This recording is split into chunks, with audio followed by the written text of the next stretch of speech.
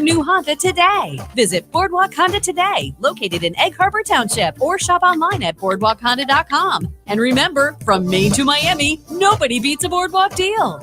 Bigger, better Boardwalk. Boardwalk Honda. Call us toll-free at 844-890-3390 for more details. The radio home of the 76ers. Simmons on a drive and down the lane with a right-hand jam. WENJ HD Millville, Atlantic City, 97.3 ESPN. This is the Sports Bash with Mike Gill on 97.3 ESPN. Now, live inside the Matt Black Kia Studios, here's Mike Gill. A Monday edition of the Sports Bash. It starts now. What's going on, everybody? Hope you had a great weekend. Eagles have hired their coordinators. That is now a done deal. Defense, offensive coordinator Deuce Staley has a new job. Sixers and Flyers weekend. Phillies making a little news today, kind of, sort of. We'll keep our eyes on that. It's a busy Sports Bash for you. I'm your host, Mike Gill. That right there is Hunter Brody. Josh Henning is producing today's show. And you out there, if you're watching us live on the video stream, YouTube, Facebook, and Twitter, hello. Welcome aboard, everybody out there.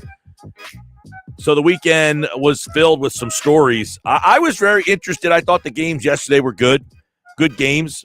I thought the Flyers on Saturday was brutal. I thought the Sixers was worth talking about. So we'll get into it all right here. But, Brodes, I got to start with the new coordinators and kind of get our thoughts on that, because there's a couple of different thoughts I had. And I'm not like, wow, this guy or that guy, like excited. I don't really have this emotion of like yes or no. But I'm kind of intrigued by the people's thoughts on they went with like two younger guys. They didn't bring that veteran guy in who's kind of going to be like the grandfather of the staff. This is a very young staff. And I'm imagining either some people are going to like that, this new innovative looking staff, or some people are going to kind of be like, I was kind of hoping they brought in a more veteran presence to the staff.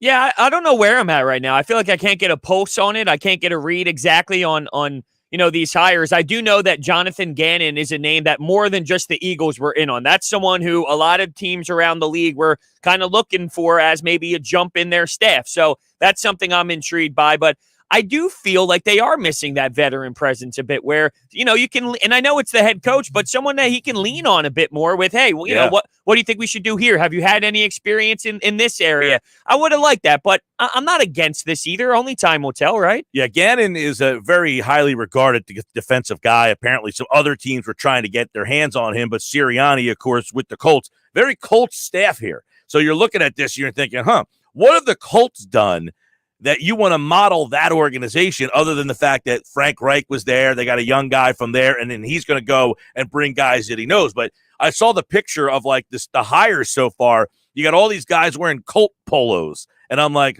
the Eagles trying to emulate the Colts for some reason, but they did hire Sirianni as the head coach. Then they got Gannon as the defensive coordinator. They brought in the passing game. I don't even know what the heck his title was, like pass game specialist, and now he's the pass game coordinator. What the hell's the difference between a coordinator and a specialist? That's a great question. You know what stands out to me, though? Doug Peterson never had this type of staff in terms of, going out and grabbing his guys. From day one, he was handed Jim Schwartz, and he was handed the staff, and from there, he never really had that opportunity to pick and plug guys in like Sirianni is. So does that tell you something about the situation? Or, we questioned who was going to hire these guys. Whether it was Howie or Laurie or Sirianni, I mean, it's pretty damn clear he had a lot to say in this because they're all coming from where he once was. Well, they're all guys that he's worked with in the past. I don't know where Rucker comes in. Tracy Rucker, the defensive line coach, he's got a very interesting story, by the way. The guy just got hired by Auburn like a month ago. He's now already leaving there. He's had like 8 different jobs in the last like 2 calendar years. I mean, seriously, if you look at his resume, he's been at almost every single school in the SEC in the last like 2 years. He was at South Carolina. He was at Tennessee. Now he's at Auburn. And the Eagles, I mean, he left there too. So I don't know. Maybe he'll leave for the Giants in the middle of the week or something like that. Yeah, don't tell John Middleton that people want to uproot during a pandemic because he sure did. Yeah, so I don't know where the connection with him is. But that being said, Stain Stryker, who is the new offensive coordinator, there's a connection there between Sirianni and him because they both worked in what was then the San Diego Chargers together. So they worked in San Diego together, And now he brings him here because he was not retained, I guess, to stay a part of the new staff in Los Angeles. But, I don't know how to read that. I keep seeing people in L.A. that are Chargers fans, the four of them, who were like happy that this guy was out of there because they didn't like his offense. Now, you would just look at numbers and say, man, Herbert had a great year. They put up a lot of points, but apparently people were not thrilled with him as the offensive coordinator out there. He spent 1 year as the coordinator. He was an interim coordinator the year before. I guess Wisenhunt got let go, and then he took over the job as the play caller. So, and we don't even know if Sirianni's going to call plays or not. Right. I would imagine he would, but just to counter your point of people not liking him or all, there's a lot of people here that don't like certain individuals just because they hate him, and it doesn't necessarily mean they're doing a bad job, right? I mean, that could just be the irrational side of those fans. You mentioned four of them. It could just be all of them, but, just because people don't like him. I was seeing reports that people didn't like because of the offense with the Colts, that Indianapolis fans wanted Frank Reich to stop calling plays and have Sirianni start calling plays. So you get that everywhere, Sure. But with the Deuce thing, how about this? He gets the same job title in Detroit. Nothing even changes. Nope, he's the assistant head coach and the running back coach. So what does that mean? It means He was fed up. Yeah, I think it meant for him, I have no room for advancement in this organization. So I'm going to try to go someplace else, and maybe I can move up the coaching ladder someplace else. Because this Detroit, though, organization views me as nothing more than this. Yeah. And look, I respect his decision to do that. I think it's best for him, but you go to Detroit, and that seems to be a spot where most people kind of get stuck. I mean, hell, I guess you can look at it this way. They're ready to clean house and start fresh if they're going to move Matthew Stafford. So maybe it's a new identity for the Lions, but most people go there, they kind of fail there, Yeah. And I guess him and Campbell had no connection. They didn't have any previous time together. I guess Campbell just said, look, this guy has a lot of backing of players, current and former. So why don't we bring him in, a guy who was a very popular figure among not only the current players, but past players too, Malcolm Jenkins, and players that he played with in the past. So Deuce obviously had a lot of support, but you're right. He didn't. And apparently he had offers from other teams, and it didn't seem that any of them was anything more than, do you want to be the running back coach? Right. Yeah. So it's really interesting. This Deuce thing, we'll see how it continues to play out. How about Stoutland, though? Retaining him. He's going to stay. Big deal. I like that. I mean, that gives you a veteran guy who was, I think the Eagles line could have been a lot worse for the 14 different line combinations in 16 different weeks. So I like the fact that Stoutland keeps that. And again, this group is going to be a lot different, but the same. It's going to be, hopefully, if everybody can stay healthy, a lot better offensive line group, and that group of guys has worked with Stoutland. So I'm imagining if I'm the new coach, I don't want a coach coming in here. That was a very good offensive line. I don't want somebody else coming in here and tweaking that all up. I want those guys to be comfortable when they're back and healthy that they have their guy with them. Deshaun McFarland's watching on YouTube. What's up, Deshaun? He says, I was hoping for a coordinator with some experience with running QB. Seems like they're really all in on Wentz. That's an interesting comment there. Well, so he wanted a guy to come in that was, I guess he's saying, that maybe would have been someone who would have been more tailored to Jalen Hurts. And he's saying, look, Justin Herbert, that's where Shane Stryker was. Sirianni's worked with Andrew Luck, and I think Luck would be more on the Wentz side. And he's saying, no, I would rather have a guy that was here for Hurts. Sorry, Deshaun.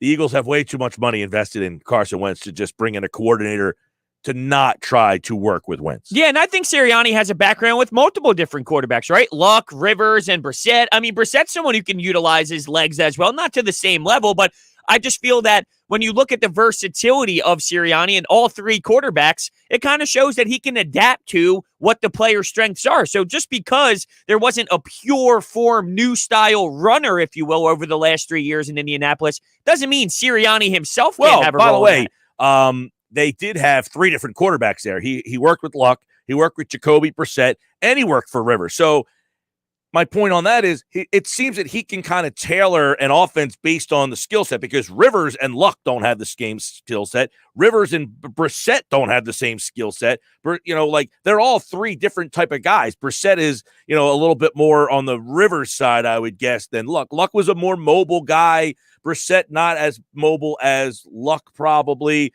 Rivers certainly not mobile. Yeah, no, definitely not mobile whatsoever. But yeah, I'm with you. I just think the versatility of it, where he's been adapting to certain players, that shows that, look, he's got a lot in the bag, if you will. I think that he's got a lot of different philosophies here, depending on who he's working around. Now, Dave is watching on YouTube, and he says, did you guys hear the report that Wentz's feelings are hurt? Quote, there are a lot of hurt feelings on his end, and that he doesn't know how to feel about the entire organization. Look, here's my counter to that. We've all been screaming about how dysfunctional this organization has been, while the reports seem ugly towards Carson Wentz's camp because it does say he has hurt feelings. We don't know what's happening behind Was there something out over the weekend that I missed on that? It was Mike Garafolo, I think, over the last couple of days. He had something on Sunday, and there was a report. He was on TV, and there were clips flying around the internet with it. But in terms of his feelings being hurt, Rob Motti has a lot of counterpoints to it. So if you pull up his Twitter, you'll see exactly what was going down. But we don't know what was happening behind closed doors. I think it's so easy to say, oh, my God, his feelings are hurt. This is what the headline says. I can't believe this guy.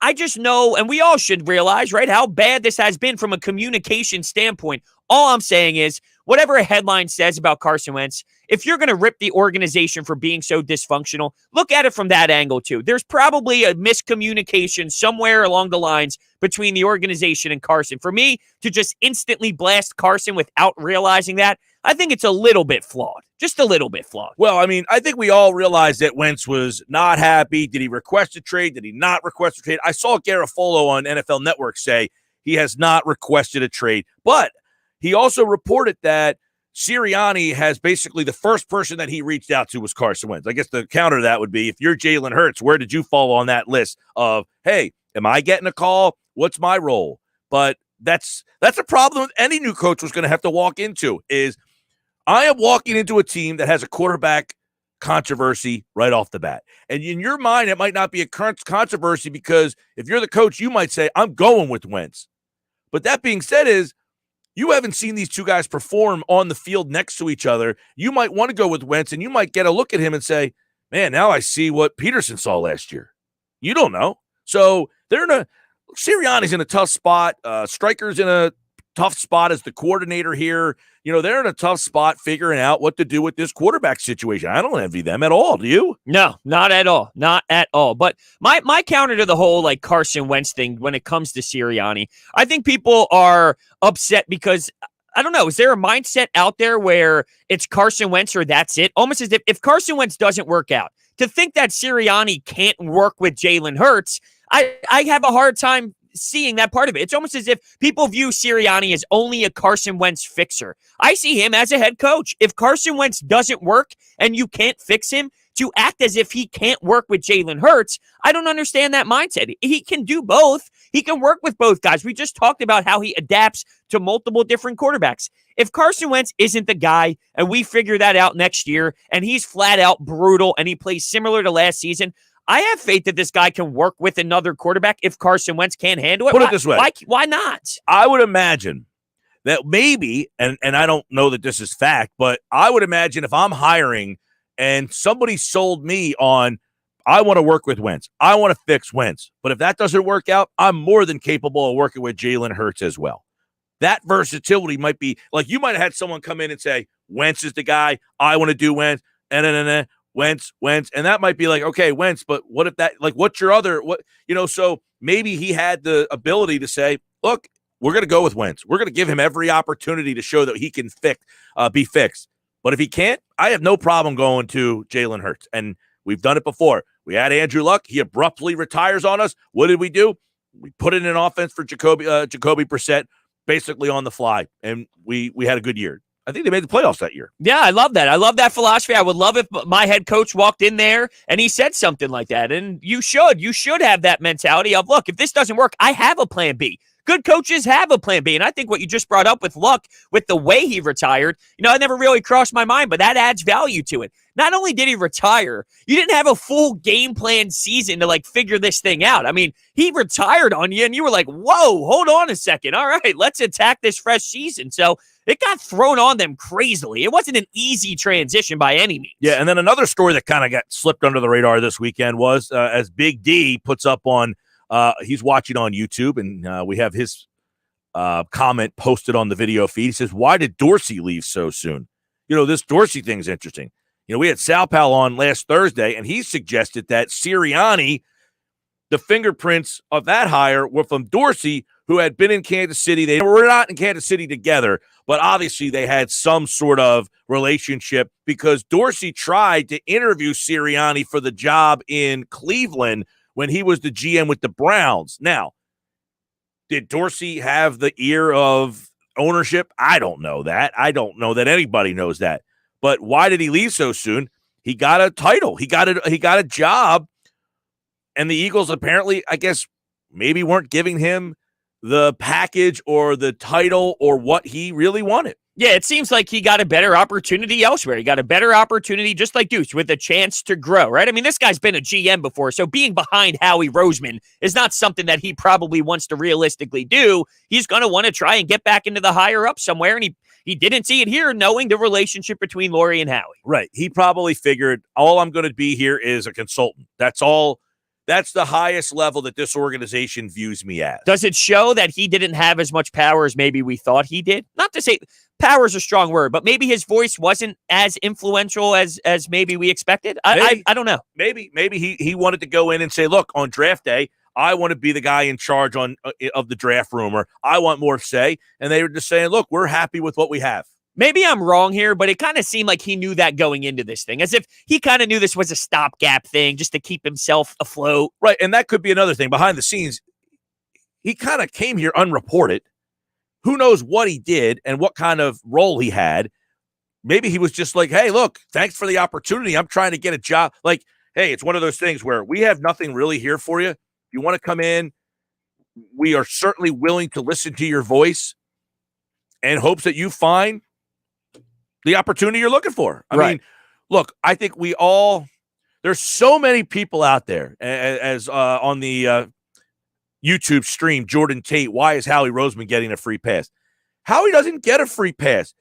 People hate the guy. He doesn't get a free pass from anybody except for the one guy that matters the most. People despise Roseman. But Dorsey probably came in and was like, look, there's no opportunity for me in here, but I know that. Yeah, I know that there's not an opportunity. Now, keep in mind, Dorsey's also 60 years old. Maybe he wants one more shot at running an organization. And where did he go? Detroit? Detroit, yeah. Okay, so they really are going with this whole new which is interesting, though. Slate.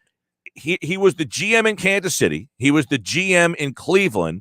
And then he came here as a front office consultant. And now at Detroit, his title is Senior Personnel Executive. So he's not the GM, and he's not, what you would describe as a guy who has player personnel control, I would imagine. Not control. He probably has way more of a voice in player personnel in Detroit than he did have here, though, right? We could probably both agree on that. I would think so. I would think that's the reason why he left, because he probably didn't feel like he had a big enough voice here. Or maybe not. Maybe he just knew that this was what it was. Yeah, it does feel that way, though. It really does. It feels like he knew, like, hey, let's just use this as a stopgap. I want to look for something else, but for the time being, let me just kick it here in Philadelphia, help you guys out a bit. It almost felt like that was the agreement when he came in here. Yeah, I mean, if you go and, I'm on his Wikipedia page here. He's listed career history, Philadelphia Eagles front office consultant, but there's no write-up about what he did, what his role was, nothing that maybe we should write one for him. It's Wikipedia. What do you want to put in there? He did nothing. He got a job. Who knows? I mean, I'm not sitting here putting him on the level of Andy McPhail. No. He's like, this guy that came in and basically got this cushy title. It's listed he's a front office consultant. He was probably never in the building, probably just was on the phone. Hey, we're thinking about doing this. Okay, that sounds like a good idea. What a consultant does. Nothing. Yeah, it's like any consultants that do anything? Well, I'm thinking of like Josh McCown's role. He was similar of Josh McCown when he was just hanging out via Zoom as the practice squad quarterback kind of concept. Maybe that was what he was. Feet up, kicking it, chewing the gum, whatever. Yeah, that's right. That's right. Just kind of chewing the gum, smacking it away. Yep. Look, the whole situation though. So the fact that they are now here, you brought up an interesting point. And Jeff Mosher just tweeted this out 1 minute ago. Sources tell Jeff Mosher and Adam Kaplan of Inside the Birds, who will be on with us at 4 o'clock today, Press Taylor will not be retained by this current staff. So that's interesting because he's still under contract. And his name really started this whole domino effect. Press Taylor is really the guy who started this whole thing because Peterson wanted to elevate him, according to reports. The ownership group said, can't have that happen. Yet the ownership group didn't say, you're fired. They kept him around to let the next coaching staff make the decision. But the point that you made was that Sirianni essentially, it looks like, is getting his say on which assistants he wants. Was he not? Now, Kaplan told us, no, Doug picked Scangarella and Morningwig to come in here. Now, he didn't want to fire Groh, but that he also picked those guys. That's true. Yeah, you're right. That absolutely has to be factored into the equation. So that changes it a bit for sure, but it does seem like Sirianni's getting a little bit longer of a leash maybe when it comes to picking these coaches, but maybe that's what they wanted to do. If they didn't trust their guy, Doug Peterson, to hire who they wanted to or to keep who they wanted to, well, then you don't have the right guy, right? So maybe they want to give the coach they believe in the proper say and be like, hey, we trust you. If they can't say that with Doug, maybe they needed to move on, and they don't want it to be the way that it was with Doug. It just happened that way because they couldn't trust Press Taylor. They couldn't trust Mike Groh. Right or wrong, I'm not saying that's right or wrong, but maybe they didn't like that they had to put their hands so much in the mix, so they got a guy that they are going with and trust to pick the right ones. Yeah, well, Sirianni is bringing in, obviously, a much younger staff. Now, Peterson went with a more veteran level of guy with, well, he didn't. Jim Schwartz was here before he got here, but the rest of those guys, you wonder how much. Stoutland was already here; he was on Chip Kelly's staff. Press Taylor was already on Chip Kelly's staff. I don't know, Groh, and it's almost like Doug is cool with whoever he gets. Almost like if I'm with you, you're with me. Like he'll never throw you under the bus. He'll never throw you here or there. Like if you're with him at any point with the team, whether he was handed to you or you were picked, he'll rock with you forever. Well, keep this in mind: how aware was Doug Peterson about becoming a head coach? What do you mean? Like, he had no offers. His name wasn't in the mix. So was he aware that he was going to be a head coaching candidate at that time to start thinking about assembling a staff? The only team that had any interest in was the Eagles.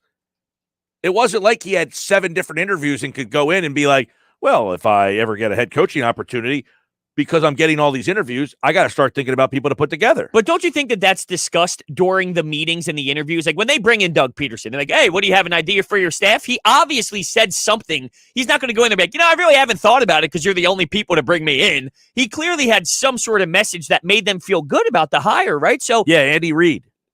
Yeah, just it. But your staff is a big part of the interview, I would imagine. I mean, what do you think Doug Peterson could, literally, I'm not being a jerk or anything. I'm just saying, like, do you think he went in there and just wowed them to the point they were so overly impressed that he stood out as the guy? I'd be shocked. Right. So they might have said, oh, he was impressive. He did a nice job, but probably not to where he excelled over everybody else. I'm imagining if he was just an okay guy and Andy Reid said, look, he interviews, he's not going to be impressive, but I'm telling you, you're going to thank me. Okay, that's fair. I cannot rule that out. If Andy Reid pretty much vouched for him and said, hey, listen, this is my guy. This is the guy you're going to want.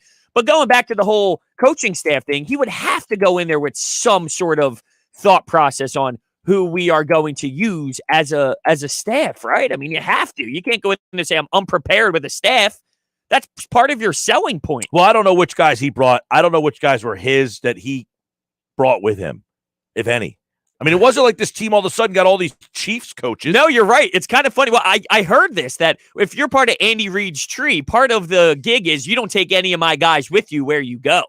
So I don't know how legit that is, but I'm pretty sure I heard that if you get a coaching gig from being under Andy Reid's tree, part of the agreement is you're not going to start plucking from my tree again, which makes sense, right? But you're right. It's not like he just brought in 20 guys and said, all right, fellas, let's go. While in Indianapolis, you got the whole staff getting taken. I wonder how Frank Reich feels. Like, yo, I might have to start implementing the Andy Reid concept here, right? Don't take my guys. But all of these guys from the Reid tree, essentially, you're saying there's like a unwritten rule, right. If you will. So if you get a job, go find your own. Yeah, guys. I forget where I heard that. So, but I thought it was interesting, and it kind of never heard that before. It kind of makes sense, though, right? It's not like people land jobs and then they just steal the entire chief staff. I haven't seen that happen, and he has a lot of successful coaches.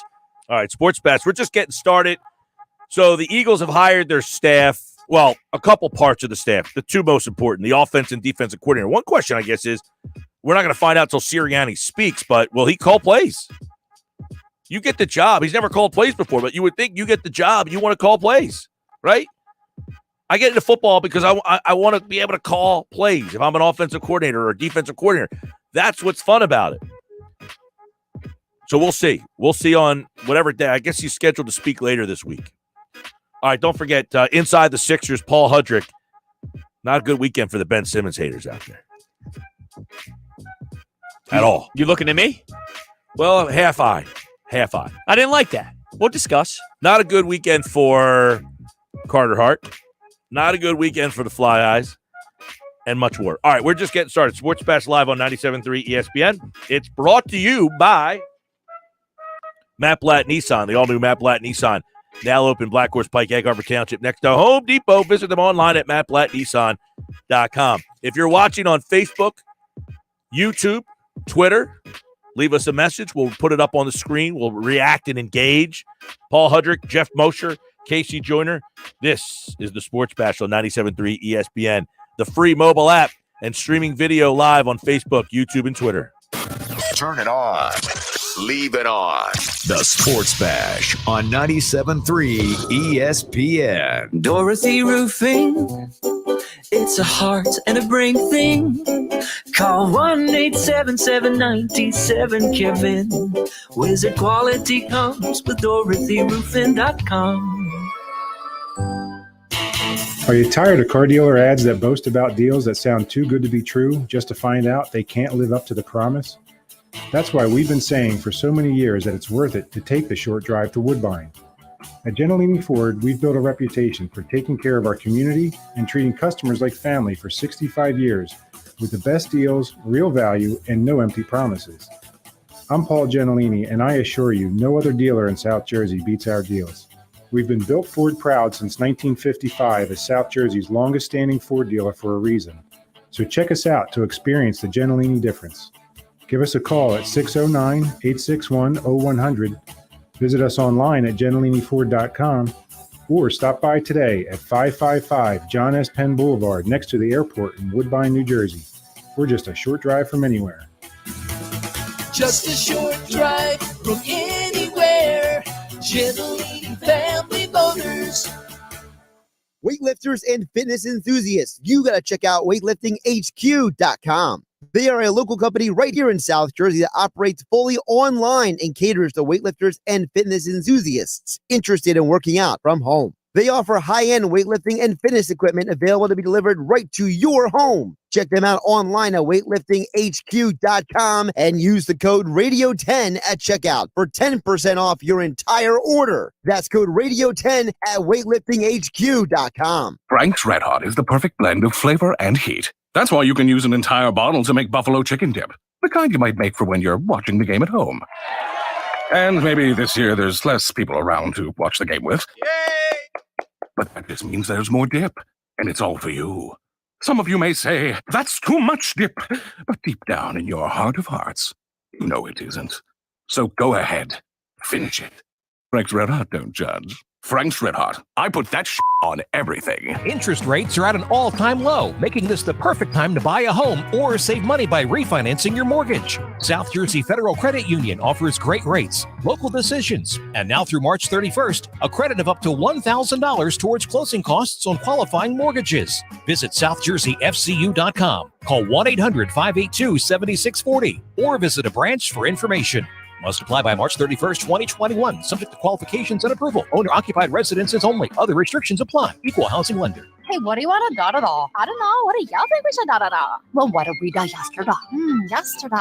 All the dolls feel like the same doll these days. I know. Like, is today Monday or Tuesday? Today is Thursday. Oh, no, I forgot to call my mom on her birthday. Oh, no. These days, nothing is normal and everything is weird. But you could still save big when you switch to Progressive. That won't change. Not today or any day. Go today at Progressive.com. Progressive Casualty Insurance Company and affiliates. Do you crave the thrill of success and all the opportunities that come with it? Are you an ambitious professional who seeks an exciting career opportunity with unlimited earning potential? Are your achievements most rewarding when they also benefit others? If so, then you may have what it takes to join South Jersey's leading radio and online marketing sales team at Town Square Media. Discover your passion for advertising sales and earn a guaranteed salary while you learn. Leverage newfound skills in integrated marketing campaign design and help local businesses recover and grow in the coming year. With commissioned gains and hands-on training, your income grows right alongside your skill set, so you'll never be making less than what you're worth. To schedule an interview, go to townsquaremedia.com and tap on careers. Kick off a challenging but fulfilling career in advertising sales with Town Square Media Atlantic City. That's townsquaremedia.com and tap on careers. Take success into your own hands today. Town Square Media is an equal opportunity employer. The Sports Bash with Mike Gill and Brodes on 97.3 ESPN, the free mobile app. And now you can watch the show live on Facebook, YouTube, and Twitter at 97.3ESPN.com. Yeah, man. You can watch us live on the Facebook, YouTube, Twitter stream. There we are. Sports Bash Monday. Eagles hire new DC, OC. Press Taylor has been shown the door, so he out. He gone. Sixers and Flyers weekend as well. Going to have a little insight on the Sixers weekend with Paul Hudrick inside the Sixers, 3 o'clock today, right here on the Sports Bash Live on 97.3 ESPN. It was a interesting weekend for the indoor sports teams, and, of course, the Eagles making news. So we'll get into the Eagles stuff as well. I think I want to get your thoughts, though. As Adam watching on Facebook says, I thought you guys wouldn't have anything to talk about since Simmons had a good weekend. He did have a good weekend. Now, that's the Ben Simmons I fell in love with over the last 3-4 years. Like that aggressiveness, that fourth quarter. What bothers me is he has 2 field goals the entire game, and then he does that aggressive, outstanding 8 takes to the basket and makes them all. Like, that's why I'm so irritated. Is I know you're that good. I know it's in there. Yeah. I know you can take over games. Mm-hmm. So do it more. That's all. Like, do it more. I get the part. I'm frustrated by that too. But I also have now scaled it back and said, I'm frustrated. I know it's there, but they don't need him to do that all the time. That's the point. Is it's almost selfish that I'm not saying, I'm just saying like selfishly, right, as a fan, general, you want to watch him be this good all the time. But if you take yourself out of that, like, I selfishly want to watch this guy because he can be so much fun and generational, and say, they don't really need him to do that. Like, yeah, but that's, you know what I'm saying? I do, but I don't know if I agree with it. Like, for example, Joel Embiid, right?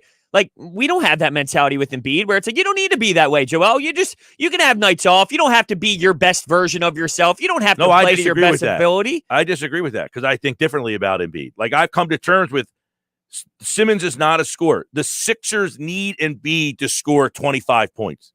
They don't need Ben Simmons to score 25 points. So I disagree. I do think differently about Embiid. Because if Embiid just plays like, hey, I'm going to score 9 points tonight, they're not winning. Because, well, if Ben Simmons picks it up. Exactly. But the point is, I know that Ben Simmons isn't that guy 70 times a year. But he can be. He can, and it's frustrating that he's not. It's more frustrating that he's not that the team can't succeed if he's not. Okay, I can agree with that, but the team can't succeed if Embiid is not Embiid.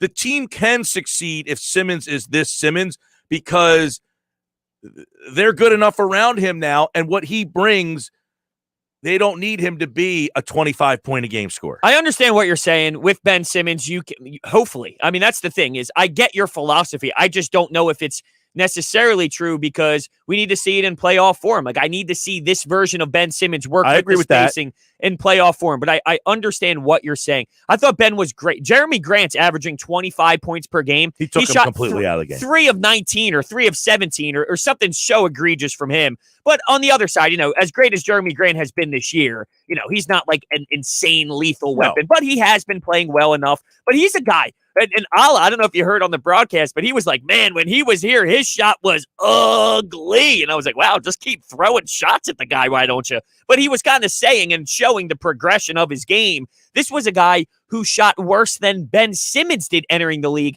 and now he's averaging 25 points per game. Why can't that be Ben Simmons? It could be. Maybe if they needed him to be that guy. But we were frustrated. A lot of people were frustrated that Brett Brown couldn't get more offense out of Ben Simmons. A new coach will get more from Ben Simmons. The new coach has gotten less offensively out of Ben Simmons. I mean, he's only averaging about 12 points a game. So Doc Rivers isn't getting more. But the fact that Doc Rivers comes out and says, we don't need him to be that guy, I think that kind of tells you how they view him. It was almost like Brett Brown was viewing him as you guys view him. We need Ben to give us more. We need 20 points out of Ben. And Doc's saying, I don't need 20 points out of Ben. Why?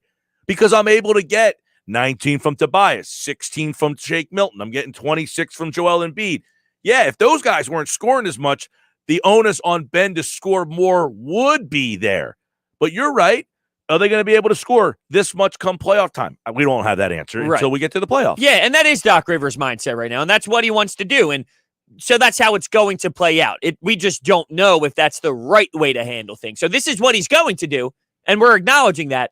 Is it the best thing to do? Well, only time will tell. But I love Ben this weekend. This weekend, I have been hitting breaking points left and right. You know that. This weekend was, wow, I remember loving this guy. For real, though. Like that, I fell in love with the way Ben Simmons plays throughout the first 3 years, and I defended him. When you saw those moments this weekend, hell, they hacked the Ben, and he went to the free throw line and made both of them. Like he looked confident, too. It wasn't as if he was nervous or shaky or, you can tell with body language if guys want to be at that free throw line or not late in the game. He didn't really show that concern for me. It looked like he was acknowledging, give me the damn basketball. And I saw the Ben Simmons that I loved in spurts. And we haven't seen that all this season. So hopefully this is somewhat of a step in the right direction where he can keep his foot on the gas, But Ben Simmons this weekend was the great Ben Simmons that, I really did enjoy watching for so many years. I just hope he can continue on this trajectory. Yeah, look, I think Simmons is going to be frustrating. There are nights when he's going to be frustrated. There's going to be nights where they might lose a game and he just scores 8 and you're like, that's the night that you needed to give me more. They're going to be there. There's no question. But I think that Doc Rivers has settled into a mindset that, okay, I understand what Ben is. He's not a scorer. We got to stop thinking of him as a scorer. But you mentioned they don't win that game the other night without Ben Simmons. No, not at all. And you know what else I love? This is the professional. This is the jump I think Embiid and Simmons are making. And it's a philosophy from an organization standpoint. They played that night against Detroit. Back-to-back. You just beat the Celtics twice. Embiid had 40 points. He was a monster. He fell on his spine, or his tailbone, I should say, and he was like rubbing it all game long. That a game against the Pistons is your normal game where you give him load management, you give him a day off. No. You're playing. Ben, Tobias, Joel, you're all playing. And not only that, they won the game. Over the last couple of years, you had that babying of these three guys, of Ben and Joel, and hey, take it off. It's your typical load management game. No. And I wonder how much of that was Dwight Howard and Danny Green saying, you know what the difference is between you last year and how you guys are moving forward? You're playing. Like, you want to take that next step. You are playing tonight. And I think that that's a different mindset from these guys, and I really did appreciate it. And they won, too. Even though it was a grind-out win, they played through it. And B played 35 minutes. And look, Detroit's not a great team either. No, 3 wins. Don't sit here and say, out there, I can just say, well, Detroit stinks. But look, there are built-in nights where you're going to struggle. The back-to-back, on the road, all that stuff built in, that you might lose that game, and you're thinking, how are you losing to the Pistons? Well, this team found a way to not lose that game that some teams would lose to the Pistons. And Ben Simmons is a big part of it. And by the way, the night before against Boston, he was a big part of that game too, even though, as you said, he didn't score for the first 3 quarters. People were ticked off. And then late in the game, he decides, all right, you need me? You got me. Yep. And so Friday night, he gave you a little taste of what he brings. And Saturday, I mean, if you're handing out awards, I know McCormick graded him out as an A++. That's a great grade. I never got those in school before. The thing is, though, it was almost like Doc Rivers wanted Ben to go early in that second game. He had 16 points in the first half, and they were going to him constantly in the first quarter. Now, what ended up happening, though, was Embiid had to camp out around the perimeter to give Ben Simmons room to operate in the paint and kind of post up a little bit. So it was almost like Joel Embiid scoring might have suffered a bit to get Ben Simmons going. And then he had 1 point in the second half until around a minute left in the game. So it did die off. But it was almost as if Doc kind of wanted him to continue putting his foot on the gas offensively and said, Ben, we're going to you early. I want you to score some buckets. And he had 8 in the first quarter. He finished with 16 in that first half as a whole. So, I thought they kind of wanted to give Ben the ball more. And I'm here for it. I cracked, but I cracked. There's no doubt about it. I cracked. But what I saw out of Ben, that's what I've been asking for because I know it's there. Do you see the point that I'm making? I do. Is that they don't need him to be 20-point a game Ben Simmons to be a successful team. In theory. Would it help? Yes. Sure. I mean, but again, like I said, they're scoring 117 points a game. Doc Rivers, I think, made the point. If we're scoring a lot of points and winning, I don't care who's like. If Dakota Mathias comes in and scores 17 and we win that game and Ben Simmons scores 4, what's the difference? Yeah, I don't know if that's going to work in the long run. I get what his message is. And I'm not saying it. Look, the old message didn't work. So you got to try something new. This is a new style for Ben in terms of like not being forced insanely. You have to do this. It's a new style for him. The last style didn't work. So I'm not against trying something new. I just don't know if this new style is it. But I think it's almost not something new. It's just a different message. That's the difference for me is that, look, because before I was part of your camp is, why can't Ben Simmons be more aggressive? They need him to be more aggressive. And they did need him to be more aggressive. That was the problem. Brett Brown did need him to be more aggressive. Why? Because he didn't have Seth Curry scoring 16 points and Shake Milton scored 16. He didn't have the necessary pieces around him to be able to carry some of the burden of scoring. Yeah, it's like Claude so they Giroux. needed him to score. Right. It's like Claude Giroux. There's these people out there that demand him to have to go score 40 goals for this team to win. But now that there's Travis Konechny and Oscar Lindblom and all these other guys, you don't need to rely on Claude Giroux to be that guy that gives you 108 points to lead your franchise because you have these other players surrounding him. They might need him. Yeah, you're right. They do need him. But over Claude Giroux's career, there was this narrative that he had to carry them when that just, he had to because they had nothing else surrounding him. Now you have more depth up front where it takes away from what Claude Giroux needs to bring. But I understand what you're saying. I still question when things slow down and you're playing more talent. And it scares me a little bit. It does. The thing with Simmons that's frustrating, I think, than anything else is the lack of aggression on a night-to-night basis. I can definitely agree with that. I think what you talked about with the free throw, 10 of 12, he actually talked about it late in after the game that he essentially was saying, like, it almost felt like he had like a aha moment where like, I am now feeling more comfortable. Like I've always said, Ben Simmons getting to the line 5 times is unacceptable. He's got to get to the line 10 to 12 times a night. And if he can get to the line 10 to 12 times a night, that is where his scoring average will go up because he's not going to add more points to his game from the perimeter. So how can he go from a 16-point-a-game scorer to a 20-point-a-game scorer? Now, right now, he's way below that, but it was get to the line more. And if you can get to the line 10 times and even hit 50% of them, that gives you 5 more points. You go from 16 to 21. And the next thing you know, you're a 20-point-a-game scorer because the team needs you to be a 20-point-a-game scorer. Right now, though, everyone's frustrated because now his numbers are going down. He's averaging 13 points a game now, so it's gone up a little bit. But that number can go up more if he gets to the line more. And hopefully he saw 10 out of 12, I can get to the line more. And that should add another 4 or 5 points to his average. And then, do you feel better if he's at 16.9? Probably, yeah, considering what we've seen, yeah. I mean, if you told me that before the season started, I'd say no because it would be around what he's been averaging, and I would have liked him to get more.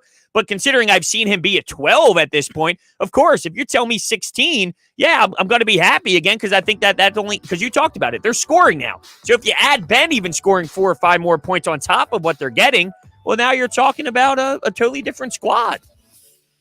If he's scoring more, I think it's probably because someone's going down. I don't know. They're averaging a lot of points. Yeah, a game. Their offense is one of the top 10 in the league right now.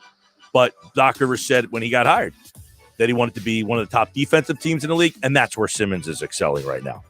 The only not thing, the sexy conversation is that Ben Simmons plays really good defense. I love defense. I just hate this. Well, he's a great defender and he's a great passer, and that's what he is. So you gotta. Who cares if he's not shooting? Well, why can't I have my basketball player do all of it? Why does it only need to be passing and defense? Why can't it be passing, defense, and a little bit more scoring? Why does it only have to be defense and passing? Why can't it be all three? Very selfish of you. What? To demand my basketball player to develop something part of his game a little bit more? I've given up on the frustration. I haven't gotten there yet. I've given up on the frustration of being frustrated that I know he can do it and he just chooses not to. I can't get over that. See those videos of him shooting nonstop, making one after the other. Why wouldn't he do that in a game? I don't know. And quite frankly, I'm not going to let it eat it up inside. The team wins. He helps them win. I'm over getting frustrated about that. But like I said, because I've adjusted and altered my expectations, I'll view him of like a Dennis Rodman. Rodman couldn't score, but he offered all these other elements of his game that helped the Bulls be a championship team. And you need those. You need those elements on your team to be a championship team, and he gives them that. He just doesn't do the one thing that everybody clamors for, and that's score points. James Harden scores a lot of points. He can't play defense to save his life. I hope that Brooklyn team goes up in flames. That was all my thought this weekend. Is I just want Brooklyn to lose every game. That was your only thought this weekend? My NBA thought of the weekend was I hope the Nets they get torched. You bet the over on them every game. They are so bad defensively. Awful. Yeah, they lost a lot of depth, too. All right, we come back. We got some comments coming in over on the live video, Facebook, YouTube, and Twitter. You can watch the show live over there. Yes, Press Taylor was fired. And I don't know if he was fired. They're just not retaining him. Everybody wants to say fired. But I guess he got fired. All right, back with more Sports Bash. There's never an off season for the NFL. It's football at 4, every day at 4 p.m. on the Sports Bash with Mike Gill on 97.3 ESPN and the free mobile app. Start the new year in a new Kia at Matt Blatt Kia in Toms River or Egg Harbor Township today. The new year is an opportunity to set new goals and start fresh. And at Matt Blatt Kia, our goal is to get you out of that old car you hate. Come in today or visit us online and get the credit you deserve this new year. 0% APR financing available for up to 75 months on new 2021 Kia Sportage LX SUVs in stock. Plus, Matt Blatt Kia in Toms River and Egg Harbor Township wants your trade, even if you owe thousands more than it's worth. Plus, you can't make a mistake with our 4-day love it or leave it return policy. It's gotta be a Matt Blatt Kia. Offers with approved Tier 1 or 2 credit through Kia Motors Finance. Not all will qualify. 0% based on 1516 per 1,000 borrowed. Go to mattblattkianj.com for complete details. Expires 2/4/2021. Matt Blatt Kia, 6211 Black Horse Pike, Egg Harbor Township. And now on Route 37 in Toms River. If I'm not commuting anymore, where do I really want to live? While you handle life's questions, Merrill Guided Investing helps you manage your portfolio and invest for your next move with the option to work with an advisor at a low cost and minimum. Merrill, a Bank of America company. Visit merrilledge.com/investing goals to get started today. Investing involves risk. Merrill Lynch, Pierce, Fenner & Smith Incorporated, both a registered broker-dealer and investment advisor, member SIPC. Investment products are not FDIC insured or not bank guaranteed and may lose value. Have you ever wanted to learn a new language like French, Spanish, or Russian, but thought it would be too difficult and time-consuming? Then go to Babbel.com and try it for free. Babbel works because it's built around real life.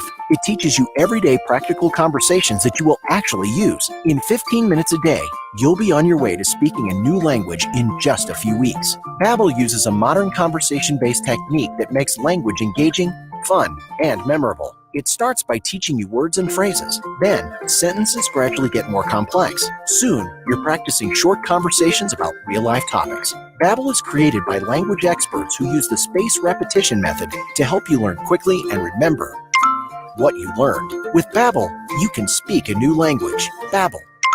Language for life. Celebrating 10 million subscriptions sold. Now try Babbel for free at Babbel.com. Just go to Babbel.com and start learning a new language today. That's Babbel.com. Babbel.com. If you're struggling with a drug or alcohol addiction, now is the time to take action and get professional help. Call Recovery Centers of America at 1-888-RECOVERY today. You are worthy of recovery from your addiction, and calling RCA will be your first step in getting the help you need. Recovery Centers of America answers the phone and admits patients 24/7. And because safety is a top priority, all patients and staff are routinely tested for COVID-19. RCA's expert team of physicians and medical professionals will treat you with compassion and dignity and provide an evidence-based treatment plan that is custom-tailored to your specific needs. Recovery Centers of America at Devon and Lighthouse are local and in-network with insurance providers, so they're best-in-class inpatient and outpatient care, offered both in-person and via teletherapy, is affordable and accessible. Make this the year you conquer your addiction. Call today, 1-888-RECOVERY. That's 1-888-RECOVERY. Kendall Auto Plaza offers the area's best car and truck buying experience with 60 years of customer satisfaction and community service. What's on their 100-acre lot?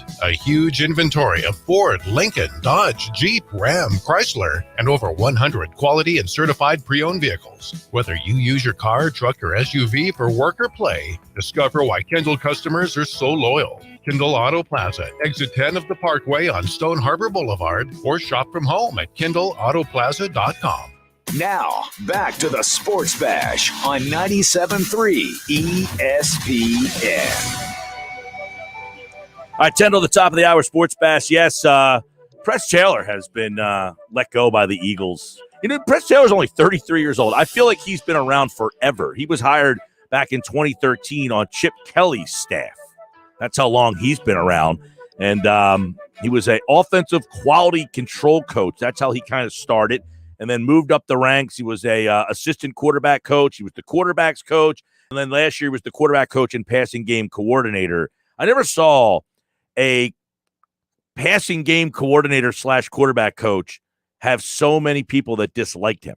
Well, I mean, that's just how it goes when you have such a dumpster fire season. But I think it's crazy because around the league now, you're looking at these 38, 39, 37-year-olds, and then you dive back into their resume, and it says 10 years of NFL experience. So, you know, he's just falling in line with the rest of the guys that, you know, they're 39, but they've been in the NFL for 10 years coaching. It's kind of where the league's at now, you know? It's like these guys are so young, and they start so young that they've been around for so many years in their 20s. So then by the time they're 39, 40 years old, that they have a lot of experience. That's the Eagles. Like, they didn't bring in a veteran presence, but a lot of these guys have been coaching in the league for 10 years. Right. Like, I don't know what to really do with that. Is that a good thing? Is that a bad? It makes me a little nervous, but does that mean they can't get it done? No, because a lot of teams kind of get it done like this now. Joe Show watching on Facebook says, am I the only one not excited about these hires for the Eagles? I don't know. I'm not like excited. I'm ambivalent, kind of, just like right. They don't pop because we don't know too much about what they're going to do yet. Right. We're so used to hearing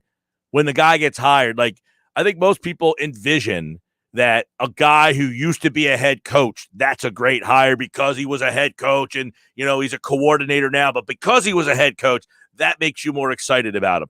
Jonathan Gannon, by all accounts, look, he was in Minnesota. They had a good defense there. He was in Indianapolis. They had a good defense there. Their secondary's been one of the best in the league. So he obviously has a well-respected resume in what he did. The next, you know, elevation and evolution in his job would be to go from position coach to coordinator. You get the guy young. And a lot of teams wanted him. That's another thing. A lot of teams wanted this Gannon guy. Now, that doesn't mean Jonathan Gannon's going to become a stud because a lot of people want him. There's plenty of coaches that people feel are going to be great, and maybe it doesn't work out. But it does make me feel better about it that, you know, he had a lot of options on the table, and he ends up going with the Eagles. Now, did you end up seeing the videos that the Eagles are tweeting out there right now of Nick Sirianni seeing the place for the first time? There's a lot of controversy on how awkward these videos have been. They make me a little uncomfortable. They could have done a better job, I think. You don't like Sirianni just entering the building? Well, I mean, here's your head coach asking the GM on camera for everyone to see, hey, is this where we do camp?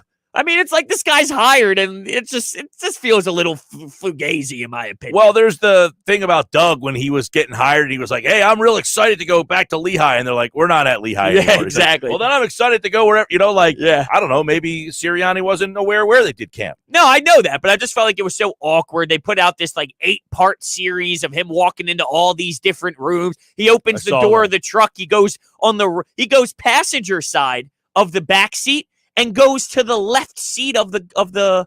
So he gets in on the passenger side in the back, but sits on the far left behind the driver. Psychopath. So he slid across. How do you play that out? That's odd. Does that mean he's a good psycho, or does that mean this guy might be a little scary? I might judge him based off of the way he entered the car. Yeah, that's an odd thing. Why would you do that? Right? I don't know. Did you see the call with Jeffrey Lurie? Yes. He's like, "Hey, I got an important question for you." Now, was that staged or what? It sounds like it. Like everyone clapping, woo, in the background. Everyone's happy for that's him. what they do on draft day. I know. It just seemed a little bit When fake. Sirianni got that call, do you think he thought this is the one? I'm getting the job, or do you think he was like, I didn't get it? That's a great question. I don't know. To stage it like that, you would, Right. Well, I don't know, because he would walk out of that interview knowing he had to have felt good about it, knowing that the meeting went on for so long, right? I mean, there were reports when Sirianni got interviewed that, hey, he's sticking around. It went longer than it was anticipated. So when you leave a meeting like that, I'm sure he felt decently positive about a phone call. So I'm sure he felt that vibe in his stomach. Yeah, I mean, Jeff Lurie's like, "Hey, I have an important question for you." Oh yeah, what's that? How would you like to be the next coach of the Philadelphia Eagles? And he was, they probably printed out a script and emailed it over. Hey, Nick, this is what you're going to say. Well, more information on all the coaching hires right now at 97.3ESPN.com. Sixers grades from the weekend. Also, get Paul Hudrick's takeaways from Ben Simmons' weekend. And you can get that now at 97.3ESPN.com. Paul Hudrick joins us for Inside the Sixers at 3:20. Jeff Mosher will have more on these new coaching hires during football at 4. Flyers had a rough weekend. Phillies interested in a veteran shortstop. Get the details now at 97.3ESPN.com. Don't forget, you can watch the show live on Facebook, YouTube, and Twitter. When we come back, it's more of the Sports Bash. It's Sixers basketball tonight on 97.3 ESPN with the voice of the 76ers, Tom McGinnis, calling all the exciting play-by-play action. Here's a long shot by Shake. It's gonna get. Shake Milton is on fire. Whoa. The Sixers are in Detroit to face the Pistons. Coverage begins at 7 p.m. Philadelphia 76ers basketball on your radio home of the Sixers in South Jersey, 97.3 ESPN.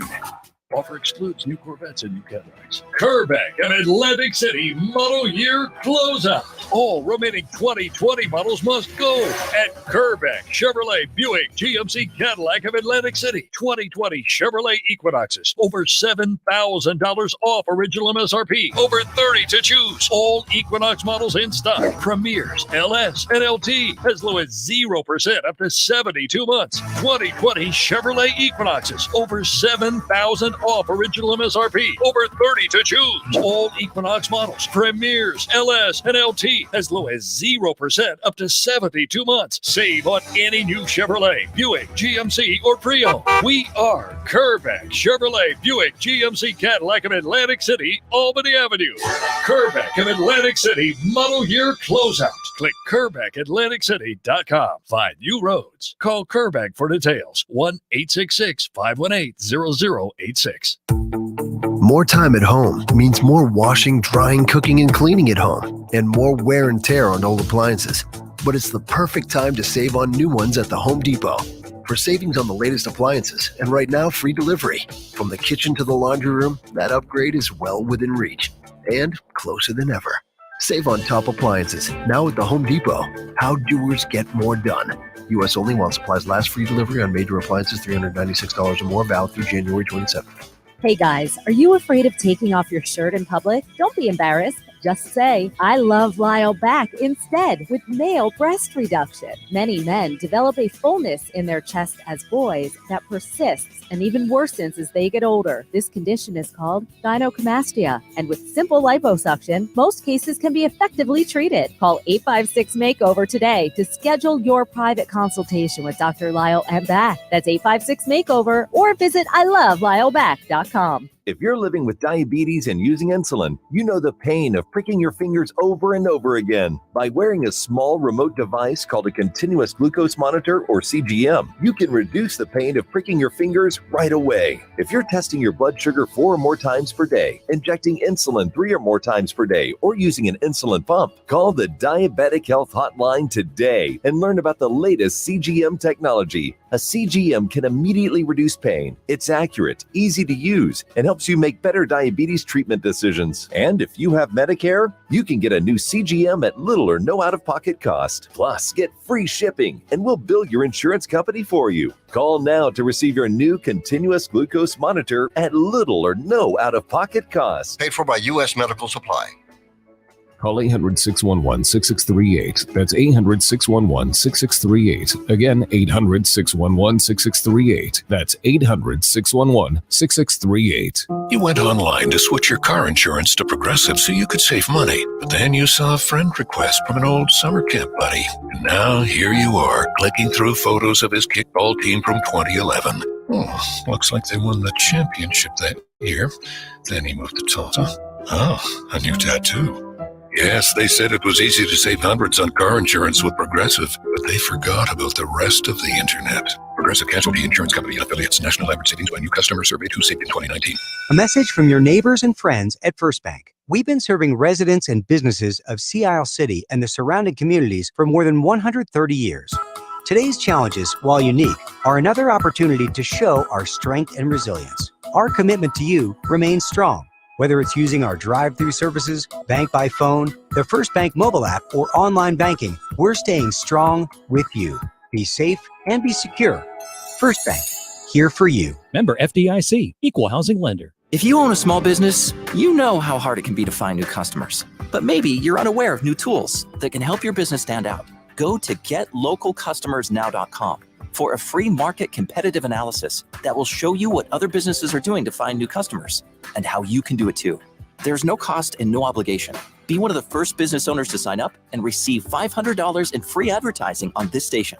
Get started today. Visit GetLocalCustomersNow.com. That's GetLocalCustomersNow.com. The radio home for Philadelphia Flyers hockey. Big save by Carter Hart. WENJ HD Millville, Atlantic City. 97.3 ESPN. This is the Sports Bash with Mike Gill on 97.3 ESPN. Now, live inside the Matt Black Kia Studios, here's Mike Gill.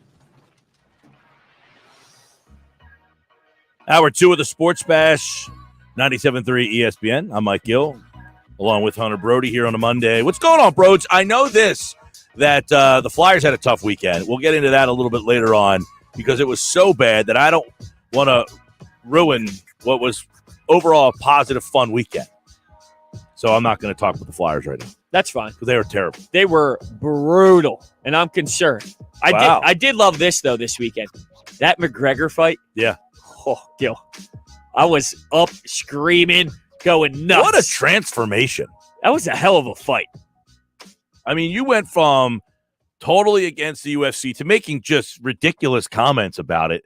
What's my ridiculous comment? You were asking like, do they practice getting punched in the face? I mean, it was one of the more idiotic statements I've ever heard in my life. I did a little research on that. By the way, these guys apparently do kind of check out, when it's time to tap. Like, they practice that. They know, like, hey, Well, anybody knows. Your instincts take over as I'm about to stop breathing. You don't need to get someone to fake cut your air supply off. I will stand by my question and say that was not a dumb question to the day I pass away, Mike. I want it on my tombstone. Okay. How about that? This kid actually asked if they practiced that. Like, hindsight being 20/20, do you look back and say That wasn't a smart question. No, I still think it was a fine. As someone who did so not. now you're just stubborn. No. I honestly believe for someone who did not follow UFC at the time, which was a flaw on my part, to ask if they practice being like almost defeated and to know like, hey, I'm fighting for my life, to practice that part of the game, I think is a reasonable question. That's all. I do. In the history of this show, it maybe was one of the dumber comments I've ever had. That's okay. I will absolutely accept that. I don't think that's a negative at all. If you feel that way, fine. But seriously, the fight was great, though. Getting back on track. Stupid question, not a stupid question months ago. That was a hell of a fight. Like, I really, like McGregor, Josh is a witness because he was at my house watching the fight. Moments before that fight, I decided 1 minute before that fight started, I saw it in Poirier's eyes. He was winning that fight, and I bet on him. Boom. Well, we have a friend that we always fade, and he was McGregor. So we all went the other way. We fade him every time. We win every time. We're like, yo, E, what are you going with? Oh, I think McGregor. Yeah, we all go to Poirier every time. It's unbelievable how much we win money based off of fading him. That was so great. I mean, from the takedown in round one, and then the leg kicks to keep him going, right? And then bang, bang, boom, bow, bow, right into the face.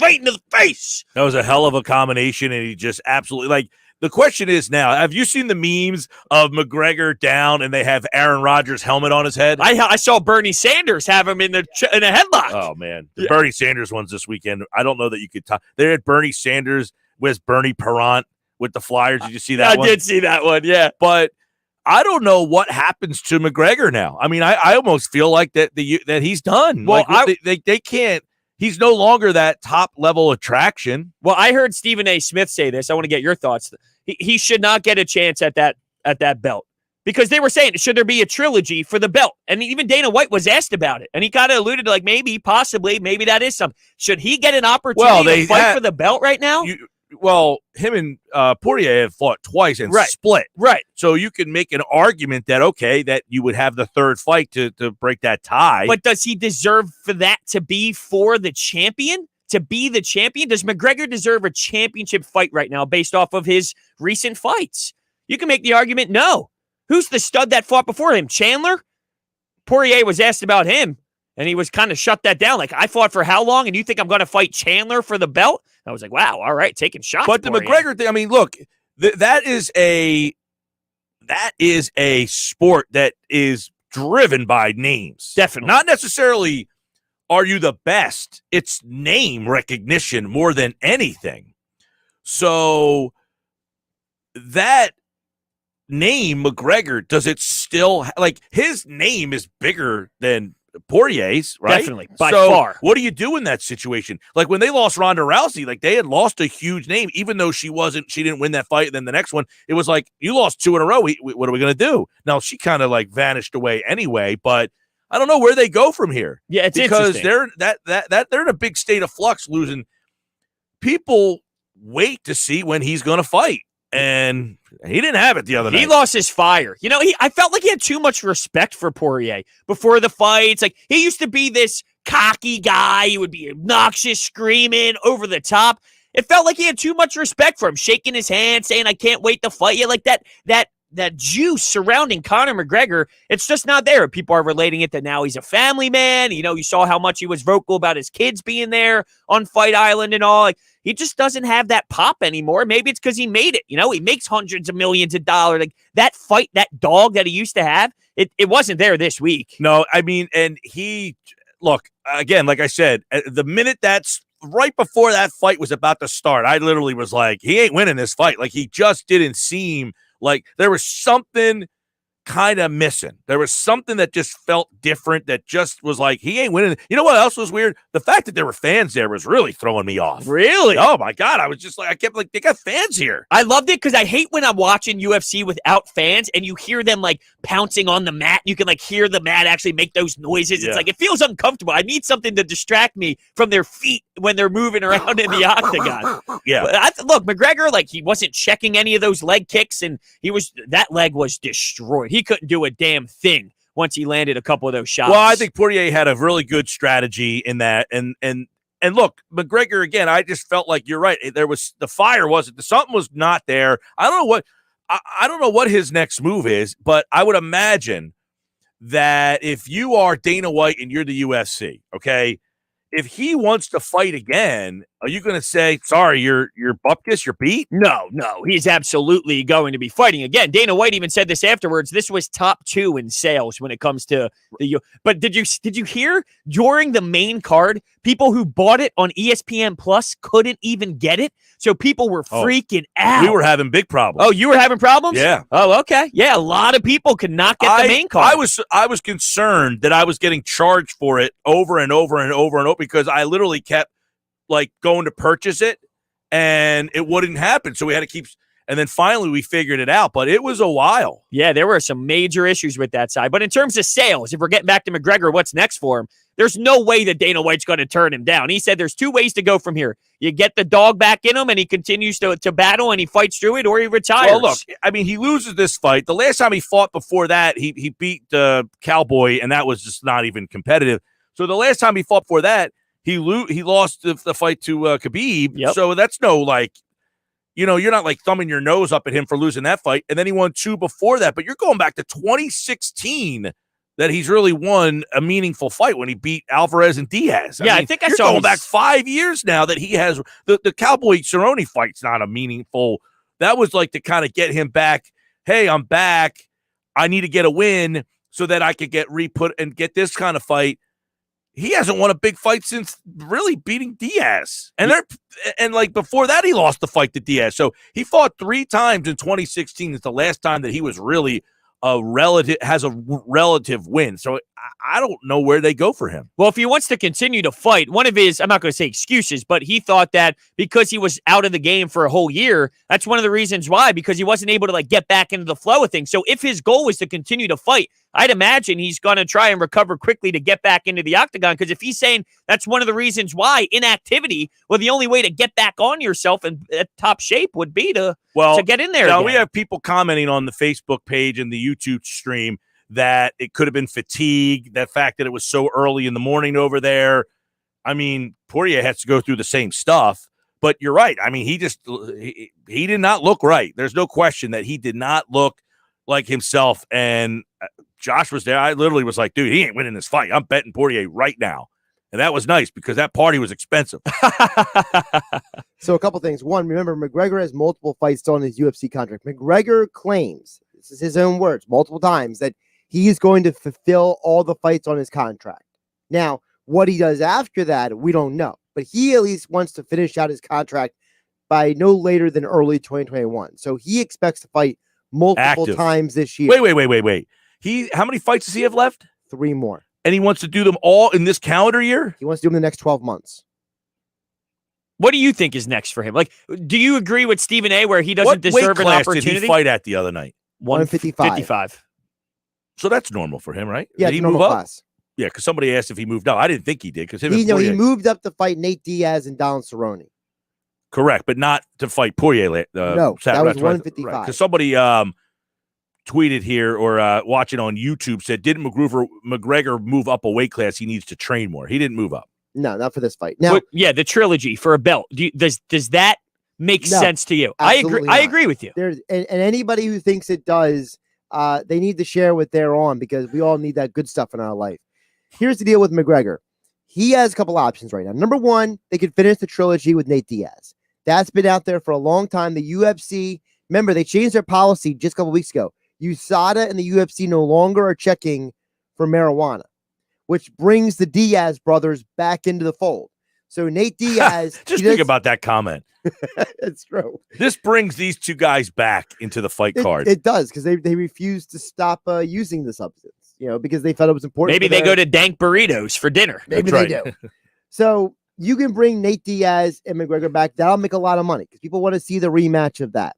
There's a couple other guys out there that people would be interested as maybe like, super fights, you know what I mean, with Conor. And I'm sure they could probably, for example, there's talk that Masvidal versus McGregor, I think people would sign up for that, right?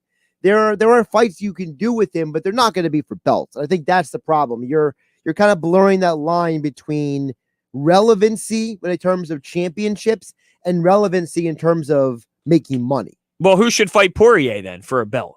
It should be Chandler. That's what I said. But I don't know if you heard him post-match, but he kind of literally was like, you think I'm fighting him? I worked my way up here. He almost downplayed what Chandler brings. He did, because there's a level of disrespect in the MMA community toward guys who were not in the UFC who come to the UFC. And it's totally unfounded. There's this idea that if you haven't been in the UFC... Who did he fight? Hooker, by the way? The Hooker fight? Yes. That was the one right before. Right before. that was It was the one- outstanding. That was the one that I had money on. But I don't know if that's too reactionary. yeah. Like, we just saw that happen, and we expect him to, be that. Is that fight too reactionary for us to say he deserves a shot at the belt, It's not reactionary if you know Chandler's background. And I think the problem with his guys like Poirier, because they've been in the UFC for so long, they don't respect the guys who are outside of the company as much. There's only a handful of guys people legitimately respected when they came to the UFC. Chandler's not one of them. And I think that's what's going against him. Now, the UFC could go a lot of different directions because Khabib apparently claims that he thinks he's too good for anybody who fought on Saturday night. All right, fine. If that's what he thinks, then Khabib stay retired. He's not wrong. hand in your he's belt. not. He's not wrong. Well, it's not about it being wrong. It's the fact that you're literally holding an entire weight class. Well, he's going to retire because you're the champ and you haven't officially retired, but you've kind of retired. Like, this gamesmanship is just too much for me. Coming from the UFC guy himself, huh? Not a fan of the gamesmanship. No, because I think it's hypocritical. Huh? You retired because your father passed away and your mother asked you to stop fighting. Just stick with that. Own your decision. Don't leave us flapping in the wind. We had said when he did, you don't think he's going to fight again. No, I didn't. I still don't. You don't. No, I'm saying you don't think he's going to fight again. Nope. Neither do I. So But you're saying if you're not going to fight, just get but it over. But he's leaving the carrot out there. Right. Is my point. Well, you have Dana White constantly saying he tries to talk to him over and over again about getting back into that octagon. I just don't think it's a reality. Well, let me ask you this: if McGregor is at the top of a card, are you interested in buying that again? It depends on who he's fighting. Is there a fight out there that McGregor could be on the card that would get you to buy it? Nate Diaz, third fight. Third fight between Diaz. No brainer. What about Poirier if they fight a third time? No brainer. I think that would gain some viewership. Sure. I think it's a no-brainer. I think the Masvidal fight you got to watch for too. Masvidal currently is out there looking for a fight. Huh.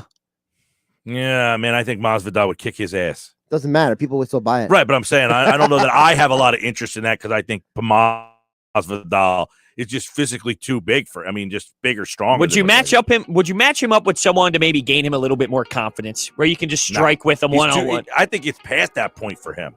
The Cerrone, Mike said it earlier. The Cerrone fight was the fight. Yeah, I mean McGregor's how old now? 32. He just doesn't have that swag anymore. It happens to everyone, though, right? I mean, eventually, for the most part, there's guys that are outliers, but there's a point where you just kind of you go in the wrong direction, and it's clear that he's in that spot now. All right, Sports Bash brought to you by the New Jersey Lottery. You need to match just one number, 1 to 15, to win cash pop from the New Jersey Lottery. The more numbers you play, the better odds of winning. So pop in and play because anything can happen in Jersey. All right, we come back inside the Sixers with Paul Hudrick. He's got takeaways from Ben Simmons' weekend next. Off season. By no means are we a finished product. What off season? It's football at 4. Every day at 4 p.m. on the Sports Bash with Mike Gill on 97.3 ESPN and the free mobile app. On some models, excludes Corvette with GMF financing, excludes fire sale. See dealer for details. Start the new year in a new Chevy at Bennett Chevy. Come see all the hot new 2021s and get our famous unbeatable Bennett deal.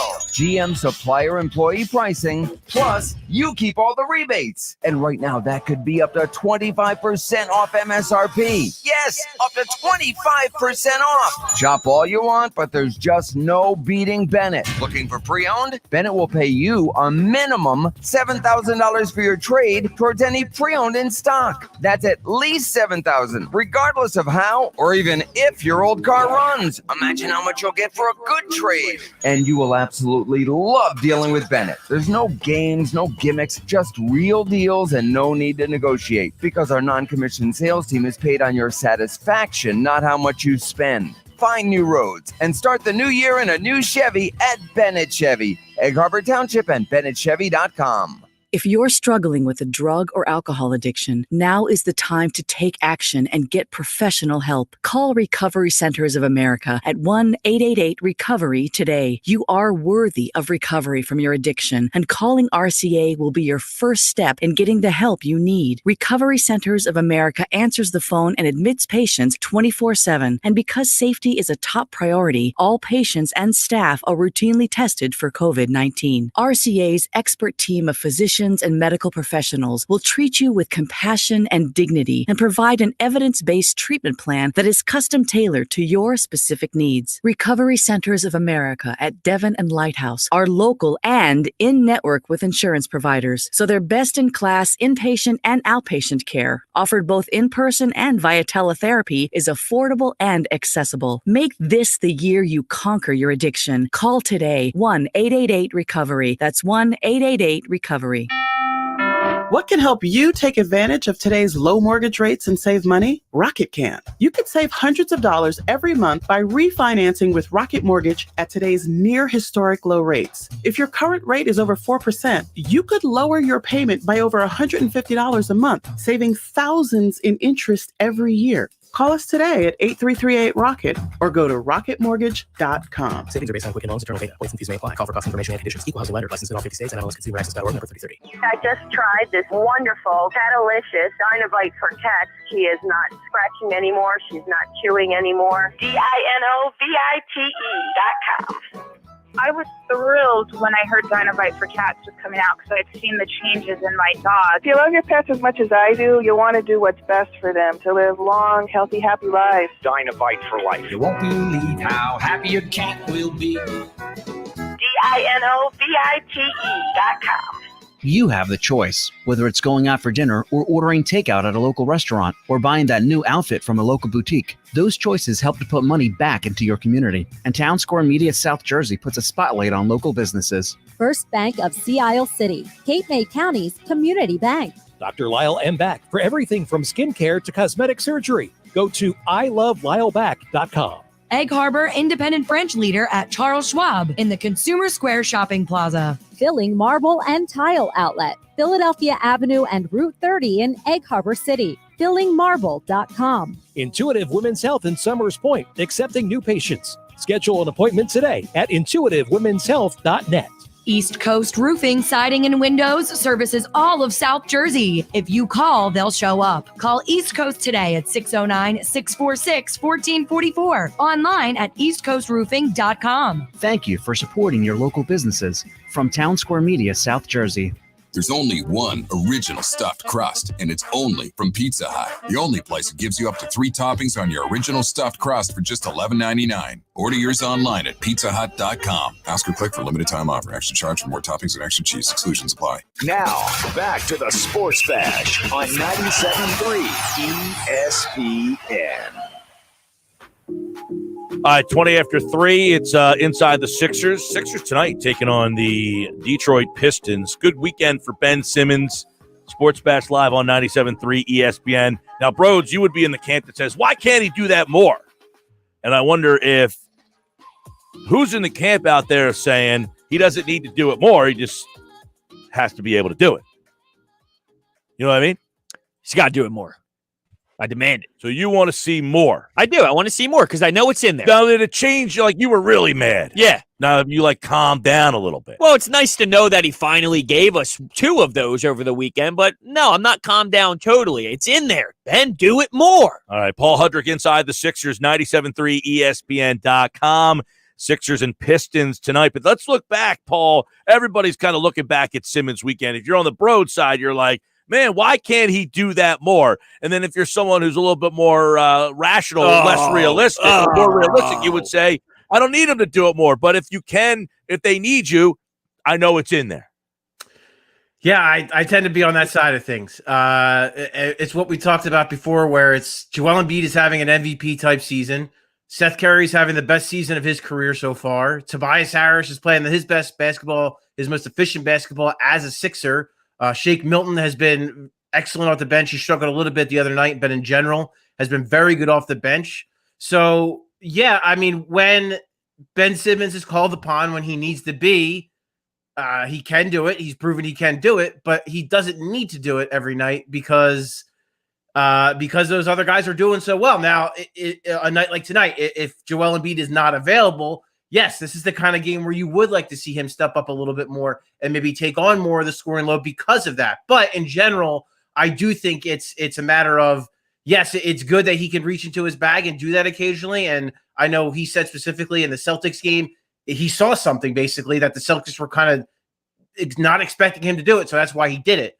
So yeah, I think it's not something he needs to do every night, but when his number is called and they need him to do it, it's there. Right. And as you wrote, that he's not taking outside shots, but it doesn't matter because one of the things matters, I guess, to me has mattered more over the years is, all right, if you're not going to shoot outside, I'm not going to sit there and nitpick on you, but then you got to get to the line. Doesn't get to the line enough. He got to the line, 12 times the other night, but I thought it was what he said after the game. It feels like he is getting more confident stepping to the line. That's really the first time that he's really addressed getting to the line and feeling, that he's capable of doing it.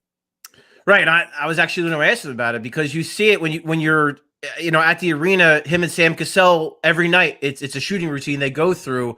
And it's different. It's different from what it was in the past. And he takes different floor spots and shoots from different floor spots, but then he always goes back to the free throw line after each one. So he'll take a bunch of corner threes, then he'll go to the free throw line again. Then he'll take some wing threes, then he'll go to the free throw line again. So it's something that he is clearly really emphasizing. And Mike, if you go back to last year when we had that really good stretch for 20 games, there was a 15-ish game stretch where he shot 75% from the line and he was getting there 8 times a game. Well, over the last 5, he's at 73.5% and he's around 7 attempts per game.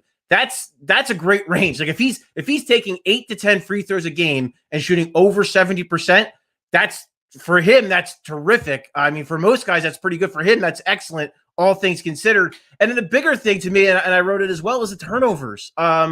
Way less. I think he's had averaged less than 3 over the last 3 games. Before that, he was over 6 the 3 prior games. And someone could correct me if I'm wrong, but since halftime of that Memphis game, I have not seen him pick up his dribble in the middle of the paint, turn around blindly, and pass to no one. I don't think he has done that since that Memphis game. And I sort of wonder if maybe Doc Rivers and Sam Cassell had a little talk with him about doing that, and he hasn't done it. And it's been that to me. Those are the 2 biggest things to me of what I liked about his game recently is the free throws and the cutting down to the turnovers. Not that I'm truly shocked by his performance defensively on Jeremy Grant, but can you expand a little bit on that? I mean, this guy, first off, Jeremy Grant's now a 25 points per game kind of guy, which is crazy in itself, but what Ben Simmons did to him was just unreal. Yeah, listen, to me, he's a defensive player of the year candidate. He's got to be. He was already all first team defense last year. You look at the versatility in which he guards, guarding, against the Celtics, he guards Kemba sometimes. Sometimes he guards Jaylen Brown. There are times where he's guarding more power forwards. The versatility of his defense, I think, to me, is the most impressive thing. He might be the most versatile defender in the entire NBA when you look at it from that kind of realm.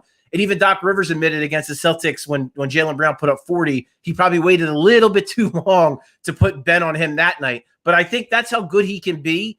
And I think Doc kind of walks this line of, do I put him on the best player right away? Do I wait a little bit? Do I kind of have him let him roam, almost play that free safety role because he can be so disruptive and he's so good. He's such a good knack for getting in passing lanes and kind of anticipating that and coming up with steals. So it's kind of a tightrope that Doc Rivers has walked against the Pistons because, as you mentioned, Jeremy Grant is having such a good year, and he's really their only true consistent perimeter threat when Derrick Rose is out of the lineup. So yeah, put him on him from the stretch, and we saw. I can't remember what he finished, but it was ugly, and he had 11 points, and yeah, and I mean that's to me that's what Ben Simmons is capable of. And he could stand toe to toe with any player in the league defensively. So what's more frustrating for a guy like you, Brodes? Watching Simmons do nothing for 3 quarters and then taking over the 4th quarter, or showing that he can score 20 on a night where he's good throughout the game? What's more frustrating? I think it's when he doesn't do it for 3.5 and then he explodes and does it for 2 minutes and somehow scores 8 points. It's like, why are you doing it now? Why can't you do that forever? Right, because Paul, like the game on Friday night, which we almost forget because he was so good Saturday, they might lose both of those games without him. And it shows that, like, they're good enough without him scoring, but if they need him to score, he can. And they don't win those games without the way he plays defense. So it shows how important he is. Yeah, and that's what Doc Rivers has kind of been trying to stress to everyone is like, listen, this guy's value is not scoring the basketball. Like we're really limiting what his impact is on a game in its totality when we just focus on the fact that he's not scoring or is scoring or whatever, because he does so many other things. The guy I keep coming back to, and I think it's part of it is he was the number 1 overall pick, and not only was he the number 1 overall pick, he came out, he's compared to LeBron James and Magic Johnson. Who can live up to that? I mean, those are literally 2 of the greatest basketball players to ever walk the earth. So when you're automatic, like that's the expectation coming in. Like how many guys actually live up to that? Like LeBron is one of the few that was kind of ushered in as like the next one, and he was that, and he lived up to it. That doesn't happen that often. So if he is, and this is what I see him as a better version of Draymond Green. If he can be that, when you have Joel Embiid playing the way he is, when you have a Seth Curry, when you have a Tobias Harris, when you have those other pieces, if he can play that kind of elevated Draymond role, it can work. I mean, there is a formula there where it can all make sense, and he can pick and choose the spots when he sees opportunities where maybe the offense is struggling or where the defense is giving him a certain look and he can attack. And I also think, there's other factors too. It's not to make excuses, but the guy had knee surgery in the offseason. They already had a shortened offseason because of everything going on around the league. He's got a new coach, a new system. And I do think that Doc Rivers and Sam Cassell are asking him to do different things than what Brett Brown was asking him to do. So I think it's all a factor. And I think right now the formula works where he's doing his thing and, Joel Embiid's doing his thing. And I think it all makes sense right now. And it's all working right now. Well, let me ask you guys, Paul, I'll start with you, and Brodes, I want to hear what you have to say about this too, but having Curry back, how did that change Ben's game? Because, Ben played well early, then he had a struggle, and I kind of said, well, Curry's not there, of course, and then people say, well, he shouldn't need Curry to be that good, but he does, sorry. Why does Curry help change things, and did you see a change?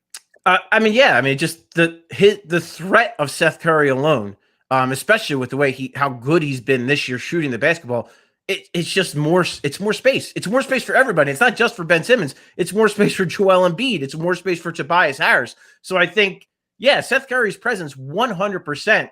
It helps Ben Simmons, and also, I think we can all agree that Seth Curry's off the dribble game is better than we kind of all thought. He's kind of exceeded expectations in that regard. And that's a threat too, because now you can use Ben Simmons as a screener and use him in a pick and roll, and you could do dribble handoffs. Like Seth Curry's his skill set as an elite shooter, and then B, as a point guard and secondary ball handler. I think it takes so much pressure off Ben Simmons offensively that I think it makes a huge difference. And you could say what you want, but like last year, look how bad. Look what the offense looked like with Josh Richardson and Al Horford. And now you just sub those two guys out, and look how much better Joel Embiid's playing. Look how much better Tobias Harris is playing. And now you're seeing it with Ben Simmons. So I think it's like not a black and white thing. I think it's an overall context thing. And I do think ultimately, yes, Seth Curry just makes this offense better because of his skills, especially when you compare it with the skills of Joel Embiid and Ben Simmons. Yeah, I agree completely. And I think something that stood out to me last game is he went 6 for 11 from the field and did not make 1 3-pointer, but still had 14 points. So it just shows you, just him being a threat, as Paul kind of mentioned, and he doesn't even be knocking them down. If he's missing his shots, he can still put his fingerprints on the game. So he's extremely important to what this team can bring. No, I totally. And it's just a matter of, I think what Daryl Morey did this offseason was just look at it and say, okay, those pieces last year did not fit offensively. What do I do to make them better? What do I do to make it better? What do I do to make Joel Embiid and Ben Simmons and Tobias Harris's life easier? And he went out and he literally traded for the best percentage 3-point shooter in the NBA currently in Seth Curry. And then he also got a guy in Danny Green who is a much bigger threat from the outside than, say, an Al Horford. So Yeah, I mean, I think that was Daryl Morey's goal, was to do that, was to just complement those two guys better, and so far so good. Did now we were talking about having Curry, and now it changes in Simmons' game. Like, was that something that you noticed over the weekend? Oh yeah, for sure. I mean, you can just tell it's just the natural spacing. Yeah. It goes back to kind of like when we said. But I think the biggest thing is that it gives Simmons a easier path, more room to get to do what he wants to do, which is get to the basket. Yeah. You know what I mean? Yeah, absolutely. I agree with that completely. Now, Paul, when you look at this Sunday's, their game was a Saturday against the Pistons.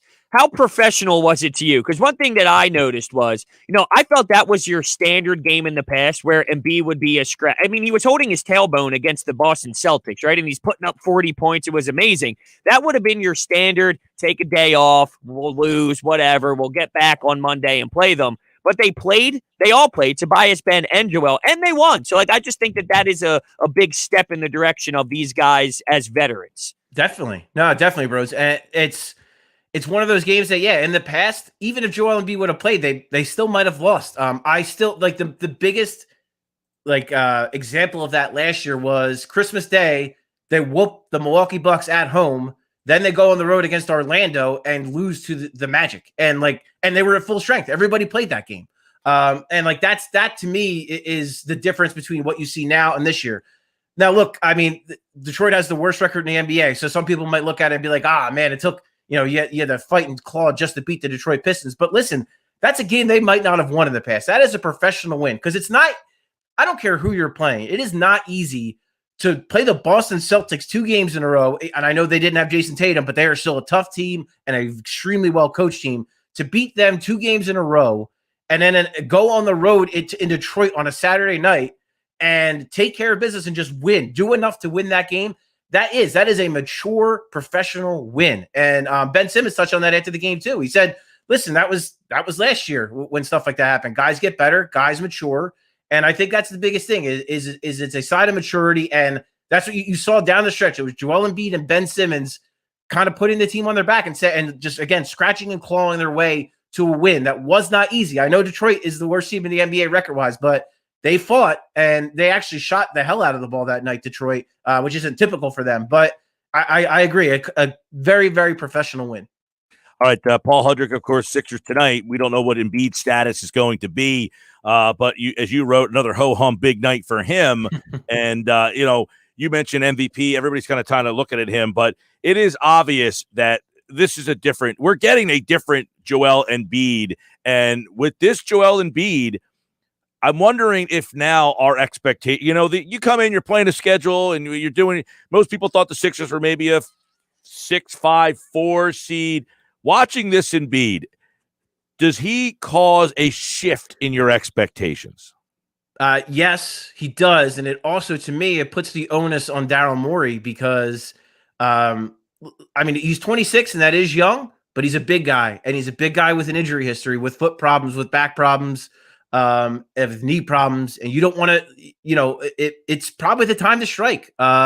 If you're going to make a move, now's the time to make a move, I think, because of how great he has been.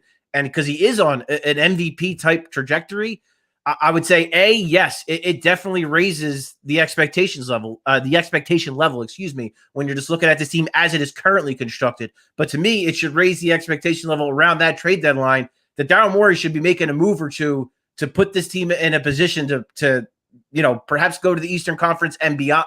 Eastern Conference Finals and beyond, because I think he is playing at that high of a level. He's been that dominant. So I think, you got to strike while this iron's hot. Last thing we'll get into, because you wrote about it, and I think it's a good point, is professional wins, the way that they're getting these wins. We kind of talked about it. You win that game against Boston, you beat them twice, back-to-back on the road. Typically, that's the game that's like a built-in loss for them. They didn't play great. It wasn't aesthetically pleasing to the whole way, but they found out a way to get a win against a bad Detroit team. Yeah, and I think that's a combination of everything. I think it's a combination of Doc Rivers coming in here and really, holding these guys accountable. And I think what I've noticed, at least with Joel Embiid and Ben Simmons and talking to them, they've both been way more expansive than they've ever been, way more thoughtful with their responses to the media. I know that's not the be-all, end-all, and most people don't really care about that. But there's just all these little signs of growth with those two. And I think a part of it, it's not just that Doc Rivers is a really good motivator and a really good leader of men. I think it's that, look, their coach got fired. And I think that puts pressure on you. They brought in Daryl Morey, who's one of the best executives in the NBA. That puts pressure on you. When you make moves to get guys, that puts more pressure on you. And I think they're not numb to that. They recognize that. They recognize that this is kind of their time to strike. They're both entering their primes. They're both stars, meaning, Joel Embiid and Ben Simmons. So the onus is on them to really get it together and figure it out. And I think that it's almost like it's, to me, everything that's happened over the past year has accelerated their growth in a positive way. And I think you're seeing it with those little things off the court and then on the court with a win like what you saw on Saturday. Yeah, I think it's an interesting point, too, is that you're seeing Ben and Joel interacting more. It seems that they do have a new appreciation for each other almost. Definitely. That was kind of the theme on Friday night was they're kind of like, for lack of a better term, they're bromance now kind of blossoming. And look, to me, I mean, from when I've been around them, their relationship was never bad. It really, truly, to me, it was never bad. No real animosity, but I don't think they were ever particularly close. They do have very different personalities. They're different kind of guys. They are interested in different things off the court. Now you look at Joel Embiid, who has, a longtime girlfriend and a kid now. Ben Simmons is an eligible bachelor. It's just, they are different. But I think, and Doc Rivers that's just been a big emphasis with him, is just they have to talk and they have to communicate and they have to see things on the court. And, when you're in the arena, again, when you see them, they're talking on the sideline more than I've ever seen them talk to each other. Joel Embiid in his ear constantly, Ben Simmons taking it all in and actually listening and absorbing it. And it's just such a positive sign of growth. And they both said it after the game. And Joel Embiid even said, he's like, it's just different. I can't explain it. We're like, it's just, we're on the same page. We're seeing things, we're communicating more and it's helping us on the court. And he said, it's been fun. It's been the most fun they've had playing together. So that seems like it could only be a good thing going forward to have those guys kind of build that relationship. And again, I think it's so many other factors that have all kind of come into that to make it to this, where their relationship is the best it's ever been. All right, he's Paul Hudrick, and of course the Sixers tonight against the Pistons. Wednesday, they have the Lakers here in Philly and the Timberwolves on Friday. So another busy week, 3 games this week, Monday, Wednesday, Friday. Hear them all right here on 97.3 ESPN. They also have a game on Sunday night as well. I think that's against the Pacers. So a busy week for Philly. We'll see if Embiid plays. At Paul Hudrick, follow him and check out his takeaways from the Sixers weekend right now at 97.3 ESPN.com. All right, Paul, we'll talk to you soon, pal. Sounds good, Mike. All right, he, like August, appeared via the Boardwalk Honda hotline. Joel Embiid averaged 37.7 points this week with 11.7 rebounds, and that's why he's the Eastern Conference Player of the Week. He deserves it. Yes, he does. This is a enjoyable Joel Embiid. Yeah, big time. And it was enjoyable in the past. That just shows you how great it really has been, because he's always been enjoyable. Yeah. Now it's lethal. My buddy, who kind of is indifferent on Embiid, thinks he's, but just thinks he's a clown sometimes. He says he thinks this is because there's no crowd. Huh. Because there's no crowd. He used to get a little into the crowd used to get him too almost too emotional. Yeah, but he does. Did you see him smack the water bottle out of someone's hands when he was sitting behind the bench? Like, he still gives you that attitude. It's just it's in a he's even telling the crowd to get louder. There's nobody there. Yeah, I know. So I don't know. It's an interesting perspective, though. I think there's some value into looking into it. But I'll tell you what, Gil. DraftKings now has a golden ticket giveaway with up to $55 million in prizes up for grabs. All you have to do to get your share of these huge prizes is enter the DraftKings free Super Bowl prediction challenge. Once you submit your picks, you will get a free instant prize up to $25,000. You can win the top prize of $1 million. Download the DraftKings Sportsbook app right now and use promo 973 when you sign up. Must be 21 or older. New Jersey. Only gambling problem. Call 1-800-GAMBLER. All right, when we come back, we got more Sixers. They got the Pistons tonight. We get into that. I also, we got a lot of messages coming in. If you're watching us on Facebook, YouTube, Twitter, we'll put some of those messages up on the screen, react to that. I also want to get into, we will, with Mosher coming up during football at 4, as the Eagles have made a bunch of decisions. And the Phillies are interested in a veteran shortstop. Get the details now at 97.3 ESPN.com. It's Sixers basketball tonight on 97.3 ESPN with the voice of the 76ers, Tom McGinnis, calling all the exciting play-by-play action. Here's a long shot by Shake. It's good again. Shake Milton is on fire. Whoa. The Sixers are in Detroit to face the Pistons. Coverage begins at 7 p.m. Philadelphia 76ers basketball on your radio home of the Sixers in South Jersey, 97.3 ESPN.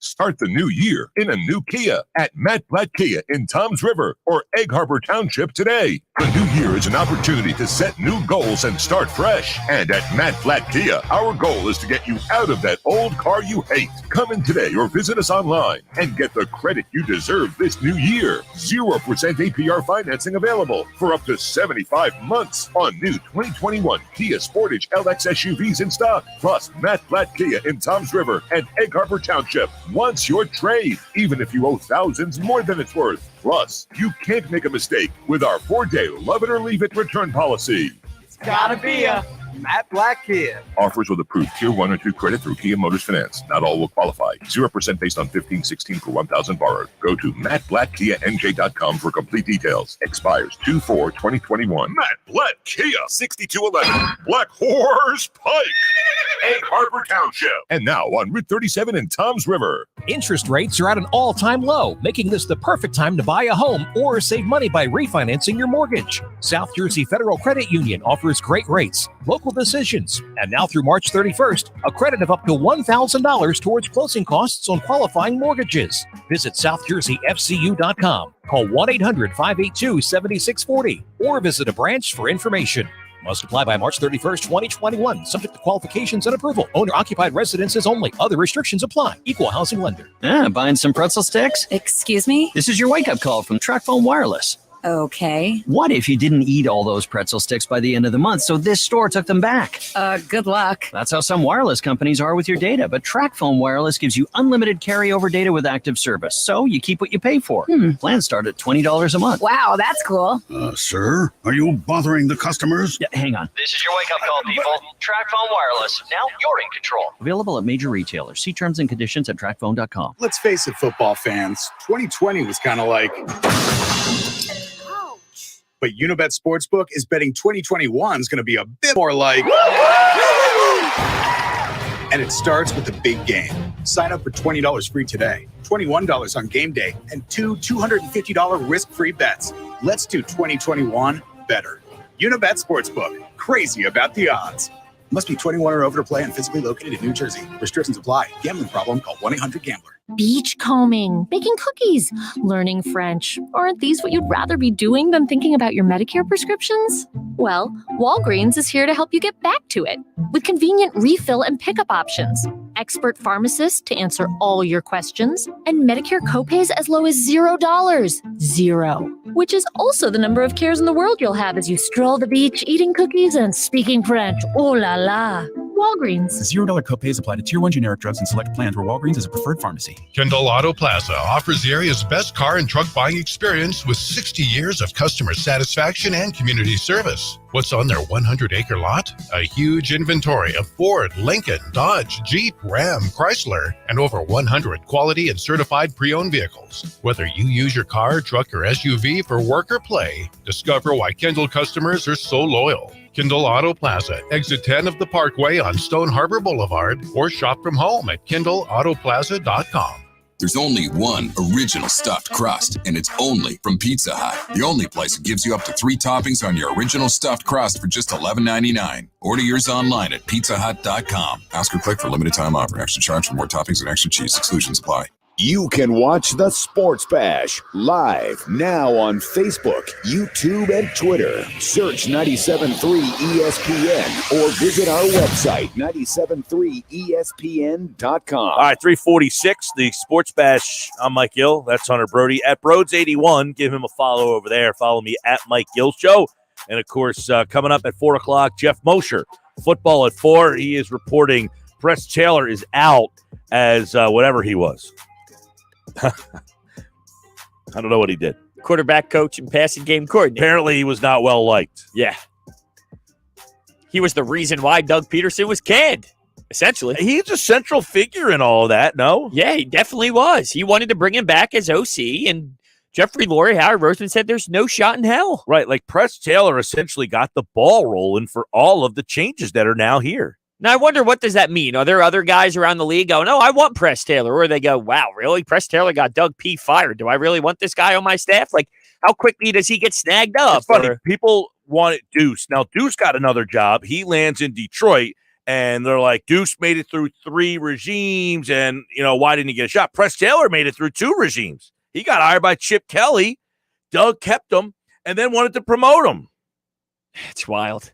The whole coaching staff behind Doug Peterson is a mystery to me.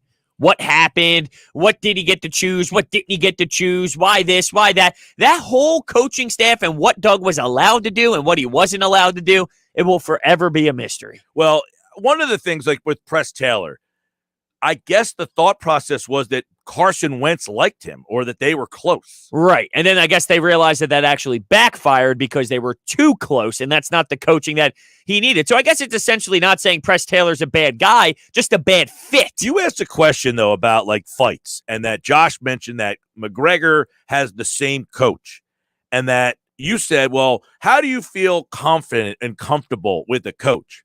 Like, in that world. Right. In the fighting world, it's different than, say, I think like a hockey coach, because it's like one-on-one. It's like you need to pick that coach. In a team game, it's more like, your X's and O's with the team. But with one-on-one stuff, yeah, but I'm talking about a position coach. Okay, position coach. So, like, okay. if you're Carson Wentz, like, you feel comfortable with this particular guy. For what reason? He's not hard on me, or he is hard on me, or whatever. Like, I'm wondering how he's, like, looking like, hey, this, like, okay, so my point of this is, you're bringing in the guy who's worked, Steicher, who's worked with Justin Herbert. If you're Wentz, you saying, I really like what I saw from that kid. Maybe he can teach me some things. Or are you you're at a level where you're like, whatever. Right. I think that what Justin Herbert's success has been like this year, and I could be wrong, but my vibe on it is that's not impressing Carson Wentz enough. Now, if you worked with Tom Brady for 15 years, okay, that might be able to move the needle. But 1 year of Justin Herbert playing okay, I'm better than okay, but it's not like the Chargers had this crazy record. Is that going to move Carson Wentz's needle enough to be like, I'm bought in and sold on this guy? Yeah. Based off of the reports we've been hearing, I think he's a little bit more stubborn than that. So I would guess that that's probably not enough for him to like really be pouncing on it right from the jump. But that's not to say he can't learn to realize that this guy does have something. If he recognizes it, like, hold on, maybe this guy does have, that oomph that I'm looking for. Well, that and the fact that your head coach also worked with Andrew Luck and Phillip Rivers and Jacoby Brissett. I mean, Brissett obviously doesn't have the same name as recognition as the other two guys, but he, had success for them in an odd situation where Luck just completely left them in the middle of the preseason that year. I wonder how much Nick Sirianni is going to have his fingerprints on this too, though, as a former quarterback guy, right? I think it's the biggest question that now needs to be answered. Is Sirianni going to call the plays? And do you feel comfortable with that? He's never been a play caller. Not that bothers me, because at some point you have to call plays for the first time. But you brought in an offensive coordinator. What's his role? Is Sirianni going to call the plays? I think that is really the big question that needs to be answered here. I think we have to assume he's calling the plays. Now, if they brought in an Anthony Lynn or if they brought in a Jim Caldwell, I think then the discussion of is he going to call the plays or not is more valid, and not to just throw that out the window, because there's a chance. There's a chance he doesn't. But based off of the personnel surrounding him, I would imagine he's going to call his own plays. Like if there was a veteran underneath him, I'd say, all right, maybe there's a chance, but I think he's going to get a shot, and it doesn't really concern me. I mean, Doug didn't adjust, and he kind of had this vanilla game plan and never really added to it, and I think that's what hurt him in the long run. But, for the first couple of years, I thought Doug did a fine job with that until he lacked the adjustment side of things, and Andy Reid, we see how that's shaping up. So, all these coaches eventually have to do it for the first time. I think he has enough NFL experience and being under Frank Reich last year to really have a good feel of calling plays. These guys have been around football enough to understand flow of game calling, I would imagine. Sure. I mean, look, I don't have any problem with a guy being a first-time play caller. Doug Peterson, was not a play caller in Kansas City. The guy won a Super Bowl. And while you might not love his offense and wasn't the most creative this, that, he can always answer, I won a Super Bowl. So you have to start somewhere. You have to start calling plays at some level, at some place. Well, okay, do that in high school. Well, guess what? This guy was good enough to be a coach in the NFL that he didn't have to go that route. So don't hate on the guy for that. Right. Instead of being a high school coach, he's in the NFL as a position coach. I think that's more valuable. But I saw Tim McManus put this up at the end of last week. I actually screenshotted it. He said the Eagles ran more vertical routes than any other team in the NFL in 2020, while the Colts ranked 24th this season. So no surprise that the Eagles had the third slowest time to throw in the NFL. So Doug was, just trying to stretch the field out, while the Colts, they barely did that last year. They were 24th. So in terms of what can Jalen Reagor maybe be in this offense, and if he takes what the Colts do, maybe you see a different style with these receivers that maybe, we talked about scheming them open a little bit more. Well, instead of just sending them vertical as much as Doug did, according to ESPN metrics, well, maybe that allows these guys to have a different style and opens up the field a bit more for this offense. Well, it's weird because obviously Rivers, I think arm strength was kind of lacking later on in his career, right? Yeah, I would agree with that. So T.Y. Hilton did not have a great year this year.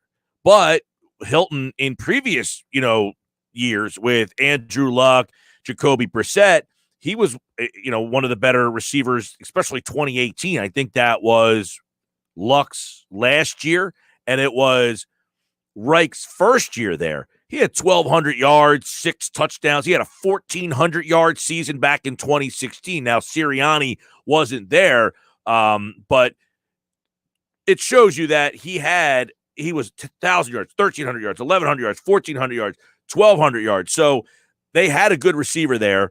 And they got something out of him when Andrew Luck was there. When they paired him up with Luck, now in 2019, he got hurt and he was limited to 10 games. So the production went down a little bit. But I think with Luck, a strong-armed quarterback, they had a big year with T.Y. Hilton. And you wonder, okay, T.Y. Hilton's not the biggest guy, 5'10", 180 pounds. He's the faster kind of guy.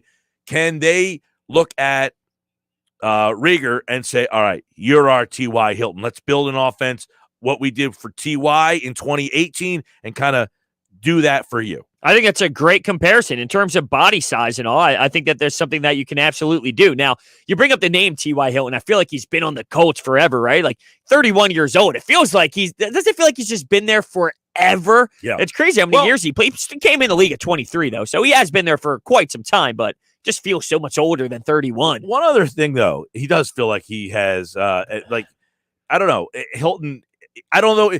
You don't think of him as like on that elite level, but man, he had a string of 1,000-yard years, year after year after year. He was very productive. But here's something else that I think has to get talked about. Sirianni was a wide receiver coach. We have constantly not gotten enough production from the wide receivers. Can he get more from J.J. Arcega-Whiteside? What does he see in Travis Fulgham? That whole thing is going to be interesting too.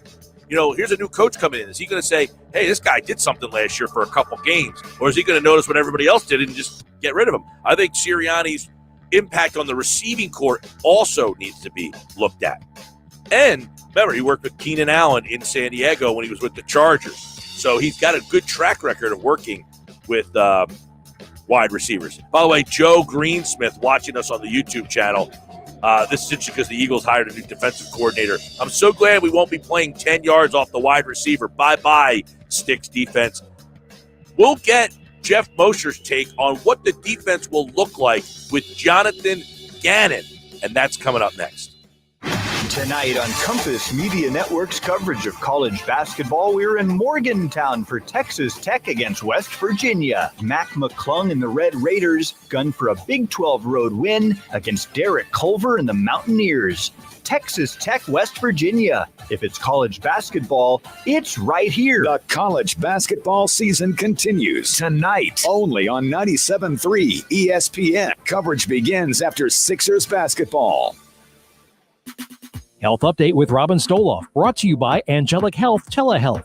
Stress takes its toll on us both physically and mentally, so it stands to reason that stress relief should be part of our routine, just like exercise. In fact, some people believe meditation is the equivalent of working out for our mind. Meditation might conjure an image of a yogi sitting cross-legged for hours at the top of a mountain, but it can actually be done almost anywhere, even if it's just for a few minutes, and it can have amazing benefits. When you're meditating and deep breathing, you focus your attention and eliminate the stream of jumbled thoughts that may be crowding your mind and causing stress. Meditation can give you a sense of calm, peace, and balance that benefits your entire body. So take a deep breath and feel the stress melt away. If you want to try meditation, we have some easy ways to get started on our website. I'm Robin Stoloff for Health Update. Brought to you by Angelic Telehealth. They're by your side. Visit angelic.health today.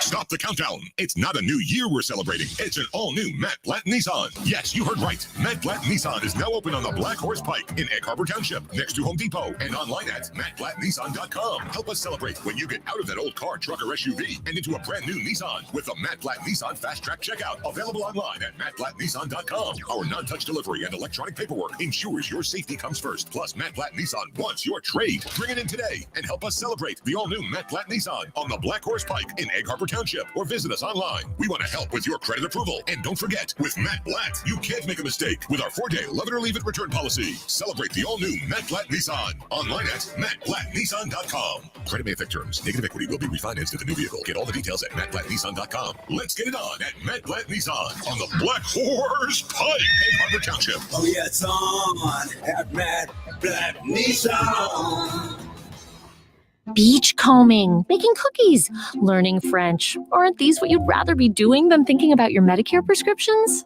Well, Walgreens is here to help you get back to it with convenient refill and pickup options, expert pharmacists to answer all your questions, and Medicare copays as low as $0. Zero. Which is also the number of cares in the world you'll have as you stroll the beach, eating cookies and speaking French. Oh la la. Walgreens. $0 copays apply to Tier 1 generic drugs and select plans where Walgreens is a preferred pharmacy. More time at home means more washing, drying, cooking, and cleaning at home, and more wear and tear on old appliances. But it's the perfect time to save on new ones at the Home Depot. For savings on the latest appliances, and right now, free delivery. From the kitchen to the laundry room, that upgrade is well within reach, and closer than ever. Save on top appliances, now at the Home Depot. How doers get more done. U.S. only while supplies last. Free delivery on major appliances, $396 or more, valid through January 27th. Are you one of the millions of Americans who experience occasional bloating, gas, or abdominal discomfort? Join the Align Healthy Gut Team Up and see how healthy your gut can feel. Align contains a quality probiotic strain developed by gastroenterologists. It adds more good bacteria to your gut to naturally help soothe your occasional digestive upsets with continued daily usage. This is the time to join the Align Healthy Gut Team Up from the #1 doctor-recommended probiotic brand. Sign up at alignprobiotics.com. 97.3 ESPN with a Flyers Minute from Kevin Durso. The Flyers were handed another embarrassing loss on Saturday, losing to the Boston Bruins 6-1. The Bruins opened the scoring at 8:09 with a power play goal by Patrice Bergeron. Early in the second, the Flyers tied the game on a goal by Kevin Hayes, but the Bruins answered back 1:16 later with a goal by Craig Smith. Late in the period, Charlie Coyle scored to extend the lead to 3-1. In the third, the rout was on as Brad Marchand scored off a turnover, then added his second goal of the game on the power play. Another power play tally for Bergeron capped the scoring. A visibly frustrated Carter Hart allowed 6 goals on 26 shots in the loss. Yaroslav Halak made 16 saves on 17 shots in the win. The Flyers are back in action on Tuesday night when they take the ice against the New Jersey Devils. With this 97.3 ESPN Flyers Minute, I'm Kevin Durso. Home of the Eagles, Sixers, and Flyers. WENJ, WENJHT, Millville, Atlantic City. 97.3 ESPN. 97.3 ESPN presents The Sports Bash with Mike Gill. It's time for Football at 4 with Geoff Mosher. I think our track record in the last 20 years, how many NFC East titles, playoff appearances, and appearances in the NFC Championship game, those are some of the metrics I look at, and I'll compare our record with almost anybody. Powered by the Inside the Birds podcast. Now, live from inside the Matt Blatt Kia Studios. This is Football at 4. Here we go. Football at 4, powered by the Inside the Birds podcast, and, of course, brought to you locally by Dr. Lyle M. Back for everything from skincare to cosmetic surgery. Go to iloveLyleBack.com or call 856-MAKEOVER for Dr. Lyle M. Back, proud sponsor of Football at 4. There he is, Geoff Mosher from the Inside the Birds podcast, which dropped this morning with a lot of intel on the Eagles coaching staff. the defensive coordinator, Jonathan Gannon. He was hired over the weekend. Today they have hired an offensive coordinator with his, which is Shane Stryker, and he is coming from he is coming from the Los Angeles Chargers. Now, I guess the one question that everybody will find out, Mosher, when they have a press conference, whenever that is, will Sirianni call his own plays, or do they anticipate that the offensive coordinator will call plays? Maybe that's why they couldn't get a guy who was a little bit more veteran. I don't know, that whole dynamic. I guess we won't find out until Sirianni speaks.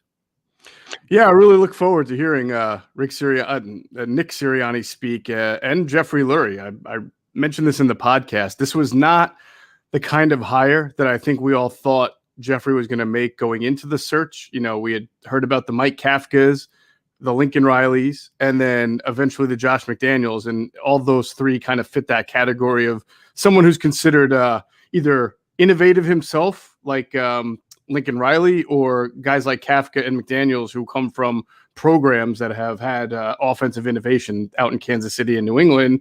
And here's a guy in Nick Sirianni who comes from a Colts team that has performed well on the field, especially when they had Andrew Luck and Phillip Rivers, but it's not like anything they do has really lit the NFL on fire as far as scheme innovation. So in some respects, Jeffrey did not chase a scheme with this hire, and he went with a guy who is an offensive coordinator who did not call plays. And I do look forward to hearing about what Sirianni's plan is. I imagine he's going to call plays, but you never know. We'll see. Usually these guys who get that opportunity at least want that shot first time around. Yeah, I mean, you figure that you get into coaching because you want to – what did Doug say? Hey, it's fun calling plays. I like doing it. You get into coaching because you want to do that. To completely skip over that step for Sirianni, who went from an offensive coordinator who didn't call plays to then head coach and then never get to call plays, I would anticipate that his plan is to do that. So I don't know what kind of impact – when you're an offensive coordinator and you do not call plays, what kind of role or impact does that coach then have? Yeah, that's a good question. And you know, I can't pretend to know every single system and how they do it, but in general, in talking with people around the league on how that works, if you're an offensive coordinator who does not call plays, a lot of times you're responsible for taking all the information that your offensive staff has as far as play designs or areas that you want to attack the opponent, things of that nature, playbook stuff, and kind of piece it all together and then decide, you know, it's almost like you're the filter, right? You're going to take the best ideas that you've got and present them to the head coach, and maybe whittle out some things that may not work on a specific week. You're kind of like the main organizer, but there's also responsibilities that the offensive coordinator may have that's germane to just himself. In other words, he could be responsible for third down offense while someone else is responsible for red zone plays, while someone else is responsible for, you know, other situational type of football on the staff. That's how it was with Frank Reich and with John DeFilippo for Doug Peterson. It escapes my mind. One of them was responsible for third down. The other was responsible for red zone. Since he's so young at age 39, is it surprising to you that they didn't go with maybe a veteran guy, either Anthony Lynn, Jim Caldwell, Marvin Lewis, someone that just has a little bit more veteran in them, and they kind of went in a different direction with all young guys? Yeah, he seemed to choose familiarity over experience. There's no doubt about it. I think that's a fair question, and I think that just makes you less, as a fan or as a media observer, a little less knowledgeable about what exactly you're getting. Like with certain guys, let's say it's a Jim Caldwell or somebody else who you've seen in action before, you know what their history is, you know what schemes they're going to favor or prefer, then that gives you an idea of what they might do. It may not help you, you know, determine whether or not they're going to be successful or not. And neither is not knowing about these guys going to help you determine whether or not they're going to be successful. But it just means you're a little bit more left into the dark on what these guys really are, what they do, what they prefer. And so that actually makes it kind of intriguing, Hunter, right? I mean, you're really going into this thing kind of in the situation where you have a lot to learn about these guys. So what about, one of the things to me that I find interesting is the fact that Sirianni has been both a wide receiver coach and a quarterback coach. So you're getting a guy like I'm very interested to see. There's been so many different wide receiver coaches here. And if that's something that we see a big jump in, the development of a guy like Rieger, can they utilize him like they had T.Y. Hilton a couple of years ago? He wasn't great this past year. I think that had a lot to do with Rivers' inability to maybe push the ball down the field. But with luck, he was really good. And also a guy like Fulgham. I find that Fulgham's going to be a fascinating training camp story. I think Fulgham will be a really interesting story, but I think you were hitting it on the head with Jalen Reagor in that what I have found in my research, and I'm sure other people have seen it too, there's a video of Nick Sirianni kind of breaking down a couple of plays that he was when he was with the Colts, and it was other teams.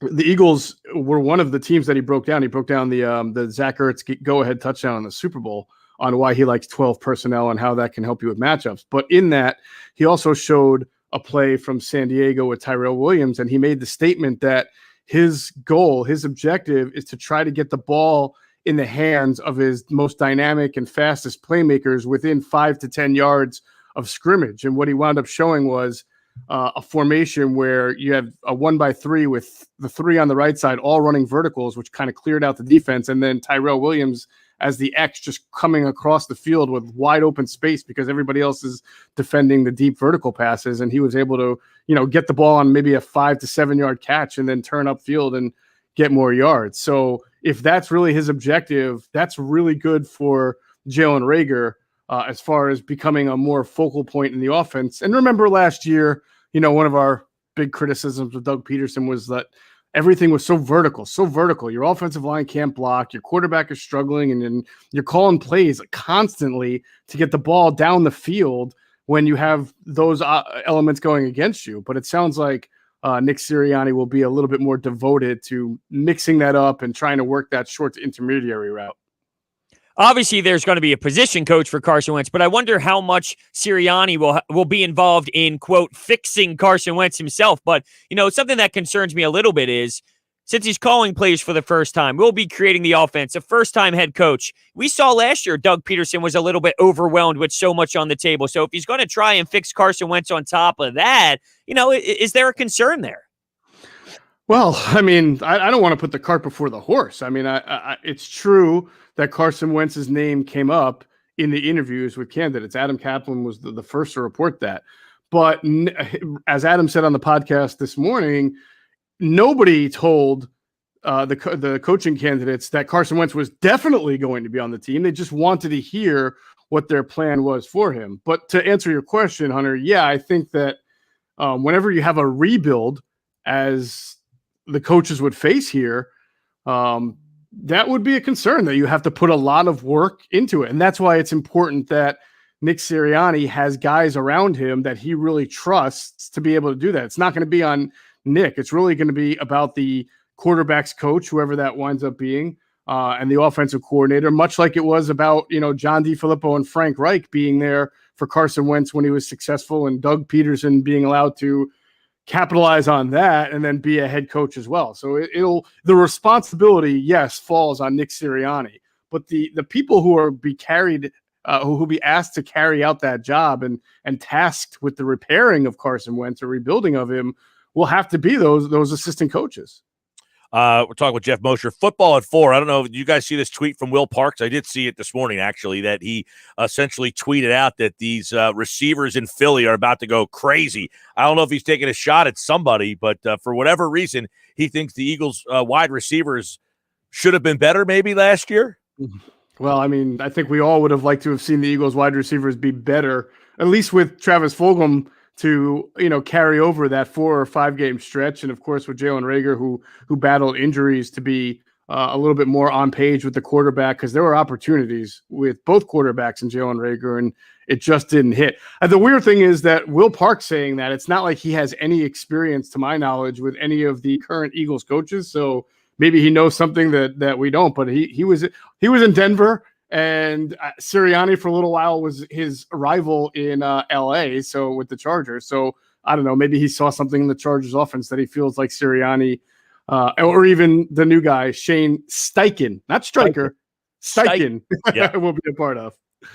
Yeah, Shane Steichen is the new offensive coordinator who, it's funny. If you read a lot of message boards and stuff, the people in L.A. seem like, hey, you take this guy. It didn't seem that he was the most popular guy out there. But we were talking about this before he came on, Moshe. If you're Wentz, you say, hey, I like what I saw from Herbert. Now, Wentz is a little bullish and hard-headed. He might not think this way, but wouldn't you be excited by the fact that, hey, I like what Herbert was able to do with that offense. Let's see if they can bring some of that stuff here.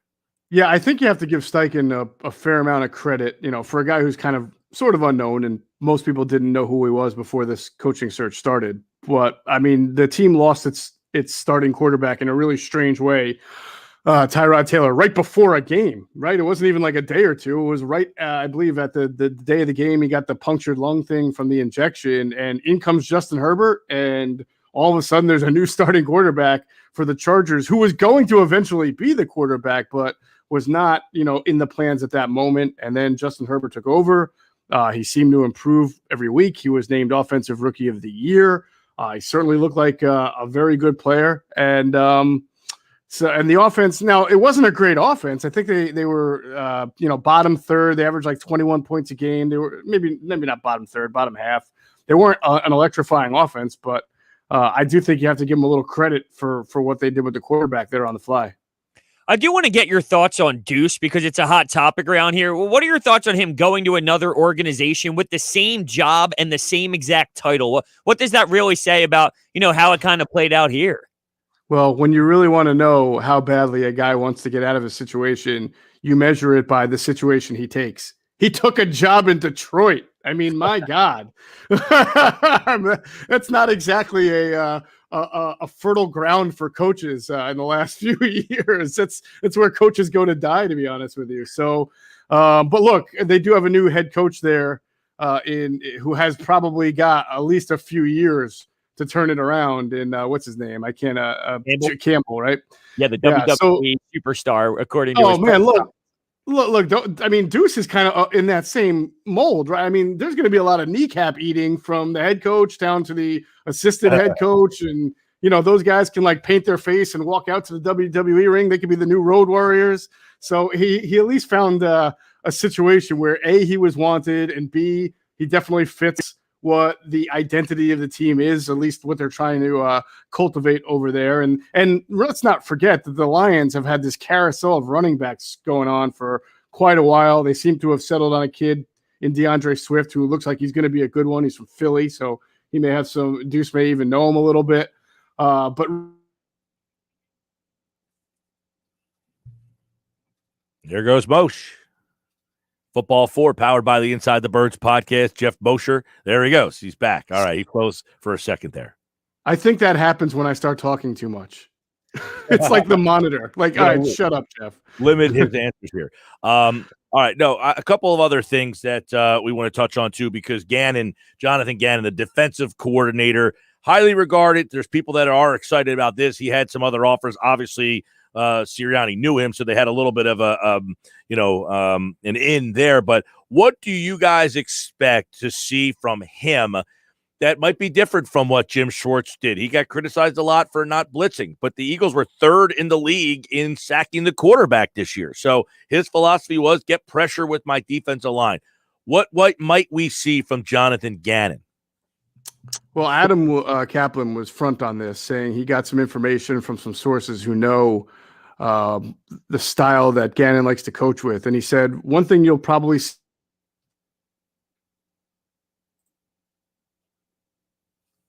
No, see, he didn't talk all that much, and he just went away. See, this is the good stuff right here. Now we're missing out. We got him. Yeah.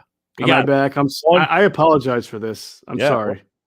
What are you going to do? It's 2020, 2021. Yeah. We blame that for everything. Yes, that's fair.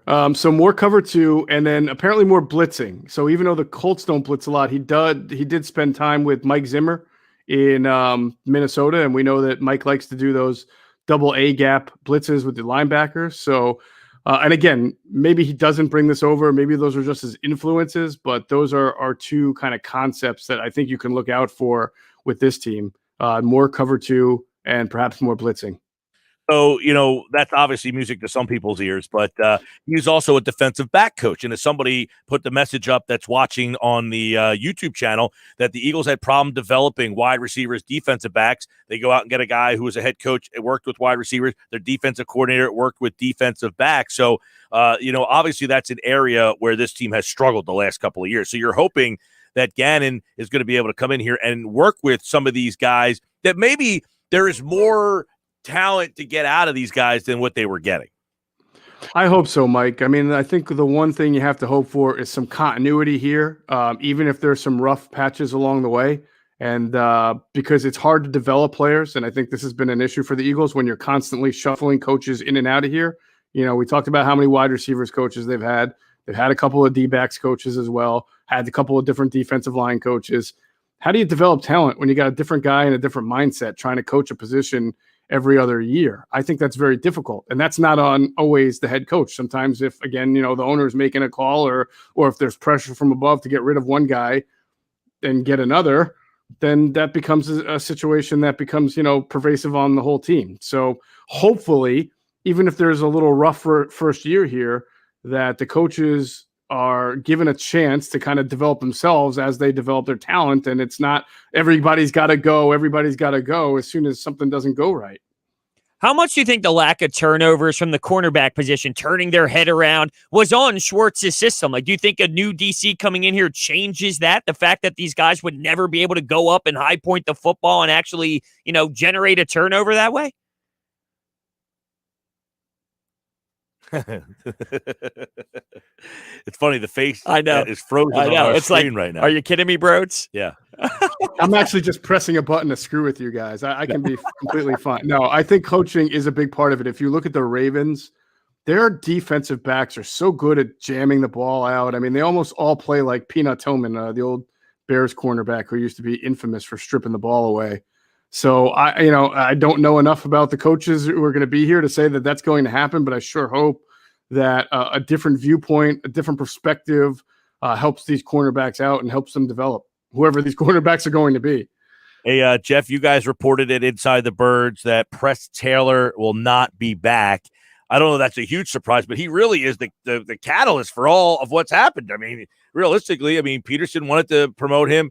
That kind of started the domino effect that we now have, and he is not here. I don't know if that's a big surprise, but kind of like looking back at, he got hired by Chip Kelly. People forget that. He made it through the Kelly regime, got through to Peterson. Peterson wanted to promote him, and now he's gone. He's only 33 years old, so this guy's been an interesting kind of figure in this organization the last couple of years.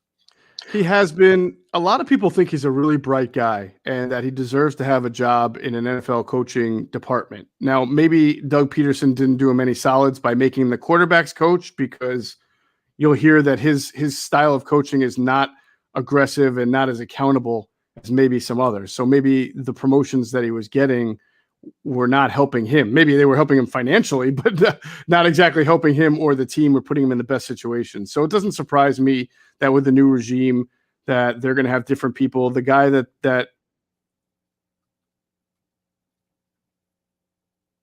See what you did? You put your hand up and then that stopped him.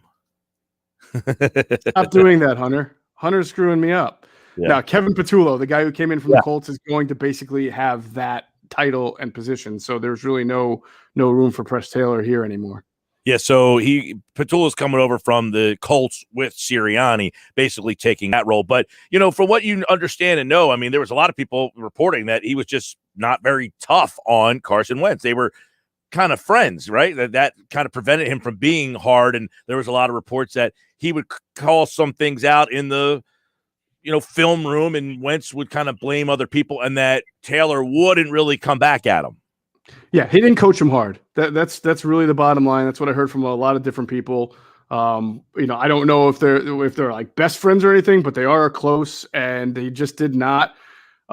He did not press. For lack of a better word, he didn't press Carson the way John DeFilippo did, and so Carson already was kind of a guy who came in from North Dakota State, big man on campus. He needed a guy like DeFilippo who was going to hold him accountable and tell him that doesn't stink all the time, or does stink all the time. But that just wasn't the message that Press Taylor was giving, and because of that, it just became an untenable situation. So are you surprised that, number one, how do you read, like, it seems that these are Sirianni's picks?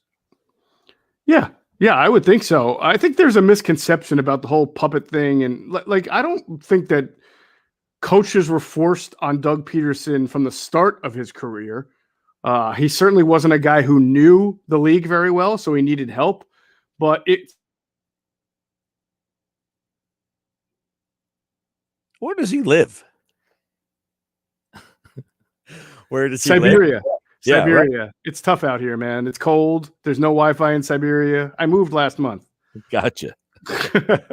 So I was just saying, to me, the measure of whether or not it's a puppet thing, like people say, is whether or not Sirianni's coaches are allowed to stay a year or two, whether he has that continuity or whether changes are kind of, enabled on him immediately after things go wrong. All right, Geoff Mosher, last one before we let you run here. Are you surprised at all that they didn't go with a more like veteran type of guy, bringing in, a more veteran group of, maybe a veteran defensive coordinator instead of going with guys who had no history or background doing it?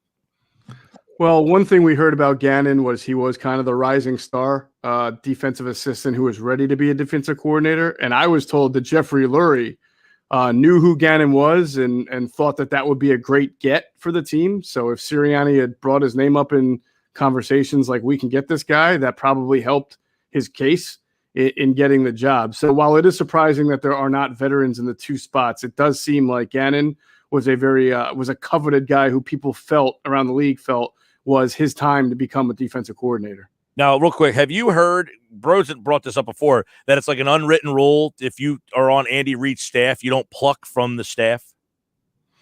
I feel like that's old school. I remember that back in the day. I think he blocked Spagnuolo from interviewing a long time before Spagnuolo got the Giants defensive coordinator job, but I don't know that happens as much anymore. Because the Colt, it feels like every guy, every shirt, every polo that I've seen is all Colts shirts so far. You got the Chargers, obviously, but they plucked three guys, Sirianni, Gannon, and Patula, all from Indianapolis, and then Steichen is coming from L.A. with the Chargers. So, therefore, you got four new faces, plus Tracy Rucker, I guess, will be the defensive line coach. Isn't this kind of weird to like spitball these names back and forth? Like we don't even know some of them. Who's this guy? Who's that? It feels like we are just in such a weird territory here with the Eagles. Yeah, it's like when you go to like your favorite like establishment, but it got bought by somebody new, and now like that place feels a little different when you walk in. Like the new owner wants to I'm picturing welcome to the spot. Yeah, like, dude, I've been coming here for 20 years. Yeah, like, I'm picturing a diner that got bought by someone else. They changed their name, their menu's different. It's like, what am I doing here? No, they kept the same name of the place. Like, they go same name. Yeah, it's like everything's the same. They just got a new owner, and the owner's like, hey, thanks for coming in. It's like, dude, I've been coming here for 20 years. Don't give me this like whole, That's how it feels. Yeah, but then all of a sudden it plays mind tricks with you. Like the soup isn't as good as it used to be, or the chicken just tastes a little funnier now. Yep. And hey, little tweaks, little changes. Geoff Mosher, Inside the Birds podcast. Make sure you listen to the latest edition of the Inside the Birds podcast. Get some more intel on the new head coach, Nick Sirianni. Also, take a look at the coordinators, the futures of some of these other guys, and the coaching staff changes. It's all at the Inside the Birds podcast, which drops Mondays, Wednesdays, Fridays at 6 a.m. And, of course, every day on Football at 4. All right, Moshe, get better Wi-Fi, would you? I'll try. Thanks, guys. Have a good one. He, like all guests, appeared via the Boardwalk Honda hotline. There you go. Geoff Mosher, of course, Football at 4. It's brought to you by Dr. Lyle M. Back. For everything from skincare to cosmetic surgery, go to ilovelyle.com or call 856-MAKE-OVER today. This is the Sports Bash live on 97.3 ESPN. And, of course, streaming live video right now, Facebook, YouTube, and Twitter. I wonder... The next, they're going to start hiring position coaches if they get some more veteran guys there. Like your quarterback coach, your defensive back coach. Is that where they get some of like the old grizzled guy who's just been a defensive back coordinator his whole life. Right, sort of like the Stoutland of their positions. This guy, this veteran guy who everyone kind of respects in that field, in that territory. Yeah, I guess it's possible, but it seems like the trajectory is sort of a younger coach. Like, it seems like the trajectory that they want to go down is this new generation of young guys. So I wouldn't be surprised. All right, coming up, we got plenty more in terms of the Eagles. What about Carson Wentz? Where does he sit in all this? We'll get into that. Sports Bash Live, 97.3. And there is a veteran coach that Sirianni has worked with to keep an eye on. We'll give you some of those names coming up right here on the Sports Bash Live on 97.3 ESPN and streaming live video, Facebook, YouTube, and Twitter. Turn it on. Leave it on. The Sports Bash on 97.3 ESPN. On some models, excludes Corvette with GMF financing, excludes prior sales. See dealer for details. Start the new year in a new Chevy at Bennett Chevy. Come see all the hot new 2021s and get our famous unbeatable Bennett deal. GM supplier employee pricing, plus you keep all the rebates. And right now, that could be up to 25% off MSRP. Yes, up to 25% off. Shop all you want, but there's just no beating Bennett. Looking for pre-owned? Bennett will pay you a minimum $7,000 for your trade towards any pre-owned in stock. That's at least $7,000, regardless of how or even if your old car runs. Imagine how much you'll get for a good trade. And you will absolutely love dealing with Bennett. There's no games, no gimmicks, just real deals and no need to negotiate because our non-commissioned sales team is paid on your satisfaction, not how much you spend. Find new roads and start the new year in a new Chevy at Bennett Chevy, Egg Harbor Township, and BennettChevy.com. Do you love a good cigar almost as much as your family? Well, maybe that's an exaggeration, but you can find that perfect cigar at Smokers Haven. With 5 New Jersey locations, Smokers Haven has the finest selection of cigars in the area, like Ashton, My Father's, Romeo and Julieta, Monte Cristo, and more. All from the finest tobacco leaves and hand-rolled by the world's finest cigar makers. All locations are fully open. Stop in and let them help you find the perfect cigar to pair with your life. See all they have and their locations at SmokersHavenNJ.com. Buying some pretzel sticks? Excuse me? This is your wake-up call from TracFone Wireless. Okay. What if you didn't eat all those pretzel sticks by the end of the month, so this store took them back? Good luck. That's how some wireless companies are with your data, but TracFone Wireless gives you unlimited carryover data with active service, so you keep what you pay for. Plans start at $20 a month. Wow, that's cool. Sir, are you bothering the customers? Yeah, hang on. This is your wake-up call, people. TracFone Wireless. Now you're in control. Available at major retailers. See terms and conditions at TracFone.com. Dorothy Roofing. Call 1-877-97-Kevin. Hi, I'm Kevin Daly, the owner of Dorothy Gale Roofing. Do you have a leak? Do you need a new roof? Give us a call today for honest, wholehearted advice at 1-877-97-Kevin. Wizard quality comes with DorothyRoofing.com. Everyone loves shopping online. Well, I'm going to tell you what I tell my golf buddies when they buy clubs. Stop searching for coupon codes. Download Capital One Shopping to your computer. Capital One Shopping instantly searches for available coupon codes and automatically applies them at checkout. Plus, it's free, and you don't even need a Capital One card to use it. That's like hitting a hole in one without even trying. Capital One Shopping. It's kind of genius. What's in your wallet? Savings and available coupons vary. If you own a small business, you know how hard it can be to find new customers. But maybe you're unaware of new tools that can help your business stand out. Go to GetLocalCustomersNow.com for a free market competitive analysis that will show you what other businesses are doing to find new customers and how you can do it too. There's no cost and no obligation. Be one of the first business owners to sign up and receive $500 in free advertising on this station. Get started today. Visit GetLocalCustomersNow.com. That's GetLocalCustomersNow.com. Hey y'all, this is your girl Cheryl Underwood, and I want to tell you something. My digestive system used to make me feel sluggish, but those days are over. Now I feel great. That's because I increased my fiber intake with the Metamucil 2-week challenge, and I'm still hooked. I just took Metamucil every day for 14 days, and it's really that easy. Metamucil traps and removes the waste that weighs you down, so you feel lighter and more energetic. Now I never want to go back to that heavy feeling. Are you ready for the Metamucil 2-week challenge for a coupon and daily support? Sign up at Metamucil.com today. There's only one original stuffed crust, and it's only from Pizza Hut. The only place that gives you up to 3 toppings on your original stuffed crust for just $11.99. Order yours online at pizzahut.com. Ask or click for limited time offer. Extra charge for more toppings and extra cheese. Exclusions apply. You can watch the Sports Bash live now on Facebook, YouTube, and Twitter. Search 97.3 ESPN or visit our website, 973ESPN.com. All right, Sports Bash being brought to you by Matt Blatt Nissan. The all-new Matt Blatt Nissan is now open on the Black Horse Pike in Egg Harbor Township next to Home Depot. Visit them online at mattblattnissan.com. So there has been so much that's happened. We didn't get a big chance to get into the games from yesterday. But we got a Super Bowl. It's all set. It's Buccaneers and Chiefs. Now, there's no real, historical significance between these franchises.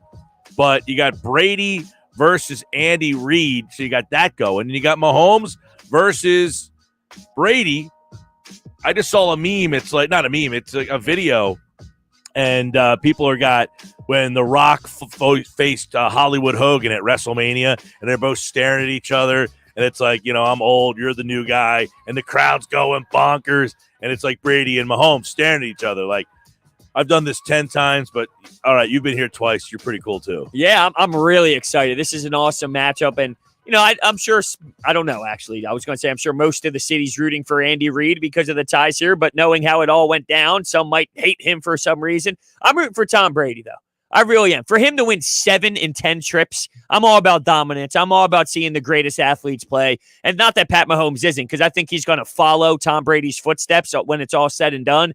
But I would love to see Tom Brady win the Super Bowl again. I really would. I'm definitely pulling for Randy. And I wouldn't be mad if he wins by any means. No, I'm not definitively one side or the other, but I'd love to see Andy get 2 in a row so that all the people around here who just thought Andy was not a good coach can be like, all right, maybe this guy knew what he was doing. Oh, of course, sir. There's no doubt about it. The plays that they run is insane. Now, specifically, some of the ones were targeted last night were the red zone plays, which apparently Eric Bieniemy take care of that, and there was so much creativity. It's you have no clue what they're going to do. They have so many damn weapons. They have so many play actions, so many end arounds, this and that, the shovel pass in the red zone, you name it. They just have so many plays that they can dial up where you're lost. They have very good talent. That helps. Yeah. Although, you know what's interesting? Eric Fisher, the tackle, he's the only first-round pick other than Mahomes that's out there.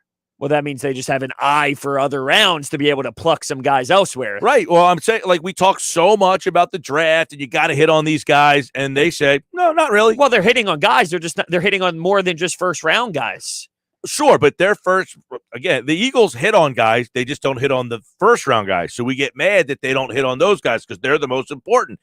And Kansas City's saying, we don't hit on those guys either. But our later-round guys are our best players. I mean, Tyreek Hill was, a later-round guy. Yeah, if the Eagles were drafting like they were in later rounds, I don't think you'd be hearing the bitching as much about the first rounds.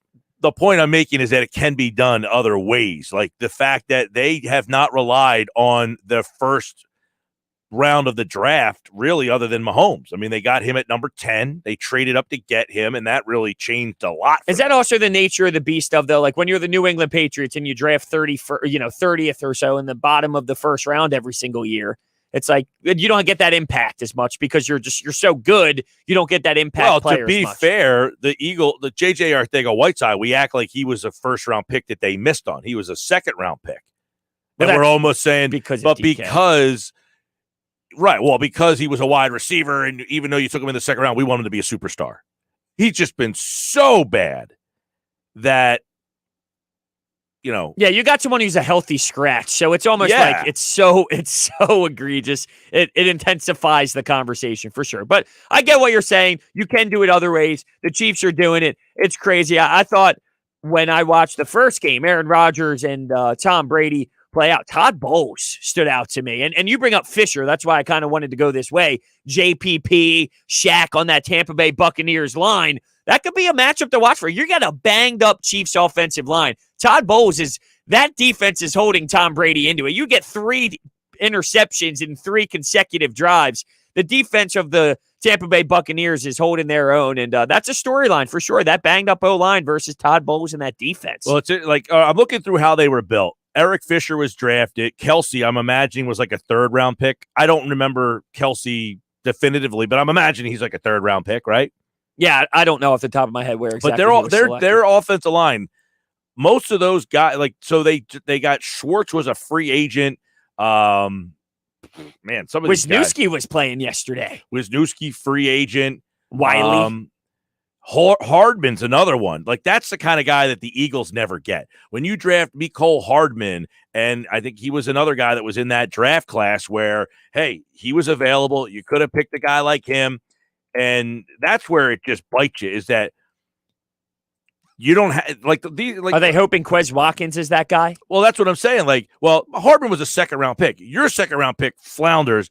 Their 2nd-round pick turns into a role player, which is what a 2nd-rounder, typically would be. A guy who has a role, who isn't maybe the stud, but whatever. Like, I don't know. It's like this team has hit on so many guys. Like, they have just done such a good job at uncovering the talent that, has put them in. Look, and that's why Andy's great, though, because Andy has say and all that, and he, it's Andy Reid. It speaks for himself, right? He's had the track record that he's had for a reason. He's one of the best ever, and if he continues with Pat Mahomes, here's the thing: can you see a scenario where they win 5-6 Super Bowl? Of course, they're on. Like, you could have Andy and Mahomes kind of become the Brady and Belichick of the 2020. Like, the interesting part will be is how many more years. Like, Andy, remember, he got into it so early.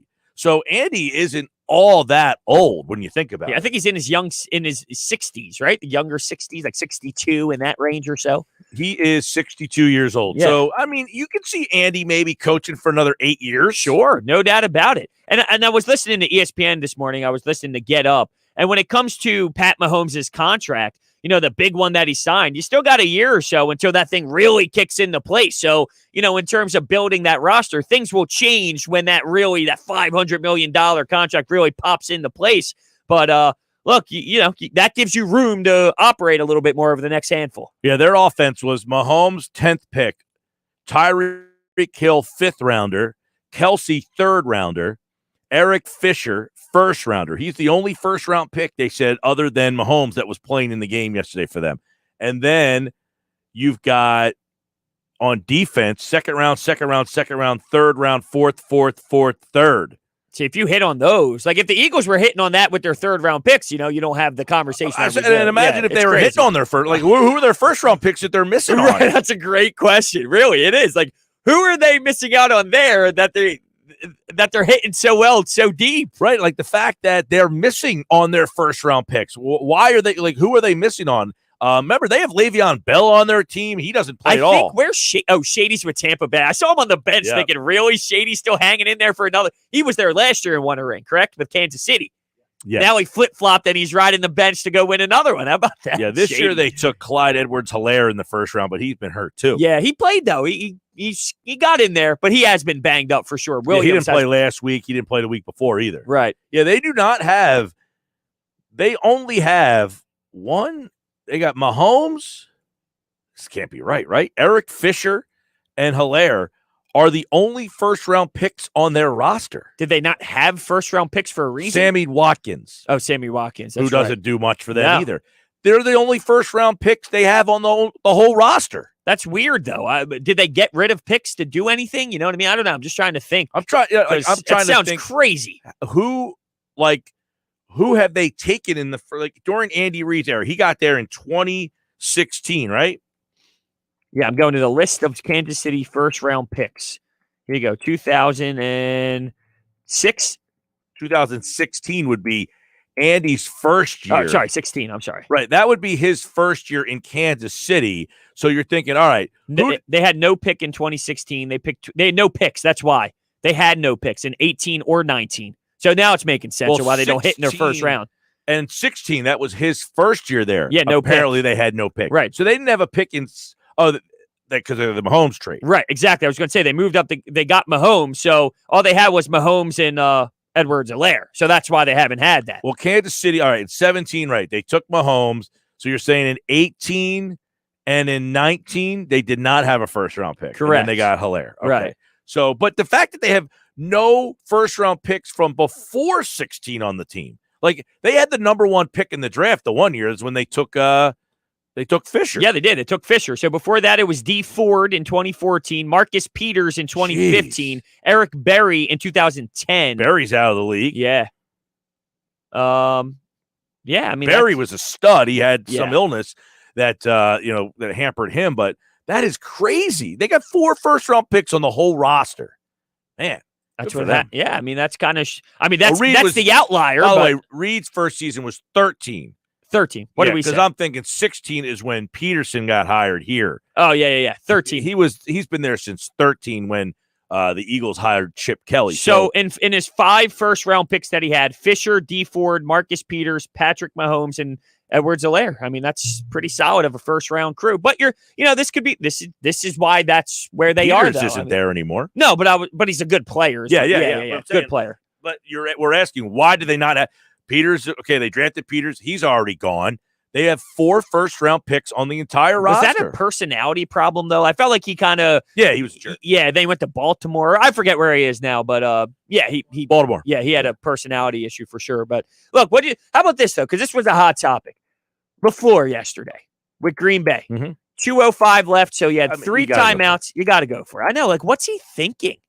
How can you But I didn't have a problem. And your boy, big man on campus, Jeff Nadu, kind of went after me a little bit on Twitter. I didn't know if you saw that. Wow. Because the Buffalo Bills, right at the end of the first half, they kicked it to make it a 9-point game. They kicked the field goal instead of going for it. With 3 or 4 minutes, I think it was 5 minutes left in the third quarter, they kicked the field goal to make it a 12. Instead of a 12-point game, it was a 9-point game. I remember. And I said, look.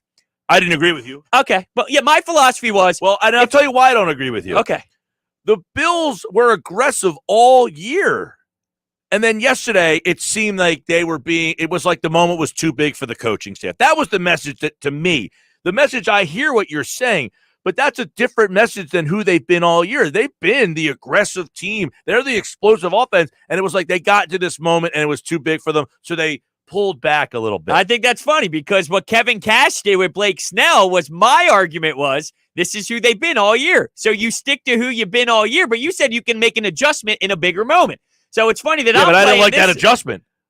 They didn't do the adjustment. I'm saying I didn't like their adjustment, which was to go from an aggressive team to a conservative It wasn't team. The way that you beat a team that is essentially the favorite is you go after them, put pressure on them. That's the only people think that's the only way to win. There's plenty of there's more ways to there's do plenty it. I don't care. I don't mind that they wanted to hang in there as long as possible, and then once they hung in there, then you attack and be aggressive later in the game. If you're the Buffalo Bills, and I tell you this, say you're the head coach, Gill. It's a 9-point game. Visor, I want you to look good out there. No, I'm not going It's Visor. a 9-point game against the Kansas City Chiefs with 20 minutes left to play. Are you taking that against the Kansas City Chiefs? You're the Bills. A 9-point game with 20 minutes left. That's reachable distance. That's not egregious. Oh, yeah, I agree. So I'm not okay talking with about that. Like that particular, I'm just saying the game in general. Right. I thought the game in general, they were too passive. Majority of people feel that way, and I get it. I'm not disagreeing with that. But if you watch them all year, they weren't like that. Right. They were the aggressive team, and it was like they conformed to the Chiefs. And I just feel with the Chiefs, if they went for it and didn't collect those points, those 6 points on the board, it could get real ugly real early. And I kind of like that they were just saying, let's hang in here as long as possible. And when we need to throw the haymaker, we'll throw the haymaker. Yeah. Unfortunately, they just never got the chance to because, the Chiefs can do that. So I just didn't hate it as much as everybody else hated it. And in that game, they would lose anyway. Well, I just thought that they were such an aggressive team all year, and then they got a little conservative in certain moments yesterday. Just the play calling itself was just a little, and they got out to a 9-0 lead, and it was like they kind of pulled back a little bit. Is that the Chiefs kind of making them uncomfortable, though, just based off of them being the juggernaut? Well, it's the Chiefs not panicking. Yeah, they play better when they're from behind. Yeah, you remember that game last year? They came storming back. All three in the every playoff game they were storming back from last year. It's incredible. It's almost like, hey, Andy's like, hey, can we start the game off 15-0? That's where I had more of the problem with Buffalo is they had the lead, and then they kind of got like, all right, we have a lead. Let's not make any mistakes. Let's not do anything stupid here. And it's like, that's not why you're here. Right. Hardman had the fumble on the muffed punt. And then they jumped right on it. And then Hardman comes back with an end around for 50 yards. It's just Andy Reid, something else, man. That whole entire team is scary. Juggernaut. I'm curious to see how the Super Bowl plays out. We got 2 weeks to prepare. That little inside pitch, underhand touchdown. Andy Reid has called that plays like 6 ways. He's got so many different variations of it. I saw a They used to screenshot. do it here all the time. Oh, yeah. I saw a screenshot on Twitter. It was like, so I thought it was a play action, and it's Pat Mahomes going back as like a play action play to the running back, and there's 5 options built off of that, and it says, good luck guessing where this play's going. Jeez. It's just, you have so many options built in, and to think we let this guy walk out the door. Well, it was time. It was time. I hate how we have to admit that, but it was. But was. I'm hoping Andy wins another one. I would be happy. I for just him. hope he keeps piling them up and piling them up and piling them up. That would be Give great. me 5. That comes back to Philly to get one here because he loved it so much. Yeah, he'll be 75 by then.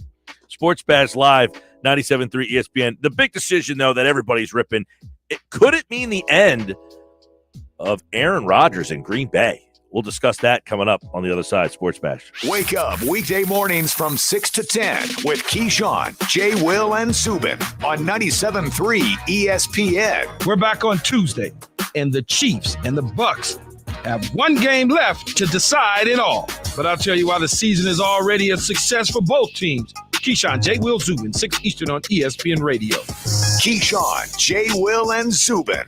Weekday mornings at 6 on 97.3 ESPN and the free mobile app. There are a lot of car dealer ads that boast about deals that sound too good to be true. You know those ads, the ones that promise higher trade values and discounts with a disclaimer. The truth is you can get a good deal anywhere, but isn't it about time you deal with a dealer that gives you a no-nonsense deal at the best price? At Gentilini Motors, we've built a reputation for taking care of our community and treating customers like family for 65 years, because treating the customer right always ensures the best deal. I'm Paul Gentilini, and I assure you, no other dealer in South Jersey beats our deals. Give us a call at 609-861-9000. Visit us online at GentiliniChevrolet.com or stop by today to find new roads in a Chevy and experience the Gentilini difference for yourself at 500 John F. Penn Boulevard, next to the airport in Woodbine, New Jersey. We're just a short drive from anywhere. Just a short drive from anywhere. Gentilini Family Motors. It's time for some straight talk. Look, we all know the sound. It happens. Your phone. You fumble it, crack it, splash it. Well, Straight Talk Wireless's new Platinum Unlimited plan includes phone protection that covers those kinds of mishaps. Just $65 a month for unlimited talk, text, and data, plus more features, like 20 gigs of hotspot and 100 gigs of cloud storage, all on the best networks. Straight Talk Wireless, no contract, no compromise. See mobile protection invitations at Asurion.com/Straight Talk. Limitations and exclusions apply. Interest rates are at an all-time low, making this the perfect time to buy a home or save money by refinancing your mortgage. South Jersey Federal Credit Union offers great rates, local decisions, and now through March 31st, a credit of up to $1,000 towards closing costs on qualifying mortgages. Visit southjerseyfcu.com, call 1-800-582-7640, or visit a branch for information. Must apply by March 31st, 2021, subject to qualifications and approval. Owner-occupied residences only. Other restrictions apply. Equal housing lender. The success of Janet's meal prep business is keeping her from keeping up with customer appetites. Paleo Prep Meals, this is Janet. Yep, you just reheat. But we actually have a wait list currently. Oh, can you hold on one sec? She needs to hire. I need Indeed. Indeed you do. The moment you sponsor a job on Indeed, you get a short list of quality candidates from our resume database. Indeed delivers 2.5 times more hires than the other branded job sites combined, according to Breezy HR 2019. Visit Indeed.com/credit and get a $75 credit for your first job post. Terms and conditions apply.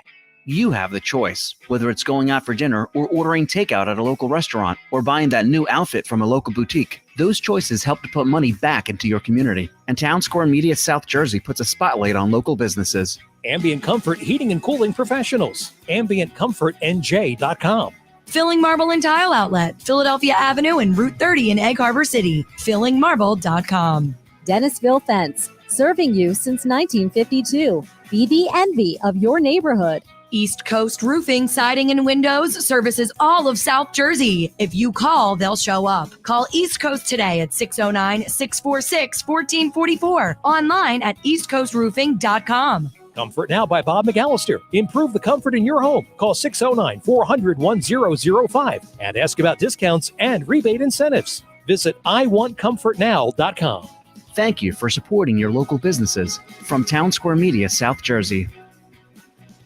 There's only one original stuffed crust, and it's only from Pizza Hut. The only place that gives you up to 3 toppings on your original stuffed crust for just $11.99. Order yours online at pizzahut.com. Ask or click for limited time offer. Extra charge for more toppings and extra cheese. Exclusions apply. Now, back to the Sports Bash on 97.3 ESPN. All right, 9 to the top of the hour, Sports Bash. This question came in from the Joe Show watching on YouTube. He says, would the Eagles have won more Super Bowls if we just kept Andy?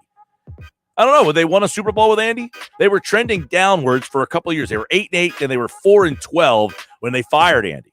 Well, there's two ways to look at it. You can look at Andy now could have been because of the downfall in Philly, right? Like it could have helped him grow, get more adaptive. Like he had to self-assess almost. Okay, what can I do differently? Maybe that's why he's so successful now. The problem I have with this question is so much would change. Would you go up and get Carson Wentz? Do you need to do that? Do you feel more comfortable with who you had? Like, I feel like there's so much that would have been different if Doug was never hired and Andy was still here and Chip wasn't hired, that you would just have a totally different identity. Because first off, keep in mind the lineage here. Chip went and they got Bradford, right? I forgot his name. So, like, that would never have happened. Right. I don't think he would have ever made a move to go get Bradford. No. And then they had to get Carson Wentz. But Andy Reid with Carson Wentz would be a scary sight, though, with the Carson Wentz of not last year. Yeah, I think Andy, but the question is, would he have done something at the quarterback position before? Like the whole Bradford thing, they went because they decided that Bradford wasn't the guy, so they went and got Wentz, and then they traded Bradford away. And then, you know, he probably would have stuck with Foles. It would have been like his Alex Smith almost, like this guy who. Well, they had Vic. They did have Vic. Yeah. Like, would Andy have stuck with Vic? Ooh, probably. Could you imagine his offense with Mike Vick? Well, he had Vic. No, I know, but for I'm a saying little bit, longer. but he was the one that signed Vic. Right. I'm just saying for a little bit longer and cutting into those Chip Kelly. Yeah, it would have been years. just weird because I would imagine you wouldn't have had Carson Wentz. You might have Patrick Mahomes here. I mean, think about that. You might have been in a situation where the team wasn't very good for a couple of years there because they weren't. And what year was Mahomes drafted? 17? The year after Wentz? So you might not have been good for a couple of years there. And, you know, you might have said, all right, it's time for us to go make that move for the quarterback. There's no way, though, that team looked at Pat Mahomes and said he could be as good as he is right now. You know, like, it's so hard to imagine someone 3 years ago saying Pat Mahomes is going to be able to do this. He had to have exceeded their expectations, you would imagine, right? Yeah. I mean, definitely. come on. This is unbelievable. Now, they did trade up from where to get him? Where were they? It's a good question. How far did they trade up to get him? So they picked him at 10. At what point were they like, all right, these other teams are idiots. They're taking Trubisky. That's bad. That is brutal. Well, think about that draft. You got Trubisky at 2. And okay, so what they traded real quick. They traded with the Bills that had the 10th overall pick. Oh, man. They got Kansas City. Bills. Can you imagine if the Bills had Mahomes? Yeah, I know. It included Kansas City's 27th pick, a 2017 third-round pick, and 2018's first-round pick. Wait, so they went two firsts and a third. They went from 27 all the way up to 10? Yeah. Wow. Yeah. It's a big move there. Yeah, that is. And they gave up a pick, 2 first-round picks the next 2 years. And I don't feel like that's... It says 2017 third and a 2018 first. So the pick that year to move up, doesn't seem like that much. No. What are we missing here? Where did they lose that 2019 first overall? Where did they lose that at? I don't know, but think about this. That draft class, the pick before Mahomes was Cincinnati. They took John Ross. You've got to be nauseous to know that you picked Andy Dalton to be your quarterback and decided, let's go get him a weapon in John Ross instead of saying, you know what, this kid Mahomes or Deshaun Watson, who was picked 12th. My God. It's Sixers basketball tonight on 97.3 ESPN with the voice of the 76ers, Tom McGinnis, calling all the exciting play-by-play action. Here's a long shot by Shake. It's good again. Shake Milton is on fire. Whoa. The Sixers are in Detroit to face the Pistons. Coverage begins at 7 p.m. Philadelphia 76ers basketball on your radio home of the Sixers in South Jersey, 97.3 ESPN. On some models, excludes Corvette with GMF financing, excludes prior sales. See dealer for details. Start the new year in a new Chevy at Bennett Chevy. Come see all the hot new 2021s and get our famous unbeatable Bennett deal.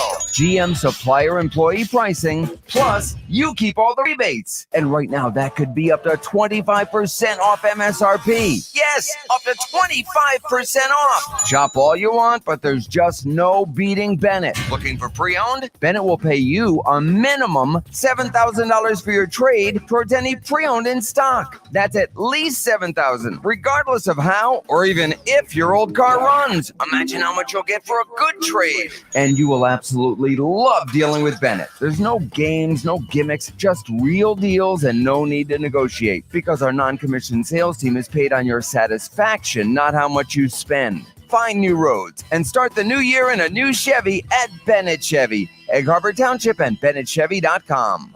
Weightlifters and fitness enthusiasts, you got to check out weightliftinghq.com. They are a local company right here in South Jersey that operates fully online and caters to weightlifters and fitness enthusiasts interested in working out from home. They offer high-end weightlifting and fitness equipment available to be delivered right to your home. Check them out online at weightliftinghq.com and use the code RADIO10 at checkout for 10% off your entire order. That's code RADIO10 at weightliftinghq.com. Buying some pretzel sticks? Excuse me? This is your wake-up call from TracFone Wireless. Okay. What if you didn't eat all those pretzel sticks by the end of the month, so this store took them back? Good luck. That's how some wireless companies are with your data, but TracFone Wireless gives you unlimited carryover data with active service, so you keep what you pay for. Plans start at $20 a month. Wow, that's cool. Sir, are you bothering the customers? Yeah, hang on. This is your wake-up call, people. TracFone Wireless. Now you're in control. Available at major retailers. See terms and conditions at TracFone.com. If you're struggling with a drug or alcohol addiction, now is the time to take action and get professional help. Call Recovery Centers of America at 1-888-RECOVERY today. You are worthy of recovery from your addiction, and calling RCA will be your first step in getting the help you need. Recovery Centers of America answers the phone and admits patients 24/7. And because safety is a top priority, all patients and staff are routinely tested for COVID-19. RCA's expert team of physicians and medical professionals will treat you with compassion and dignity and provide an evidence-based treatment plan that is custom-tailored to your specific needs. Recovery Centers of America at Devon and Lighthouse are local and in-network with insurance providers, so their best-in-class inpatient and outpatient care, offered both in-person and via teletherapy, is affordable and accessible. Make this the year you conquer your addiction. Call today, 1-888-RECOVERY. That's 1-888-RECOVERY. Sam's new project needs a project manager right away if she's going to manage to hit her deadline. It took an extra week to get approvals, but they still want the original delivery date. I guess we'll figure something out. It's time to hire. I need Indeed. Indeed you do. The moment you sponsor a job on Indeed, you get a short list of quality candidates from our resume database. Indeed delivers 2.5 times more hires than the other branded job sites combined, according to Breezy HR 2019. Visit Indeed.com/credit and get a $75 credit for your first job post. Terms and conditions apply. If you own a small business, you know how hard it can be to find new customers. But maybe you're unaware of new tools that can help your business stand out. Go to GetLocalCustomersNow.com for a free market competitive analysis that will show you what other businesses are doing to find new customers and how you can do it too. There's no cost and no obligation. Be one of the first business owners to sign up and receive $500 in free advertising on this station. Get started today. Visit GetLocalCustomersNow.com. That's GetLocalCustomersNow.com. Beachcombing, baking cookies, learning French. Aren't these what you'd rather be doing than thinking about your Medicare prescriptions?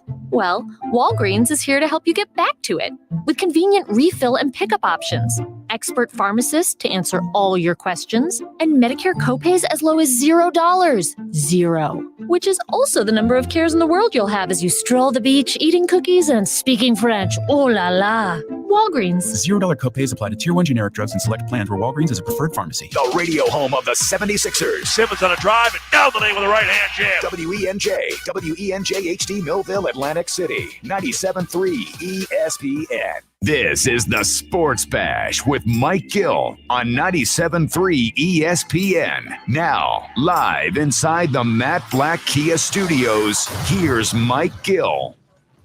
All right, it's the final hour of the show, the Sports Bash 97.3 ESPN. I'm Mike Gill. That's Hunter Brody. What's going on, everybody? Hopefully you're enjoying the day.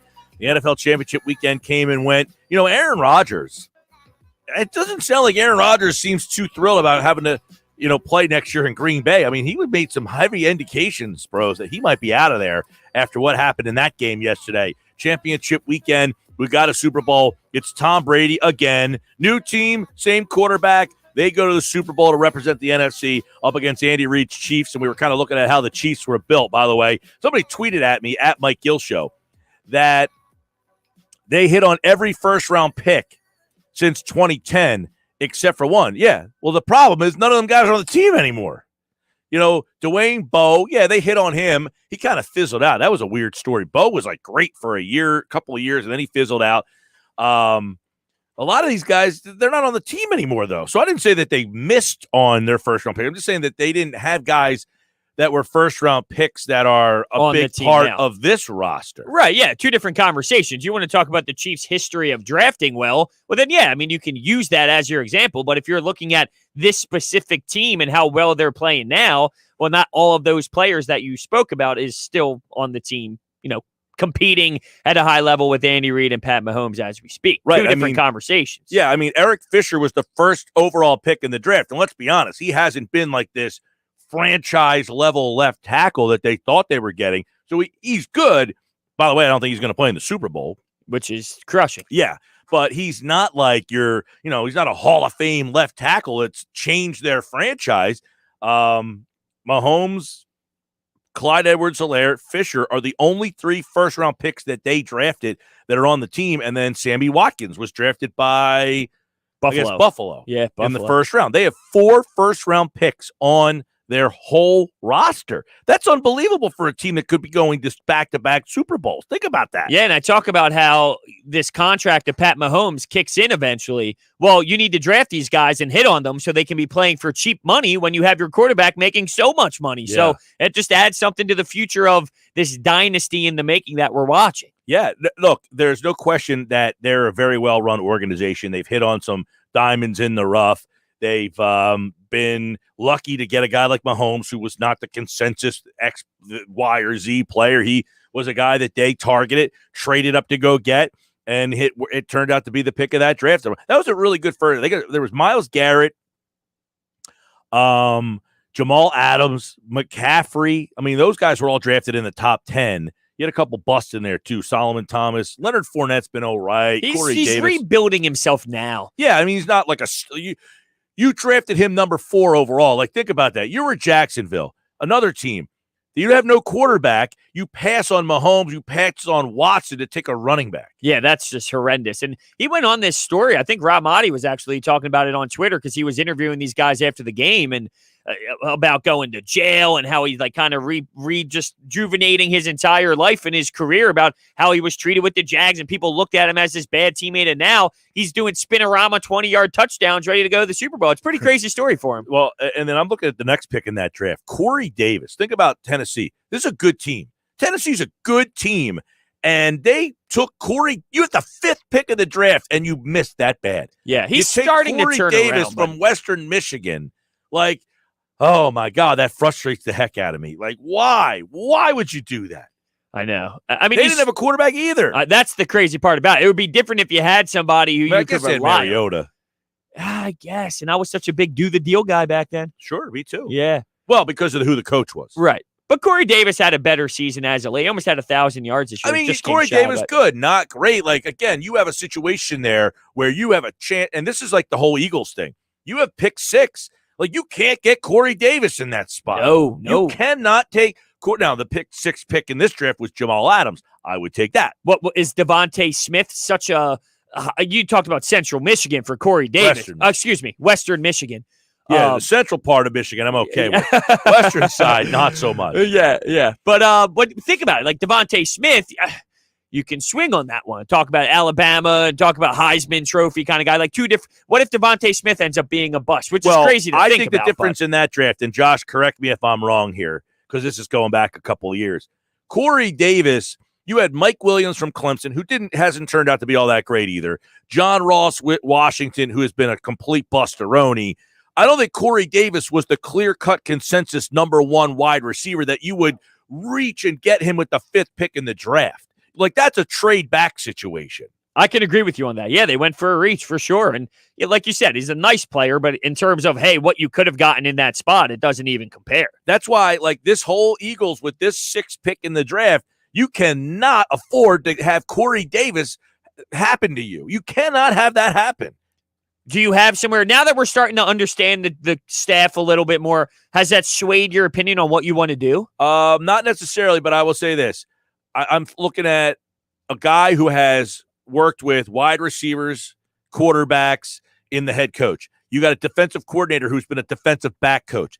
I wonder how much Jonathan Gannon's saying, hey, look, this defense isn't all that bad. You get me Slay and get me that kid from Alabama, Surtain, all of a sudden, look, this defense can turn around pretty quickly.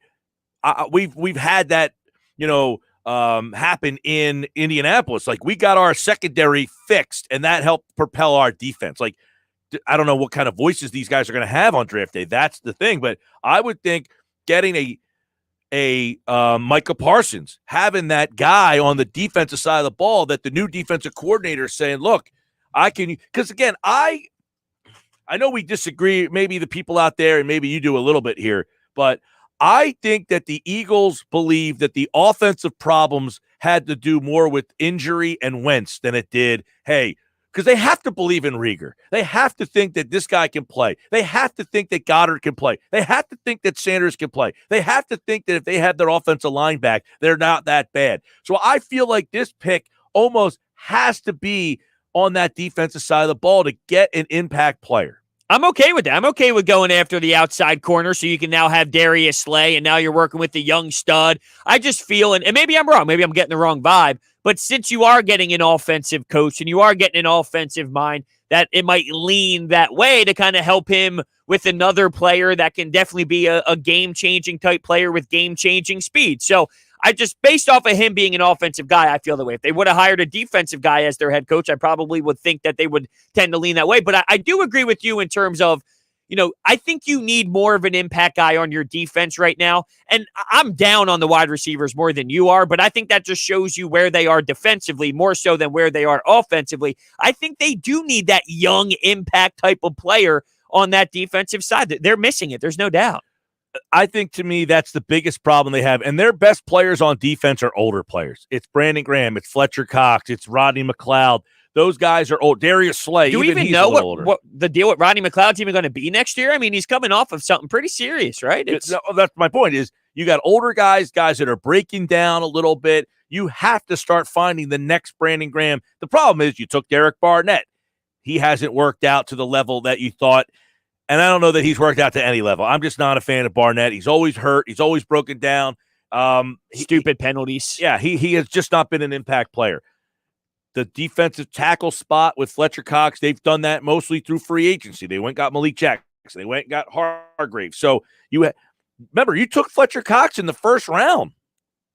When are you going to make that pick again? When are you going to have the draft capital to say, we need to replace Fletcher with a guy of that magnitude, meaning in that draft spot? Well, did they do that already? Do they value Hargrave as that next guy of Fletcher Cox's caliber, or is that not how they approach it? I know he's not, but I'm just saying, is that how maybe they don't, I don't know. I mean, I'm just thinking with the new philosophy too, defensively without Jim Schwartz, if they're going to be a blitz type of team, do they need to rely as heavily on that defensive front? Not that they're not going to, but look, you're changing the philosophy. Maybe they don't rely as heavily on it as they did in the past, and they bring more blitzes and they look for a different style of defense. Hey, look, you heard what Mo said, more cover two, more blitzing, which means, maybe the defensive linemen, there's not going to be as much value put on them as Jim Schwartz's defense did, because we know he put extra value on defensive linemen, which limited the expenditures in linebackers and to some extent in the secondary. We don't have to have as good a secondary if we get to the quarterback. If we get more pressure, hey, those corners don't have to be as good. And now you can do something where Hargrave is your Fletcher Cox, let's say. So obviously it's a step down, but you still have a very good defensive tackle, and then you can maybe upgrade elsewhere. Hargrave, I mean, he's 27 himself, so he's kind of getting older quickly on you. Well, how old's Fletch? 30. Fletch was drafted in what? 20. Fletch is 30 on the dot. He'll be 31, or just turned 30. What year was he drafted? 2012. I was going to say 13. Okay, yeah, so 12th 2012. overall. So, yeah, he was a high first-round pick. I mean, so at what point do you need to put draft capital to replace him? You know what I'm saying? Like, at some point, you had this cog in your defense for all these years. Now, you look at what Indianapolis did this offseason. They went out and got the defensive tackle. Now, remember, Gannon wasn't the coordinator there. So just what they did doesn't mean that's what they're going to do. But they went out and got Buckner and put him in the defensive tackle spot. But their secondary was very good. They drafted Rock Ya-Sin. They got Xavier Rhodes, who was kind of like a cast-off. And then he kind of resurrected that. Hooker was another one who turned out to be a pretty good player. So the secondary there was kind of the strength of that team. That's why it's going to be interesting to see which way they go. You got Slay. I would think right now, if I'm ranking the three areas at number 6, I would say Surtain, Parsons, and then one of those wide receivers. But I can get behind that. If they're sitting in a room right now having this same chewing the fat, spinning a little yarn, what do you think, draft day? Who are you looking at? I would say those are the 3 players, or the 2 players and then the position. I don't know which receiver they would like best. That's going to be a tough spot between Smith and Wendell and Chase. Yeah. No, I think maybe it might go outside corner, then wide receiver, then linebacker. I could be wrong. I'm not against either 3. If we get any sort of those 3, of that combination, I'm cool with it. I'm walking out of draft day with a smile on my face because they have a lot of holes. So, if I was ranking it, I'd probably go outside corner, wide receiver, then linebacker. But as we've all said, using the word linebacker to describe Parsons might not do it justice. So it's unfair for me to use that position because he can do so much on the football field. I wonder if younger guys, new coordinator has opened their their view on a linebacker position. Yeah. I think they would have to. They're adapting with the times almost. With go get yourself not exactly the same player, but a younger Malcolm Jenkins where you can play him in this versatile role where it's not just, hey, he's here. He can do so much. He can play in coverage. He can play in the box and be a factor and help stop the run. And he can play in, anywhere. He can do so much. Let me ask you this. 6th pick, draft night. What's your reaction if they take an offensive lineman? I would be underwhelmed, but understanding. I'd be like, ooh, I really would have liked something else, but I get how important that is to football. It's just not a sexy pick, but I know how important they are. Just given the injury issues they had on that line. And they're getting older. I can understand it, but I'm at the mindset of, I'm this high in the draft. Let me see if I can get something and hope that line has another year left in it. Okay, I can do that. I think they do have another year left in them, as much as I'm worried about the age. Let me ask you this. What's your reaction on draft night if you're sitting there and they trade back? Oh, I'm okay with that. Okay, me too. I am as well. And help out, get some help, and add to a couple of different areas. Might not be as powerful as a guy, but fixing 2 positions might be a lot better than 1 right now. Now, 3-Card Monty is watching on YouTube. And he says, trade down and grab a bunch of linemen on both sides of the ball. What if we just came back on draft night? The next night we had 6 new linemen? Because that's kind of what it seemed like he said. Just go grab all the linemen you can. Yeah, see, okay, 2 things here. 1, at left tackle, I have 2 guys I'm intrigued by, and I'm going to let them battle it out. Mailata, who I thought gave me some nice play with very little experience, and Dillard, who I drafted in the first round a couple of years ago. So I'm not taking a left tackle, right? Correct. That's off the board. Would you agree? I would agree with you. Sayamala, This is the tough part because we don't know what Kelsey's going to do. You won't draft a guard either, though, that high. You're not drafting a guard at number 6. But Sayamala, let's say he plays left guard. I'm okay with that. He's average. If Kelsey comes back, I got my center for at least one more year. Brandon Brooks. This is where I get iffy. The right side, which is, if they're healthy, it's the best right side in football. It's just, I'm scared because they've both been injured. So it's like, what do you do with that? If they are healthy, you are seriously talking about the best right side in football. But can I expect them to be healthy? I just don't know. So I'm not drafting a right guard to replace Brooks, and I'm not drafting a right tackle. So I think the offensive line is out. What if something pops so much for you at tackle where you can – but here's the thing. Do they think they have the next right tackle on their team already in a Jack Driscoll? Like, I'm thinking, okay, if Lane Johnson, because he's getting in his 30s now, do they think they already have that next tackle? Because I'm saying if there's a tackle that's there, do you think about it? But if they already view someone in the works to eventually take over Lane Johnson's position in a handful of years, why would you draft that? Well, you got two ways to look at it there. One, if Dillard is your left tackle, what happens with Mailata? Does he go back to the swing guy? My gut feeling tells me that Mailata is going to be your left tackle, and we're going to have an interesting conversation about what is going to happen with Dillard. Maybe they trade him. I don't know if he has a lot of value, but for some reason, my gut tells me the Dillard thing is just not going to work out like we thought. Okay, well, I wouldn't be because now you have a new regime here, so That's nobody's true. tied to this. Stoutland, though. Stoutland. Good point. Yeah. But you're right. No one is emotionally The head coach tied. is not tied to this guy. Right. Mailata has played right tackle. Dillard tried to play right tackle and was abysmal. Yes. Which now has formulated an opinion from many people that he just flat out can't play based on one night of playing right tackle. But if you're being fair to Dillard, he was pretty solid playing left tackle. He was horrendous playing right tackle. But Mailata, by having him, the Eagles might say, look, when Lane Johnson is done, Mailata is our future right tackle and Dillard's our left tackle. As much as I love some of the names that are like behind these players, right? Like a Jack Driscoll in this. The Eagles like to build legit elite offensive lines. And maybe I'm not seeing the full picture, but like if Jack Driscoll is just like a nice right tackle that can help fill in, you know the Eagles like to legitimately build within to the point where they have top-tier elite lines, right? I mean, that's what their whole MO has kind of been since we've been watching this team play. Is Jack Driscoll being a nice, okay lineman enough to satisfy them is my question. If their goal and identity is we want to have elite offensive line play, and that's where I question if they have someone behind them and that doesn't satisfy them big picture-wise, will they still go out and use a pick highly to go get maybe an elite tackle? Driscoll, I would imagine Driscoll, Herbig, those guys to them are your rotational depth guys. They can play multiple positions. They can be there in a pinch. If somebody gets hurt, you don't have a huge drop-off. They can get by for 4 or 5 weeks, but they don't want those guys to be your 16-game starter. Right, so that's where I'm thinking, okay, like they're nice players, but knowing how they operate, if you have something possible on the board to get like a potential elite next Lane Johnson, can you pass up possibly getting the next Lane Johnson? I don't think you do that this year. I agree with you. I don't think this year's the year. Too many other problems. Offensive line, problem, but in-house fixability.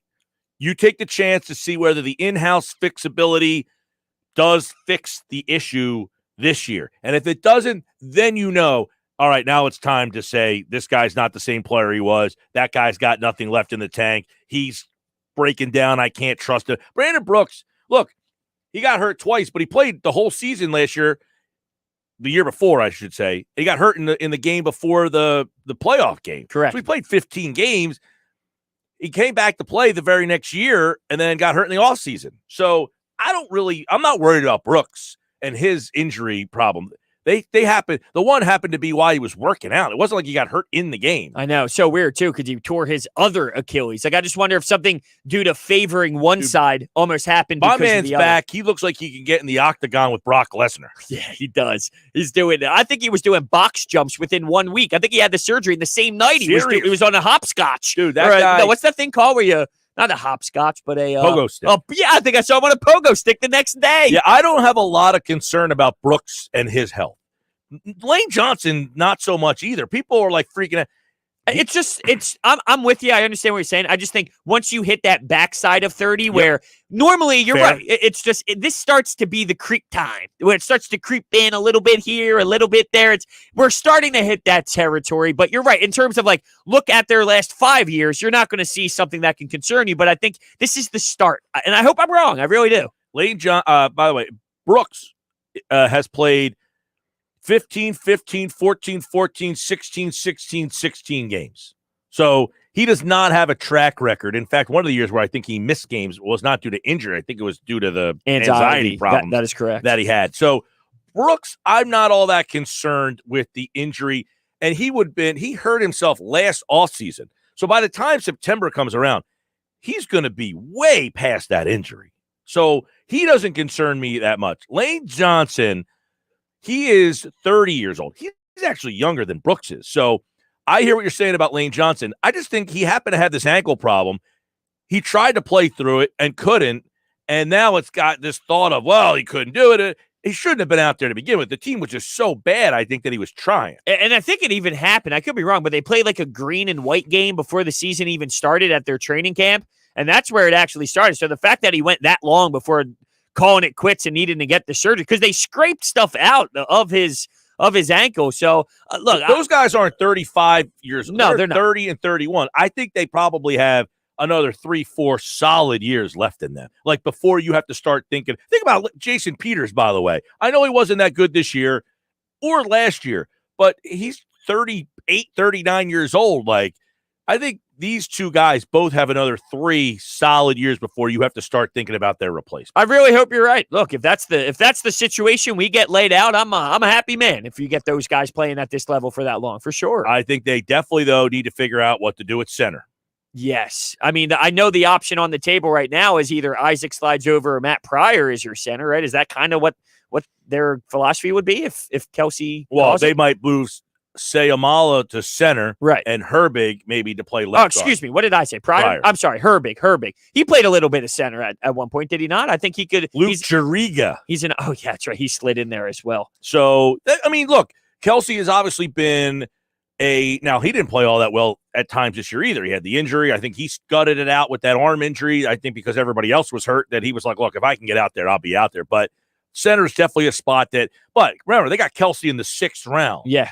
Centers you typically will get 4th, 5th, 6th round. And Herbig, I remember, like, Herbig can play center if needed as well. He took reps with the Eagles before in some preseason stuff, and he was an undrafted center at one point. That's what he was listed as. So, he can do it. I don't know to what rate, but, I like what Nate Herbig's brought to the table. I think if that happens, they would do Sayamala center, Herbig to guard. Probably. Or, look, that's where you draft guys in the deeper rounds this year. Because remember last year, keep in mind, they drafted wide receivers in like the 4th round, the 5th round. Later they were drafted. Remember, they were drafting all these guys. Hightower, Watkins. Exactly. So they kind of neglected. Well, they got Driscoll and Herbig, but they kind of neglected those offensive linemen where they typically grab these guys in like the 3rd, 4th, 5th round, and because they got Sayamala 3rd round. So I don't know, but I think the offensive line is an area that we're talking about that 6th pick that they do not have to put on the list of pieces that is something that they need at that number 6 spot. Something that just came to my mind, talking about the 6th spot, and then Parsons came to my brain again. What are we supposed to expect out of Davion Taylor? Playing time? Not ready yet? Like, not that that's going to be a difference in getting Parsons, because you can utilize both, but what should we expect from him? Fair question. I mean, I thought they kind of were like, hey, don't think this guy's going to be ready to play anytime soon, but you have a whole new coaching staff in here now. Right. All right, Sports Bash coming up.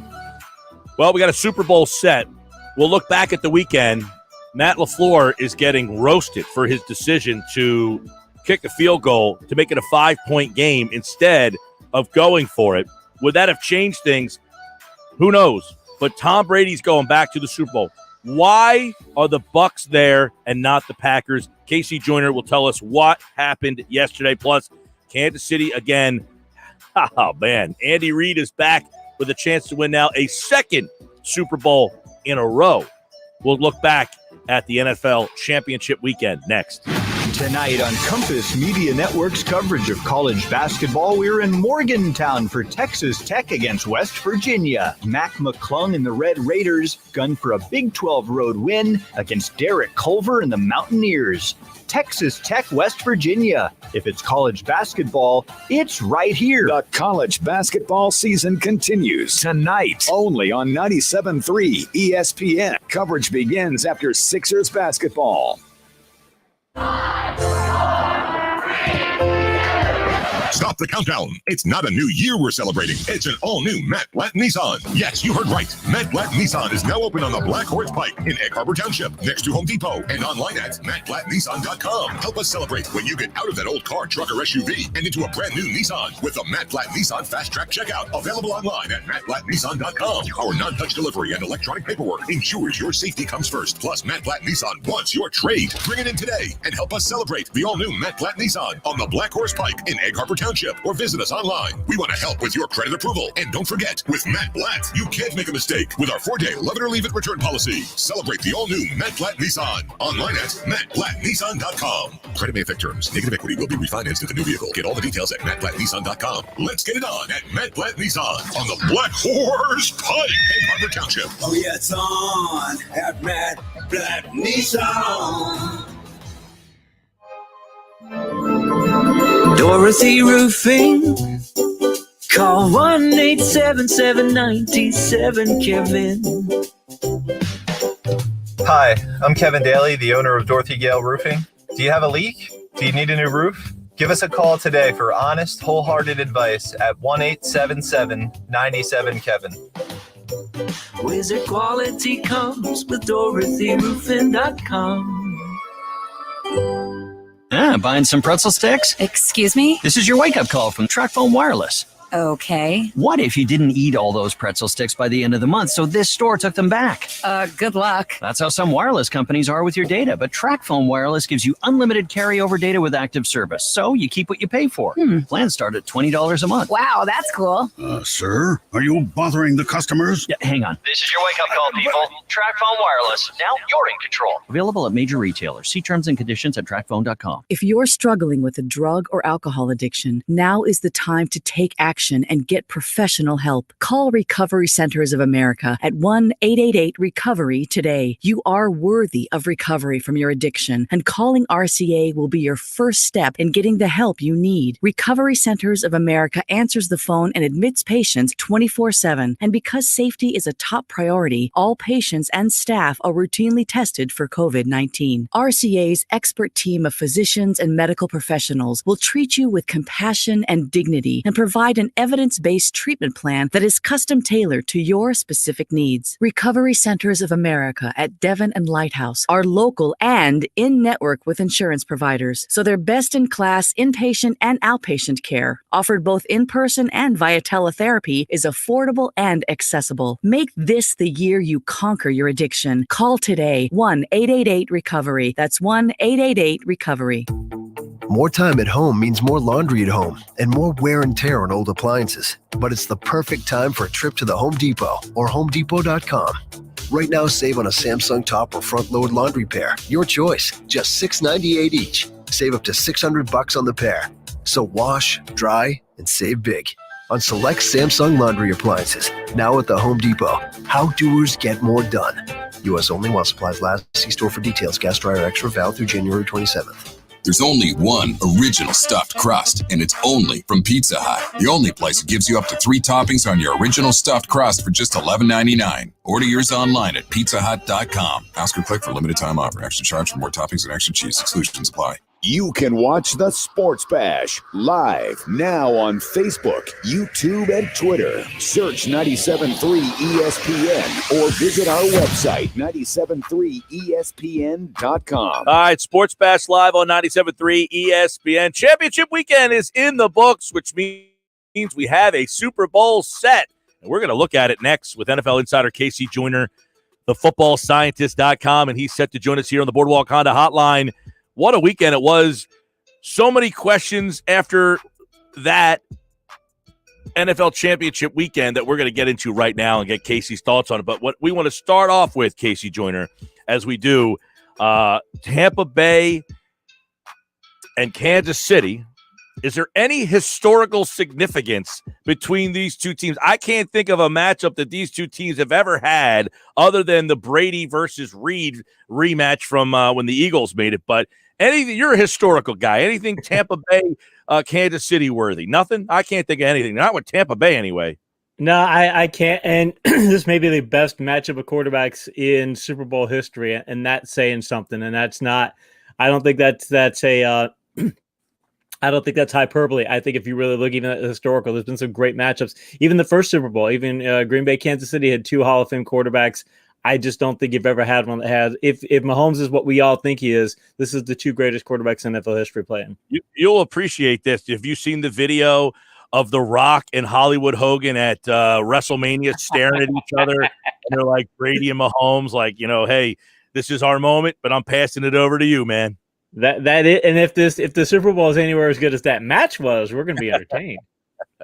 Well, we were entertained yesterday. It was a great game. Let's start with your thoughts on what Tampa Bay was able to do defensively that made Rodgers and that Green Bay offense look out of sync all day. I thought that Green Bay, I think that they gave up on the running game a whole lot quicker than they should have. Green Bay ran the ball 2 times on their first drive, and then 9 of their next 10 plays were on the next drives. 9 of their next 10 plays were passing plays. Al Davis used to say, you don't stop us by your scheme. You stop us by stopping us. In other words, if you play a certain type of scheme, we're not necessarily just going to let you take us out of our game plan just because, hey, you put certain players in certain places. You're going to have to stop us. They ran the ball 2 times on the first drive, did Green Bay. They got 3 rushing yards, and I think they said, well, Tampa Bay is going to stop our running game. We need to throw the ball. I don't think you can give up on the ground game that easy because that's who Green Bay was. Inside zone, outside zone, a lot of power running the ball, and then throw the ball over the top. And when they got out of that game plan, I think that was funny because LaFleur's taking a lot of grief for all the other things. I think he needs to take grief for the fact that you gave up on your own game. You just allowed it to go. You didn't make them stop you. You just threw in the towel on it. With that being said, what'd you think about Todd Bowles and his performance? It kind of goes, almost conflicts you a little bit. But I thought, he did have an impressive day at the office. Oh, mind you, this is not to take anything away from Todd Bowles. This is to take away nothing because the running game is not as easy to stop. People like to think like you just put the extra guy in the box and, hey, you stop the running game. Well, as Troy Aikman said earlier this year, he said, if that would have been the case, Emmitt Smith would have never rushed for a yard. So the thing is look at Devontae Adams. 15 targets. He's the best receiver in the NFL. 15 targets, 9 receptions for 67 yards. I even asked my son, who was ever getting later in the game, like, how many targets do you think Adams has? I'd pulled up NFL GSIS and said, I was surprised to see that he had 12 targets because it was a quiet game. He's only catching, again, 9 for 67, only getting 7.4 yards per reception. When you can take the top receiver in the NFL, a guy who's capable of tearing defenses apart and say, fine, we're just going to make him a dink and dunk receiver. That speaks really well for what Todd Bowles did. Yeah, and they were able to get to Rodgers a lot. I mean, it just seemed like they were all over him all day long. Every time they needed a big play, they got a set. Every time Green Bay needed a big play or seemed like they had a shot, there was a set. I mean, they get him like 8 times yesterday. It was just, they had him in. It was just a really aggressive defense from Bowles. It was, and that's the thing. He doesn't mind being aggressive. And in fact, the thing you think about it, you're facing the Packers running game, one of the best in the league. You're facing Rodgers, the MVP. You're facing Devontae Adams, the best receiver in the league. Usually a lot of teams will be like, let's just make sure we don't get beat over the top. They were blitzing. They were being as aggressive as they could be. They got 8 quarterback hits too. And the Packers, when they lost Bakhtiari, that was – you can make up for offensive line injuries because you can coach up the offensive line. It's a position you can coach up, and it's a position that you can do a lot of creative things offensively to shore up. You can chip a tight end, chip running backs, things of that nature. Didn't matter. They were able to make sure and say, we're going to get you in one-on-one pass blocking matchups, and we're going to be very aggressive against that. And it looked like Rodgers he wasn't rattled. He was uncomfortable. And it's saying something if you can get him uncomfortable this year. How should we view not Aaron Rodgers, Tom Brady right now? He's throwing all these interceptions. The defense is holding him in there. But at the same time, for example, the first drive, 3rd down after 3rd down after 3rd down, he's completing it. And they're winning football games, and that resulted in a touchdown. So, obviously this isn't the Tom Brady that we are used to seeing. But, how do we grade this thing? He continues to win. I think a lot of in those interceptions, because the interceptions sometimes I used to have a metric called bad decision rate, and he's one of the reasons I actually don't track bad decision rates anymore, because his bad decision rates would be he would have a bad decision was when you made a quarterback made a mental error that led to a turnover opportunity. So you did something mentally that gave the other team a chance for a pick, not where you just throw up a jump pass and they go intercept it, but where you're actually misreading a defense, something of that nature. He would get like his bad decision rate would be like 0.05%, one out of every 200 passes. He'd have like 2 bad decisions all year. When I started doing it, you had Ben Roethlisberger have like a 5% bad decision rate. By the time I stopped doing this metric a couple years ago, other teams had mimicked what Brady was and got down to that level. Brady, I think now, if I were to grade his tapes, he would probably have a bad decision rate about 1%. Okay, so 1 out of every 100 passes. You can still over physical as receivers and go for interceptions that way. So I don't think he's making errors in that sense. But I do think that he is being as aggressive as this offense wants him to be. And when that's the case, you're going to put up some passes that are going to be potentially be intercepted. Although I will say I probably would grade that one pass where the blitz came through and he's throwing off his back foot and it was an air ball. And you could see that Evans thought it was going to go deeper and the cornerback could judge it better. I don't know. I might call that a bad decision because you really shouldn't throw against pressure that much, and you probably should have taken the sack. But that'd be about the only thing where I'd say, boy, there were some mistakes he made there because he was making a lot of good reads all game. Yeah, and obviously, Brady, 3 picks in the game. You don't win games in the playoffs at this level. Why were they able to overcome that? Well, first off, because Green Bay's defensive coordinator needs to join. It was the second. I might call that that defense that they had at the end of the first half. That was, I mean, the game of the Jets where the Jets played that kind of man coverage at the end of the game against the Raiders. I think it was like week 12, week 13, and then the Raiders won the game. That stood as the worst, and that cost that defensive coordinator's job, cost Greg Williams his job.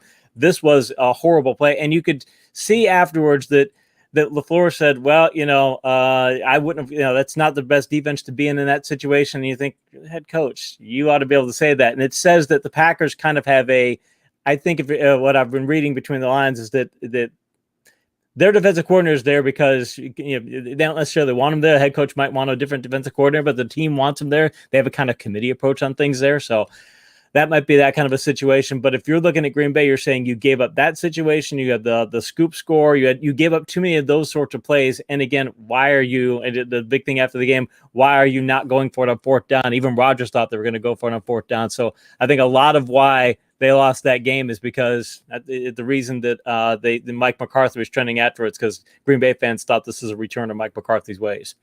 How do you see the relationship between Tom Brady and Bruce Arians? Because it's so interesting to me. It's like in the beginning, they were somewhat button heads, and now they kind of figured out a flow. I don't know. I just think those two together, it's so unique. It's kind of like if you look at rock bands and things, and a lot of times you hear about classic rock bands, and they would have fights between the top people, and because they fought, they actually made better music. And when they split those, and they split the creative people apart, their music was good, but not quite as good. I think that's what that is. I don't think Brady minds if the coach says, "Hey, you made a mistake." If Brady made the mistake, as long as the coach is going to give Brady the creativity to say, "Okay, you can do more." In fact, remember back in the day, Roger Staubach. I'll go back old school here. Roger Staubach, when he retired from the Cowboys in '79, he had said, "I want to call some of the plays." And Tom Landry, the head coach, like, "I'm not going to let you do it. I call the plays. You're not going to do it." There was that kind of creativity, and I think that's what Brady felt in New England was, I can't make that kind of contribution to the team. And now he's able to make that kind of contribution. So he looks at it and says, fine, my coach calls me out when I make a mistake. Fine, I made a mistake. I'm a man. I can take this, but I get to have more say-so over what we do on offense. He feels like I can control the dynamic here. So I think it's where they push each other kind of dynamic that actually gets better productivity, I think, than Brady would have got if he had stayed in New England. Let's get your take on LaFleur's decision to kick the field goal there. And it seems like everybody is criticizing him. Are we just being reactionary, or was that legitimately a poor decision? I think when coaches start thinking, if I remember correctly, I saw yesterday that they said that gave them a 2% extra chance to win. And I remember what Bill James used to say about batting averages. Somebody'd have like a 310 batting average, another guy have a 290. So that guy's a 310 batting average, and Bill would point out it's 2 percentage points. That means it's 2 hits out of every 100 at bats. You need to have a large volume of at bats to actually make that worth something. And even then, who knows how much it's actually worth? He knew that was an overvalued stat. And I look at that and go, well, that's that situation. Fine. It says you got a 2% better chance, but you're also trusting your defense, where you've got Kevin King having one of the worst coverage performances in conference championship history. You can't stop the run very well. Brady's playing very well. You've got a lot of things going on with this. And I just look at it and go, this is not, and you're going to trust your defense versus trusting the MVP, Devontae Adams, your running game. I just can't see that being the case. And again, Rodgers he said that's why I didn't scramble, because I thought we were going to have 4 downs. Well, obviously, Rodgers doesn't seem too happy. To the point where you don't know, have we seen him in a Green Bay uniform for the last time? Green Bay, I hope they will learn the lesson with Favre, and that they got Rodgers and things, but how do you handle that situation? If Rodgers wants out, people are saying he can't leave. They're saying the same thing about Deshaun Watson. It looks like he's going to be able to get out of Houston. If he went to the press and said, I want out, and I've been a legend with this team, and you need to let me go because I want to go somewhere else, I think the fan base would be so mad at Green Bay management that he could probably force their hand if he wanted to. What people are saying, though, is that it sounds like what he wants them to do is go all in. Because they go and say, hey, let's draft Love, let's draft for the future. He's like, we can win a Super Bowl today. Give me as much help as we can get right now, and we can get a Super Bowl. But if you keep trying to build for the long term, stop doing that. Go in right now today and get this, and then you can build from there. But let's not get away from who we are. And I think he thinks they're not going to be as aggressive as they should be. And if they're not, I think he may try and get his way out of town, which, again, I think he could force if he wanted to. That would be really interesting. I want to tie that field goal conversation into the next game, but it was Buffalo versus Kansas City, because Sean McDermott was getting a little bit of heat as well for going for some field goals. Now, I actually don't mind it. I know what most think, which is you got to outscore the Chiefs to beat the Chiefs, and they're so explosive. And I'm not disagreeing with that. I think there's value in that. But I also can see it from this way. You need to stay involved as much as possible. If you can get points against this team, just get as many points as possible until you need to throw that haymaker. Unfortunately, they never got a chance to, but I don't hate it as much as others did, I should say. I can understand certain times, like if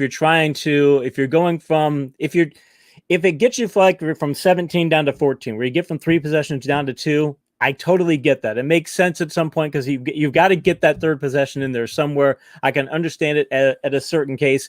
And the analytics people, I'm for the be aggressive, go for it on 4th down, don't punt on 4th down. If you're at midfield, things of that nature, I'm of that mindset. I think there's enough reasons for it. But I think the analytics people, when they say, hey, pass the ball more often, or hey, go for it, they don't look at it's a risk reward thing. And when you get overall, it probably tends to be better. But if it doesn't work out, the risk can cost you big time. If you're going to take risky plays on 1st down, guess what? You're going to be in 2nd and long if it doesn't work, and that's a bad place to be. And if you don't kick the field goals and you go for it, it's like going for 2 and things. If you don't make those plays, now you're behind the 8 ball. I think he needed to be a bit more aggressive than he was. I think he was a little too conservative on things.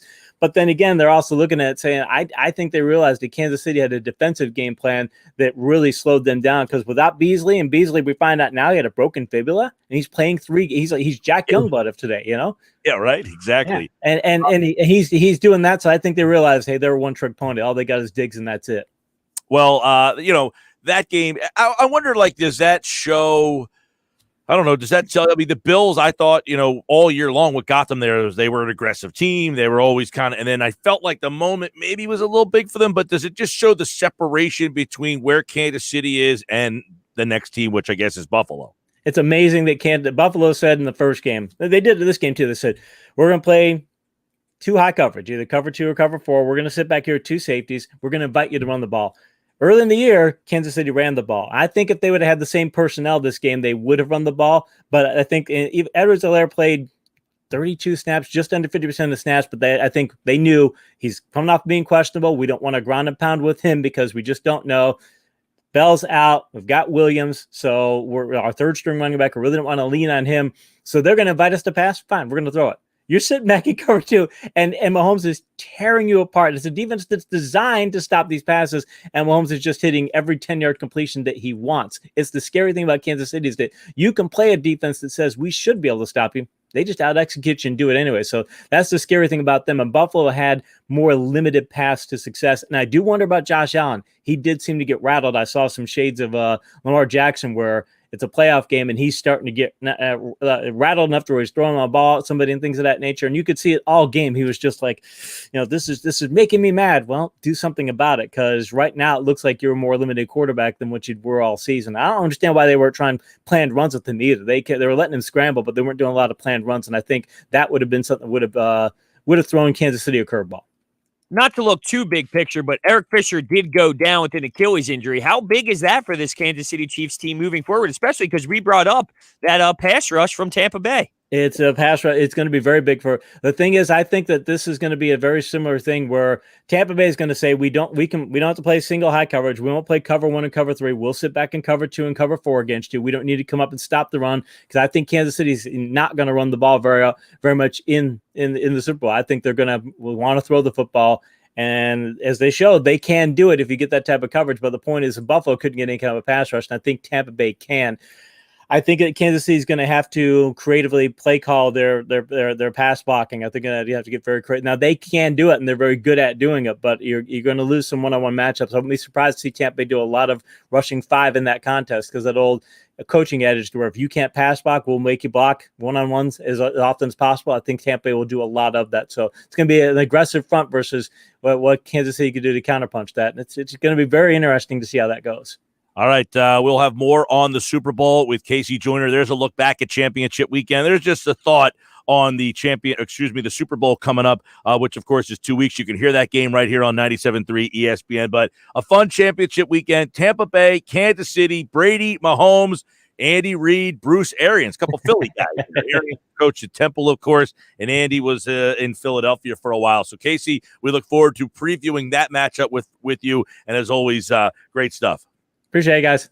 All right, he, like August, appeared via the Boardwalk Honda hotline. And, of course, you saw crazy stuff in that game yesterday, and he mentioned the fact that Beasley, with a broken fibula, 3 games he played. I didn't even see that. Did that news come out today? Yeah. Wow. Recently. Wow. Yeah. That's insane. That's like I remember when the Bruins won the cup, I think someone was saying they were playing with like a punctured lung. I'm like, how can you be doing that? Crazy. Like blood clots. And I'm like, wow, how could you be playing through that kind of stuff? By the way, some breaking news for the Sixers. Joel Embiid is out tonight. I knew that was coming. I wonder if that line moved. It was 6.5 earlier. Yes, I think it did, because I just saw 4.5. Okay. 2 points he's worth. That's it? Only 2. So how many points did Simmons score tonight? What's the over under that? We got 5 questions coming up next. It's Sixers basketball tonight on 97.3 ESPN with the voice of the 76ers, Tom McGinnis, calling all the exciting play-by-play action. Here's a long shot by Shake. It's gone again. Shake Milton is on fire. Whoa. The Sixers are in Detroit to face the Pistons. Coverage begins at 7 p.m. Philadelphia 76ers basketball on your radio home of the Sixers in South Jersey, 97.3 ESPN. On some models, excludes Corvette with GMF financing, excludes buyer's sale. See dealer for details. Start the new year in a new Chevy at Bennett Chevy. Come see all the hot new 2021s and get our famous unbeatable Bennett deal. GM supplier employee pricing, plus you keep all the rebates. And right now, that could be up to 25% off MSRP. Yes, up to 25% off. Shop all you want, but there's just no beating Bennett. Looking for pre-owned? Bennett will pay you a minimum $7,000 for your trade towards any pre-owned in stock. That's at least $7,000, regardless of how or even if your old car runs. Imagine how much you'll get for a good trade. And you will absolutely love dealing with Bennett. There's no games, no gimmicks, just real deals and no need to negotiate, because our non-commissioned sales team is paid on your satisfaction, not how much you spend. Find new roads and start the new year in a new Chevy at Bennett Chevy, Egg Harbor Township, and BennettChevy.com. Hey guys, are you afraid of taking off your shirt in public? Don't be embarrassed. Just say, I love Lyle back instead with male breast reduction. Many men develop a fullness in their chest as boys that persists and even worsens as they get older. This condition is called gynecomastia, and with simple liposuction, most cases can be effectively treated. Call 856-MAKEOVER today to schedule your private consultation with Dr. Lyle and Back. That's 856-MAKEOVER, or visit iloveLyleBack.com. When you support your local small businesses, it helps keep your neighbors employed, helps kids save for college, and strengthens your community. And Town Square Media South Jersey puts local businesses in the spotlight. Ambient Comfort Heating and Cooling Professionals. AmbientComfortNJ.com. Filling Marble and Tile Outlet, Philadelphia Avenue and Route 30 in Egg Harbor City. FillingMarble.com. Dennisville Fence, serving you since 1952. Be the envy of your neighborhood. Comfort Now by Bob McAllister. Improve the comfort in your home. Call 609-400-1005 and ask about discounts and rebate incentives. Visit iwantcomfortnow.com. East Coast Roofing, Siding and Windows. Services all of South Jersey. If you call, they'll show up. Call East Coast today at 609-646-1444. Online at eastcoastroofing.com. Thank you for supporting your local businesses. From Town Square Media South Jersey. The COVID-19 vaccine distribution has started, which is why I'm hopeful that a stronger, healthier future is in sight. But we're not there yet. We have to stop the virus from spreading. Take it from me, Dr. Kemi Ali from Henry J. Austin Health Center. Even though it's 2021, my fellow doctors, nurses, EMTs, and all healthcare workers around New Jersey are still fighting this virus on the front lines day and night. And we need you to keep fighting with us. Even though some people have been vaccinated, we all need to keep wearing face masks. Stay safe by staying socially distanced, and go get tested even if you don't have symptoms. Because we all have a role to play in stopping the spread of this virus. So let's do it for each other, New Jersey. Let's do it for us all. Please visit covid19.nj.gov for more information. O'Reilly. This is Jesse's O'Reilly Auto Parts story. As a nurse, not making it to work was not an option. But driving through the snow with my wiper blades struggling, I just didn't feel safe. So I pulled into O'Reilly Auto Parts, and before I knew it, an employee was offering to install the wiper blades on my car. I got to stay out of the snow for a moment, and I still made it to work on time. O'Reilly Auto Parts. You ready for competition? It's time for 5 questions. 3 ain't enough, man. I need 5. Number 5 will always love you. 5 times, not 10, you think. All right, so Paul Hudrick, our Sixers insider, tweeted out that no Embiid tonight, precautionary, but we'll see if he'll play on Wednesday or not against the Lakers. I would imagine he will be going against the Lakers, would be my guess. But I'd start the 5. Now, unfortunately, I wasn't able to go. But how did your birthday party go? It was very nice. It was small. It was outside. I spent a lot of last week winterizing the porch. How'd that go? It was good. It was really cold. Of course, of all nights, it was the coldest night we've had, really. So it was cold, but I think it did the job.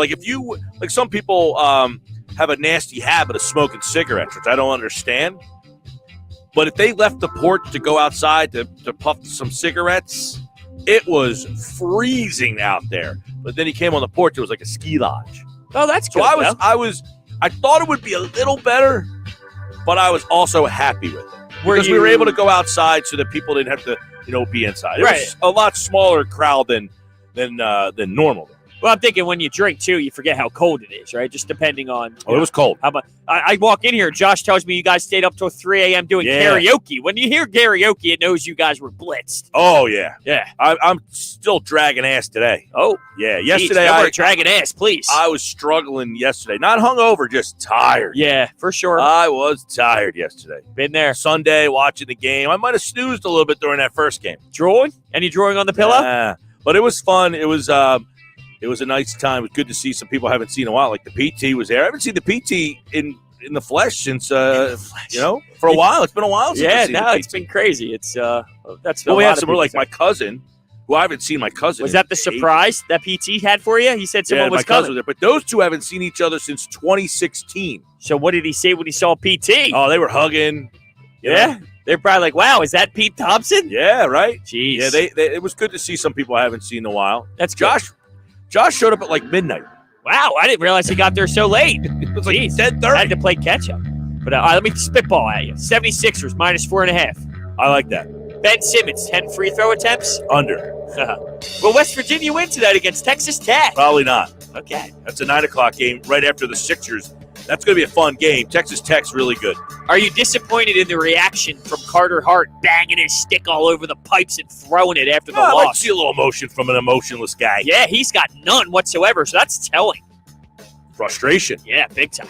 We didn't get a lot into that Flyers, but tomorrow they play, so we'll talk more about that because I'd like to hear your thoughts on what's going on with this team. All righty. Don't be irrational, though. I won't. Never. All right, if you've been watching us, we appreciate that.